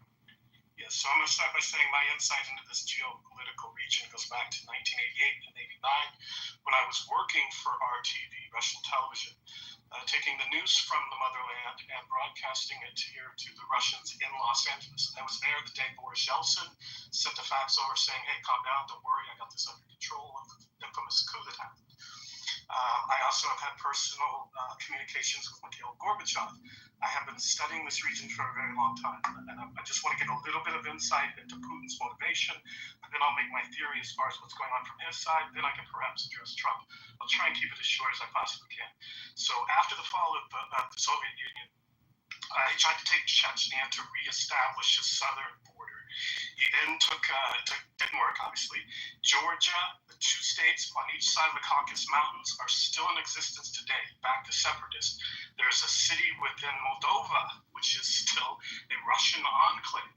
What he wants in the Ukraine is all over the Donbass region, and he's taking other territories to swap them. When he took Crimea, he has basically a narrow roadway, a very limited land bridge to get in and out of Crimea. His warm water port is not defensible in the slightest. There was two rebellion groups, the separatists. The Ukraine's fought against that. That's been going on since, 2014. All of this erupted, and what it comes down to is a real estate deal, a land swap, and how far close to Kharkiv are they going to get, or is Kharkiv going to be within the territory that's traded? That's what Putin is after. That's all he cares about, in my opinion. Now, for what you're saying about Trump and the thing about Rubio, Trump throws out both sides of an equation. I don't think Rubio was countering what Trump was saying. Trump uses people in order to get out both sides of it. It's a manipulation tactic. If I give you an extreme opinion and you go, "Oh my God, that's so extreme," and then somehow I come back and I give you something more reasonable, suddenly you're willing to deal with the reasonable because you're fearful of the extreme. That is his tactic. You also have to keep in mind that a lot of what's going on up there has to do with oil. If you understand the difference between light crude and heavy crude, and the fact that we are pretty much the only place that can process the heavy crude. That's why we export light crude to everyone else. We take in their heavy crude.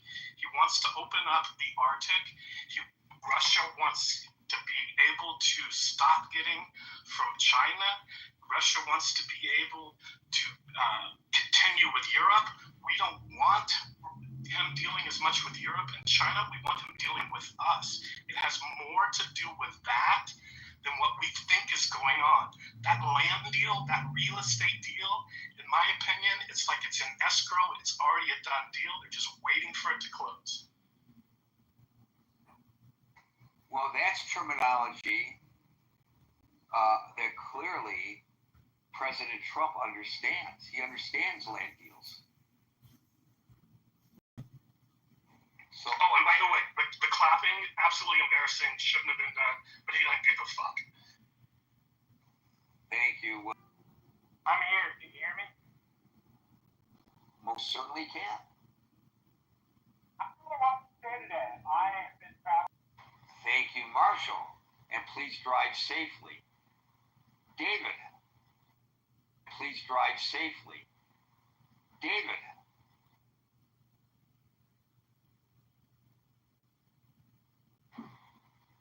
Again? David. I'm sorry, Gary. There we go.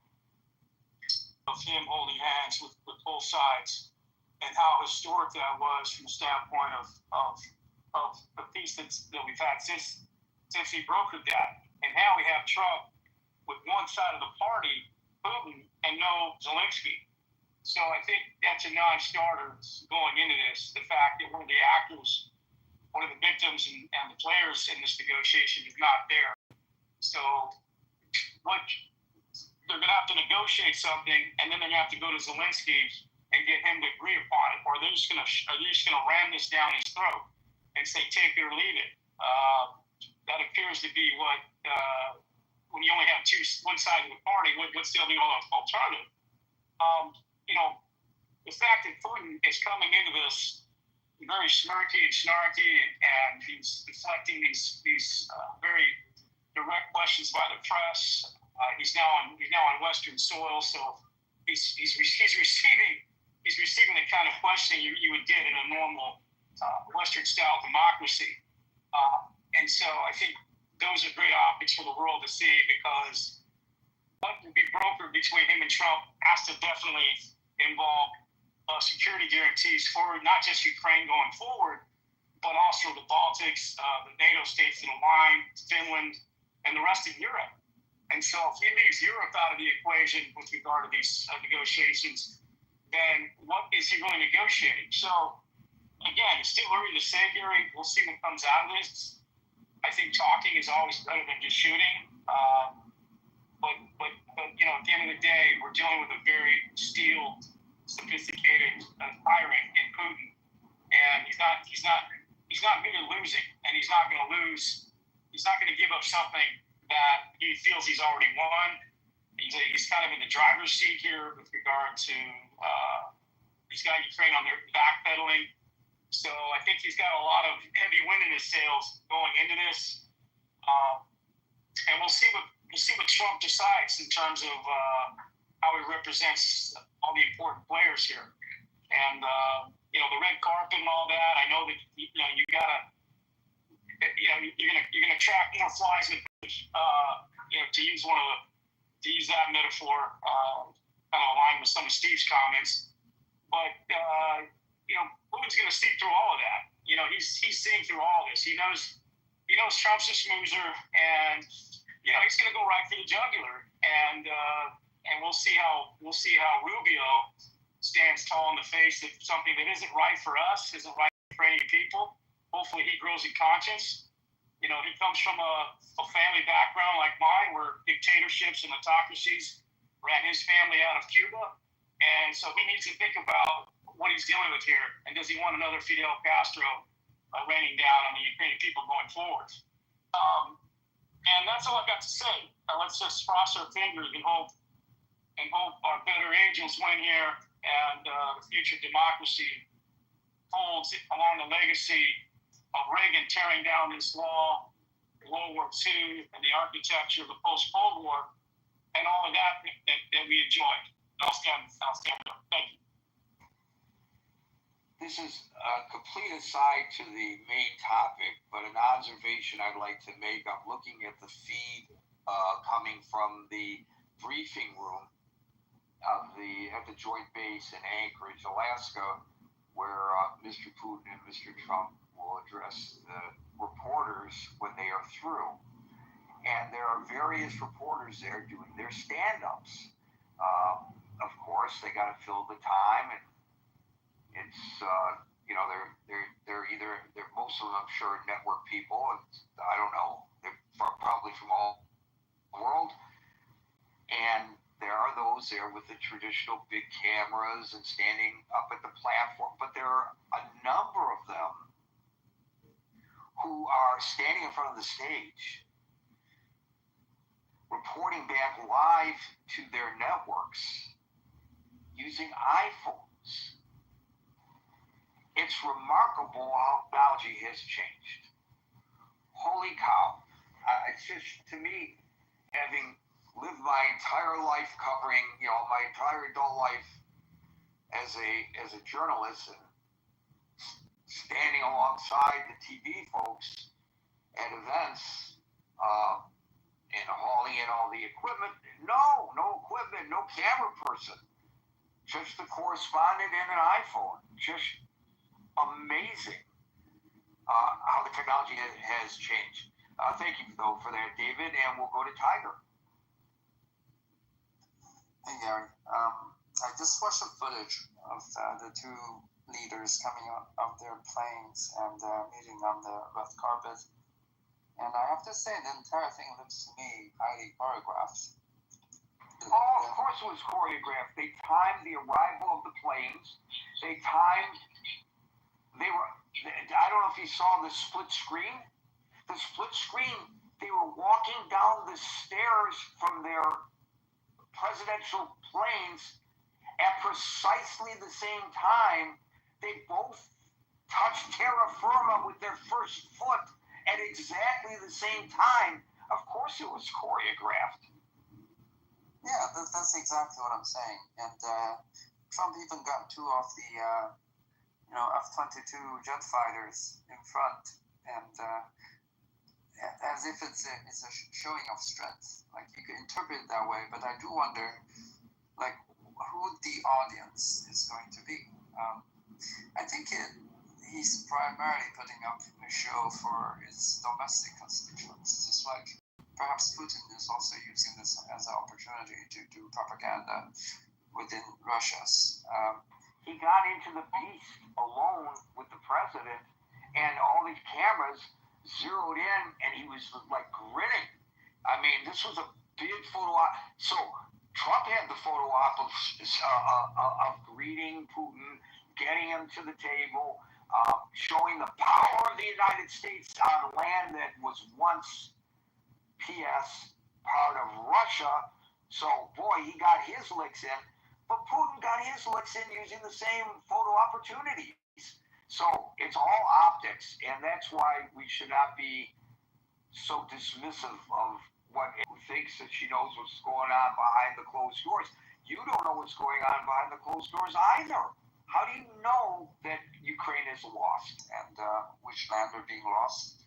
So I have a very up-to-date understanding of how the war is developing in the region they have, which is Pokrovsk. It's being surrounded on three sides. There's a single road that can be used to carry troops in and out, and that's already being covered by Russian.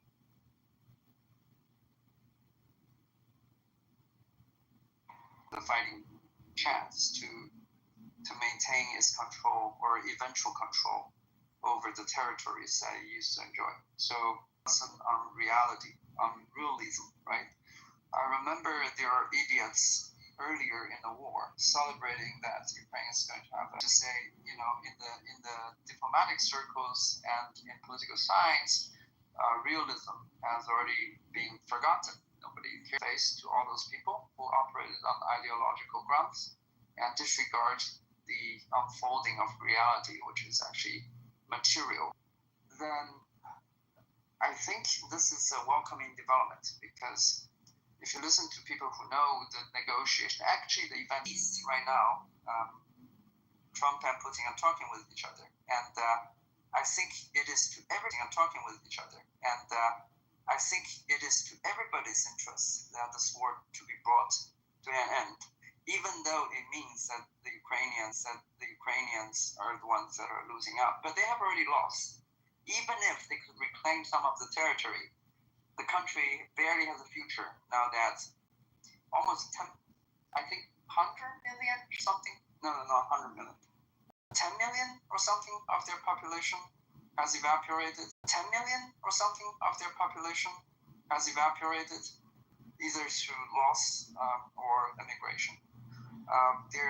The most fertile land has been decimated. Their industrial base has been decimated. And again, I think they paid their price and they sacrificed themselves as an example of what not to do in the global politics. And I do hope people in Europe especially learn that lesson. And seeing that now that the superpowers, the big boys, are talking with each other and they're not on the table. I mean, at the recalibration of people's mindset to reality and realism could actually give us a better future, in that there will be less connected conflict that is unnecessary, and people could learn to resolve their differences through dialogue instead of ignoring the counterpart and insisting on something that is so beyond, rational calculation and is bound to backfire. Thank you. Thank you, Tiger. They're about, according to the Washington Post, the number of refugees abroad as a result of the war from Ukraine varies between 5 and 6 million people. And then there are those who live under occupation. I don't know if you are including them in your figure of 10 million.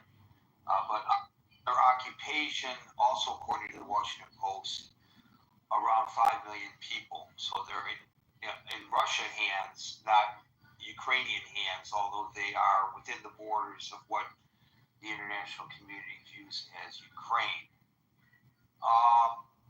But in total, now I'm going to Wikipedia, let me look. In total, it's actually greater than what you said. I think, let me see. Well, the best I can tell you is that there have been tens of thousands of civilian casualties, deaths in Ukraine, and hundreds of thousands of soldiers who have been killed. So you're right, both through attrition, by war directly, or by emigration and occupation, the population has suffered tremendous losses in Ukraine. And if that's the metric that one wants to use, or a major metric one wants to use in analyzing whether or not, as you suggest, Tiger, the Ukrainians have already lost, that is a pretty substantial metric to use. Thank you. I know there's some more folks that want to get up on the stage. We are now, however, in extra time. That means that everybody on the stage will get an opportunity to speak, but we unfortunately can't invite anybody else up on the stage because Gary has to get out the door at a certain point and catch a train to go to work. So blame it on me. Philip. Hi, thank you, Gary. I also think Red Carpet and applause for Putin is not warranted. I mean, I'm sure he didn't expect 3 years ago that drones would be reaching Moscow, that these railways would be blown to bits, that his oil refineries would be burning, that his people would be leaving, that his troops would be dying by the hundreds of thousands, more than those of Ukraine. And I think that let me just interrupt you, not to challenge you, but to underscore that is, and when we make an analysis of all of this, Tiger, as I have just pointed out in my fact checking, not only was right, but he underestimated the effects on the population of Ukraine. There's been a tremendous toll to the Russians as well. Maybe not as great, but there has been a toll, and I'm glad you're bringing this up. And go ahead. Yeah, I was also just wondering what a Tiger would suggest that Ukraine should do. I mean, should you just capitulate when you get overrun or invaded as a sovereign country by another country? Should you just give over, hand over? I don't think one should do or can do that. And I think that Ukraine has been, the way that they've stood up to the Russian bear has been quite amazing in a way. One wouldn't expect a small little country with Russia being a supposed sort of world powerhouse would be able to stand still after 3 years, even having taken some Russian property or land. And as I mentioned, I mean, Russia doesn't have air superiority over Ukraine. They basically, their naval capacity is floundering. Their production capacity in terms of the essential stuff that you need, the microchips and stuff, is disintegrating. Whilst all the time Ukraine is making more drones than Russia at this moment. And I think people underestimate the power of a united Europe and what their support means for Ukraine. I think Europe united is much, much stronger than a United States divided. And again, I just want to say that applauding a guy who's ruining his country, who's killing his own people, is just kind of strange. anyways, thanks for the opportunity and for the interesting. No, I'm glad you're bringing this up. So here, this is very interesting. You are correct that there have been an increasing number of attacks, not on civilian targets, but on strategic targets inside Russia by the Ukrainians using drones. That at one point the Russians were adept at fending off, especially around Moscow, but not so much when they go to places like oil refineries and munitions factories and munitions depots. That is absolutely true. And I think part of the reason they're getting greater superiority with regards to the drones, it's thanks to the Israelis and the Americans for what we have collectively done. Now, I know it was only one attack with the Americans, but what we've collectively done to Iran that has impeded their drone production because they were exporting all these drones to Russia that they were using, and so their supply of drones has diminished some, and it should not be outside of the scope of our analysis of battlefield successes and failures to note that the Russians have been forced to empty prisons in order to satisfy their conscription needs and to bring in they actually brought in Chechenian rebels and released Chechenian rebels from Ukraine.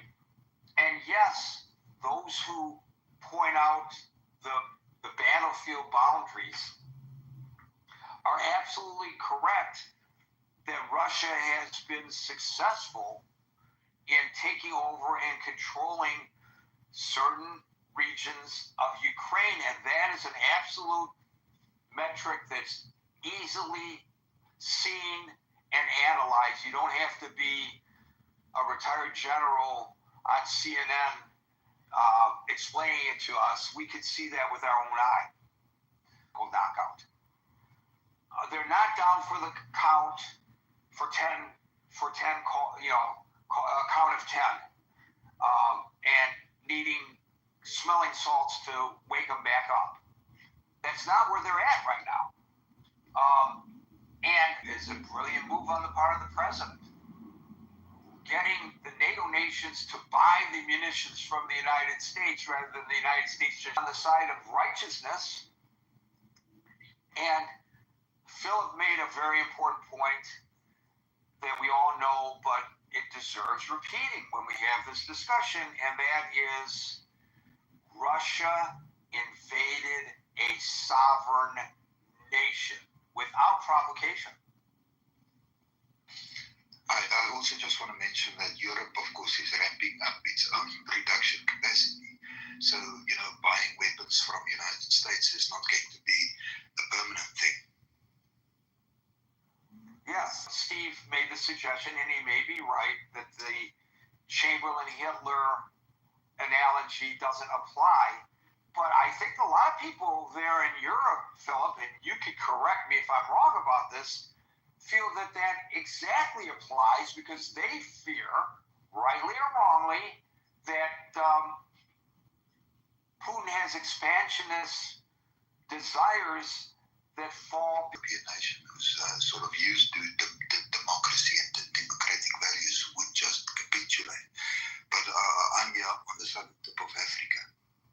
So just an opinion. Oh, yeah, that's true. I forgot where you were.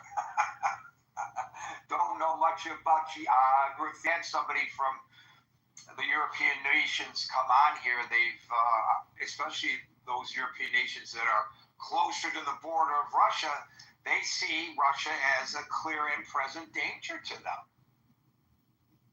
Now, there are some Americans. What, Marshall? I said they were genuinely worried about it. I know a woman from top Switzerland and top Denmark. It's one of the countries. It's one of the northern countries. I'm getting it. Yes, I'm thinking if Jenny or I'm forgetting her name. Yeah, Finland. She's You know what I'm talking about? Jenny is from Sweden, and Tina is from Finland, perhaps. Yeah, okay. I couldn't remember where she was from. But her, and then we of course have our other lovely European friends that I'm forgetting right now, we have not seen in a while. But Tom, I think your audio is like in and out. Genuinely concerned. It's not.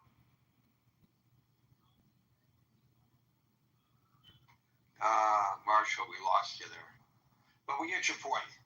And I know a woman in Finland, and both her and her daughter are wearing uniforms because they've joined the Home Guard. Everybody in Finland, I guess, is encouraged to join the Home Guard to train. Can you imagine that? Like highlighted is that you have a lot of Russians, especially in the technology industry, that fled Russia because they didn't want to get recruited. They didn't see the need. That's a great addition. A great addition to what Philip had to say. But I want to try to maintain the order as best as possible. Thank you, Philip, and we'll now go to Catalyst. Greetings. I'm a former Cold War military vet. Came in during Reagan and saw this whole thing play out. Studied conflict for a very long time. This is very akin to Vietnam and China sending their troops down to buttress their forces while fighting the Americans in the 60s.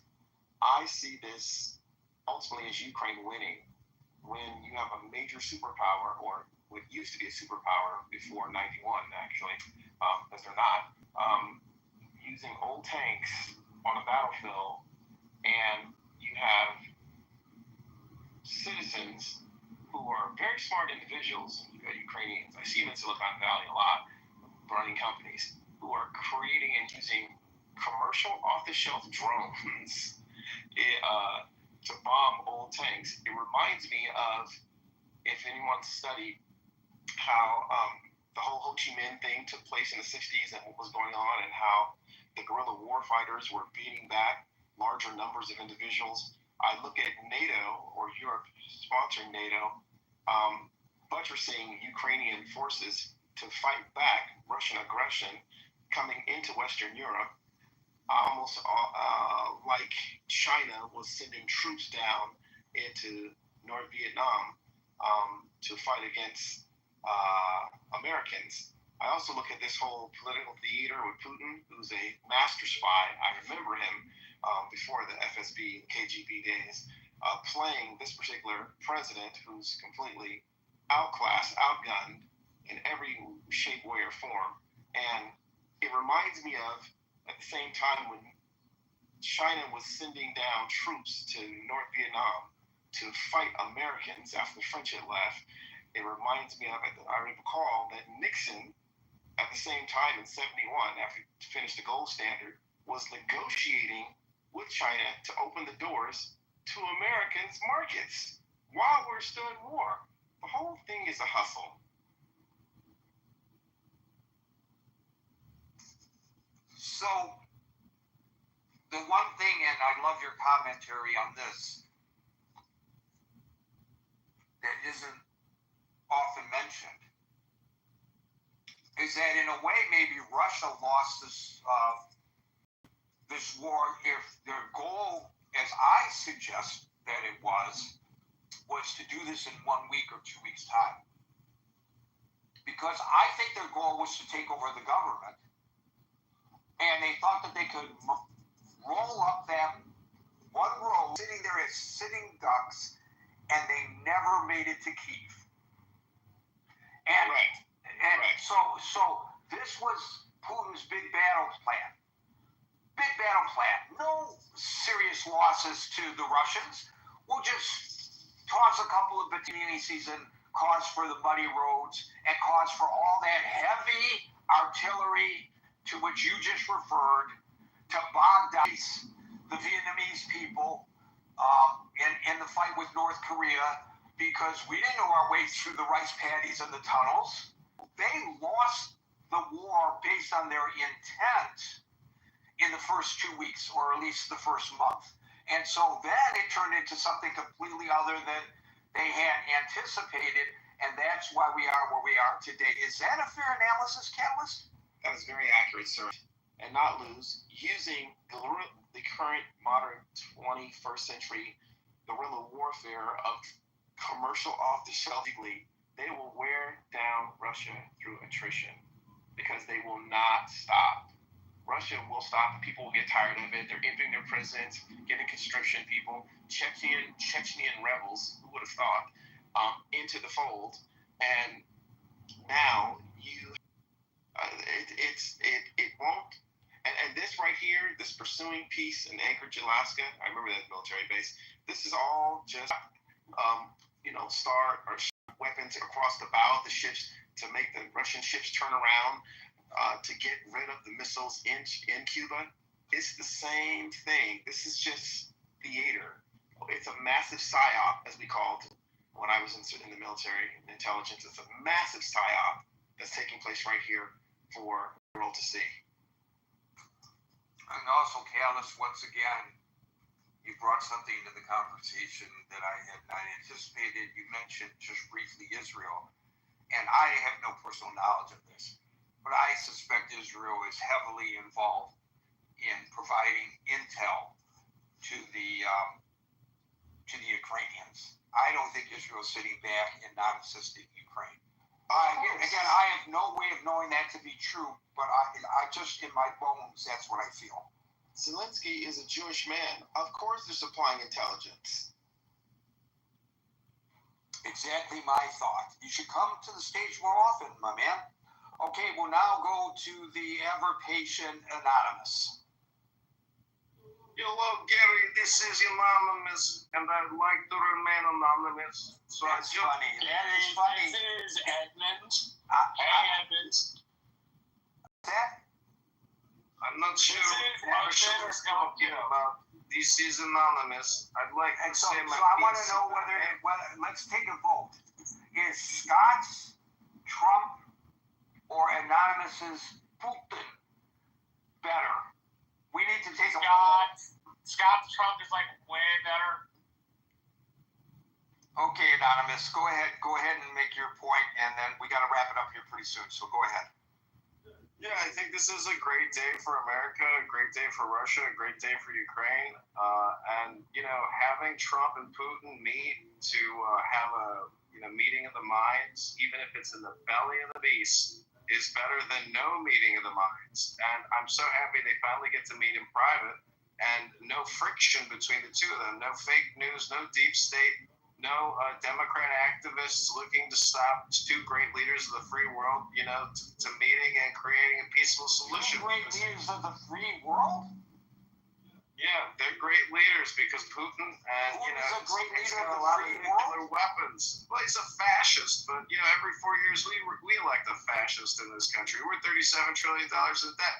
That's fascist. That's a fascist economy to me. That's not a balanced budget act. So what I'm saying is, if Zelensky steps down and they have fair elections, and Zelensky goes away and stops playing this role of a professional clown, that's dancing go-go. That's enough of that propaganda. If Zelensky steps down and has fair elections, because Zelensky's to blame for the invasion. John. Gary, that's what happens when you have Edmund on your stages. He's never serious. I know. But It's entertaining, though. It's entertaining. But you know what, though, Gary? His lack of seriousness makes him a perfect candidate for the United States Congress, especially in the era of Trump. He really. Well, wait a minute. If I were running for Congress, and once again, I have to give this guy campaign advice, because every time he speaks, I have to help him. If he's serious about running for Congress, does he want to be quoted in the media in his congressional district as saying that as he just did, we all heard it, that Mr. Putin is a great leader of the free world. I don't think that's going to win you many votes, but that's just me. What do I know? John. I think John is actually out for the count. Steve, you get the last word. No, I'm here, Gary. If I could go real quick, thank you, Gary. And we should be rooting for Trump, and we should be rooting for Putin, and we should be rooting for the people of Ukraine so that peace can abound and people can go about their lives and no more war. Millions of people dead in Ukraine. 400,000 Ukrainians, 900,000 Russians. That's too many dead people.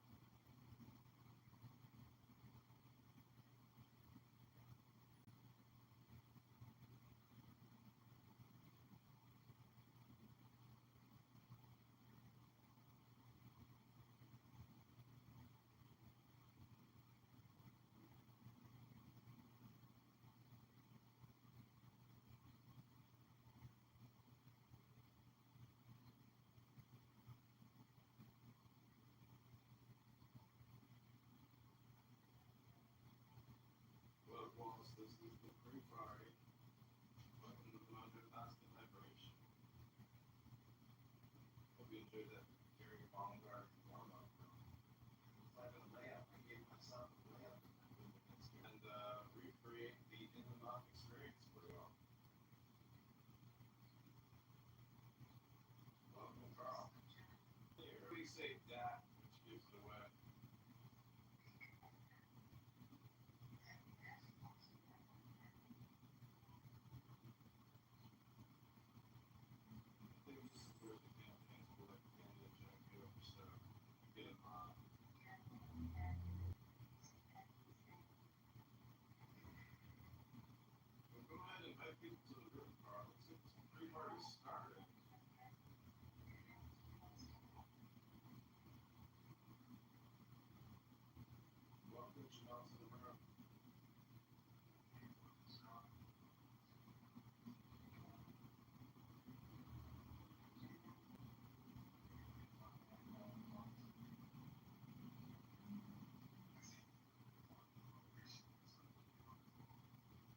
Congress in the 16th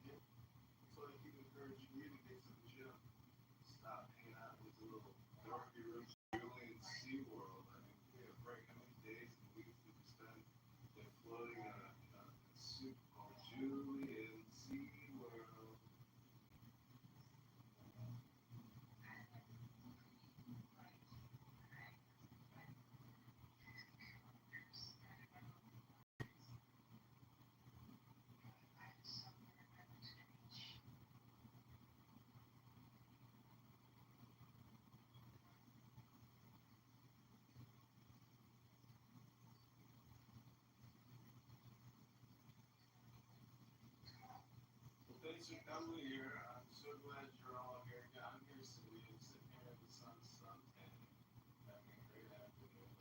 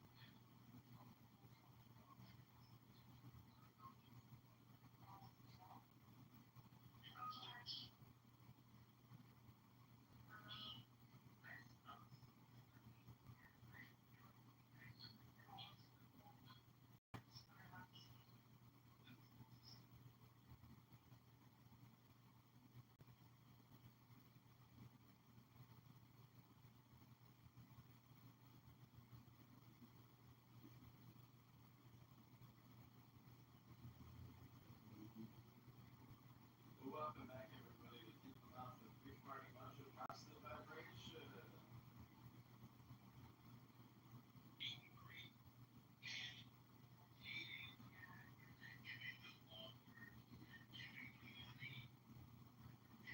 I believe in peace, and I'm here because my people are getting crowded down Trump. We live with Putin, and we want the war to end, and we want all wars to stop. We want peace, and we want to go about our business and stop with all the wars so our families can have children and live in good housing, not pay too much in taxes, and we just want good food.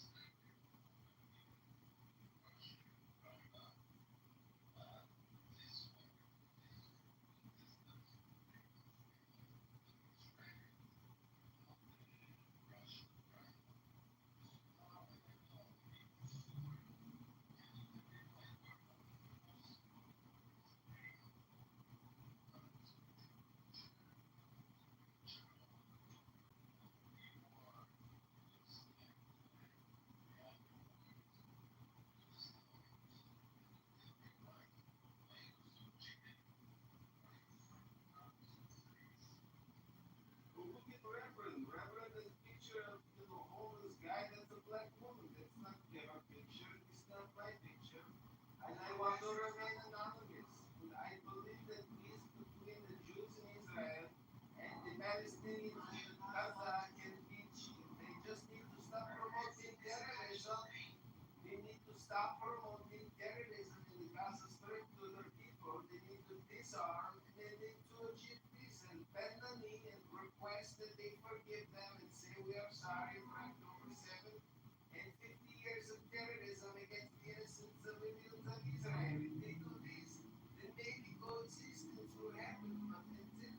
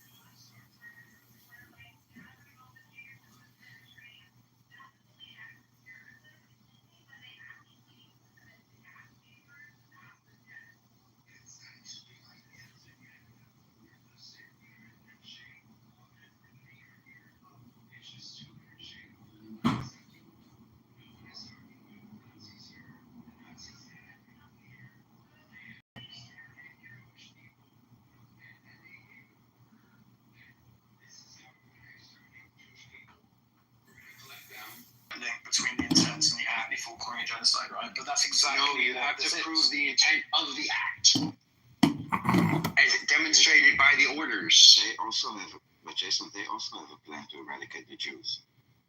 Intent of the question is whether the operation is part of the plan or not. Yes. And clearly, in the case of the Nazis, the operation is part of this plan. And so the intent of the act is proven. Go ahead, they are literally saying it all the time. This was the plan. This is their charter. This is in every speech that they do.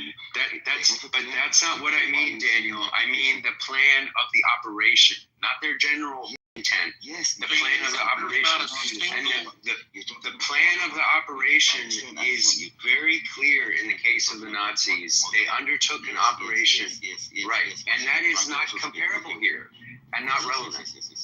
Yes, I'm trying. You answer your own question. I'm trying to answer your question. So I didn't ask a question.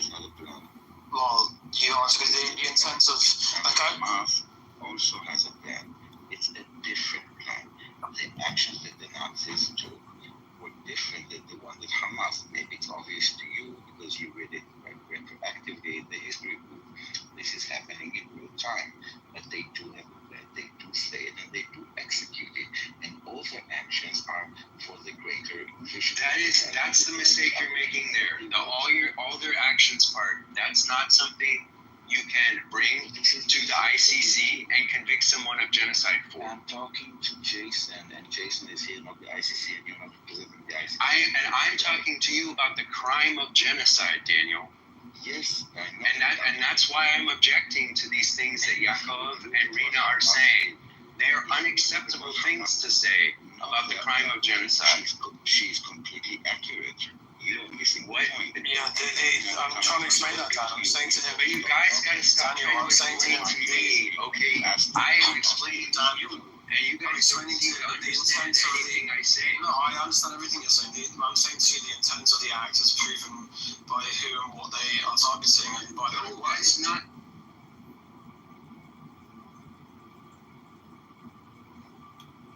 So, you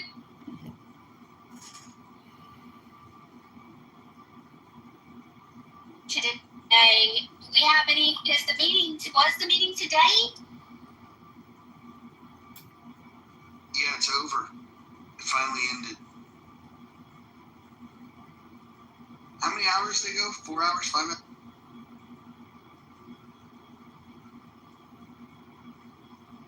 Did they come out looking satisfied or?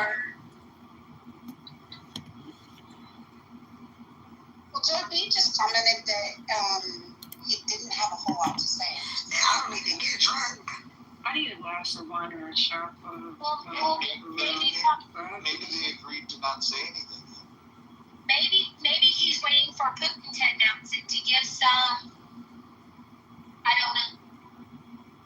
Correction to the goo. He said it was extremely productive, and the fact that Trump doesn't talk leads me to curiosity. I have no expectations or understanding right now.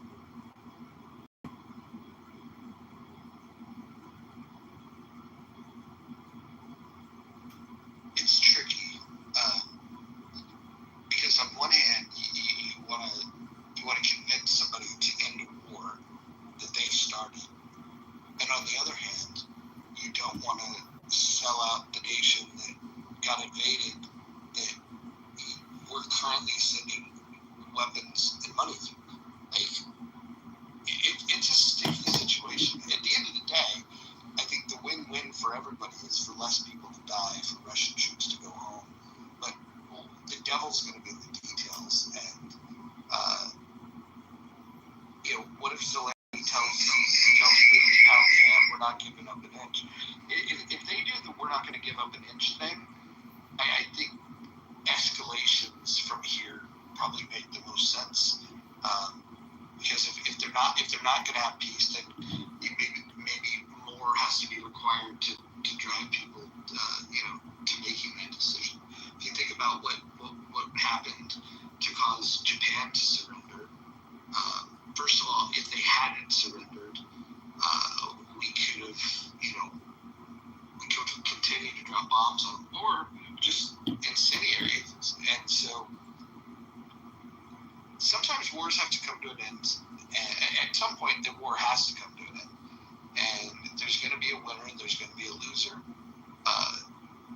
If Trump really is the negotiator he says he is, he should be looking for what is a solution that can make both of the leaders save some face with their people. Because I don't think that you're going to sell an idea that doesn't allow them to save face.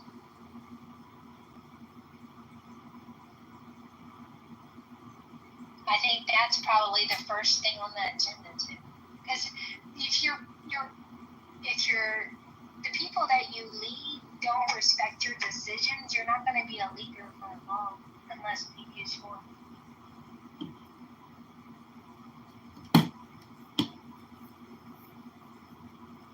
Marshall, what was your read of it?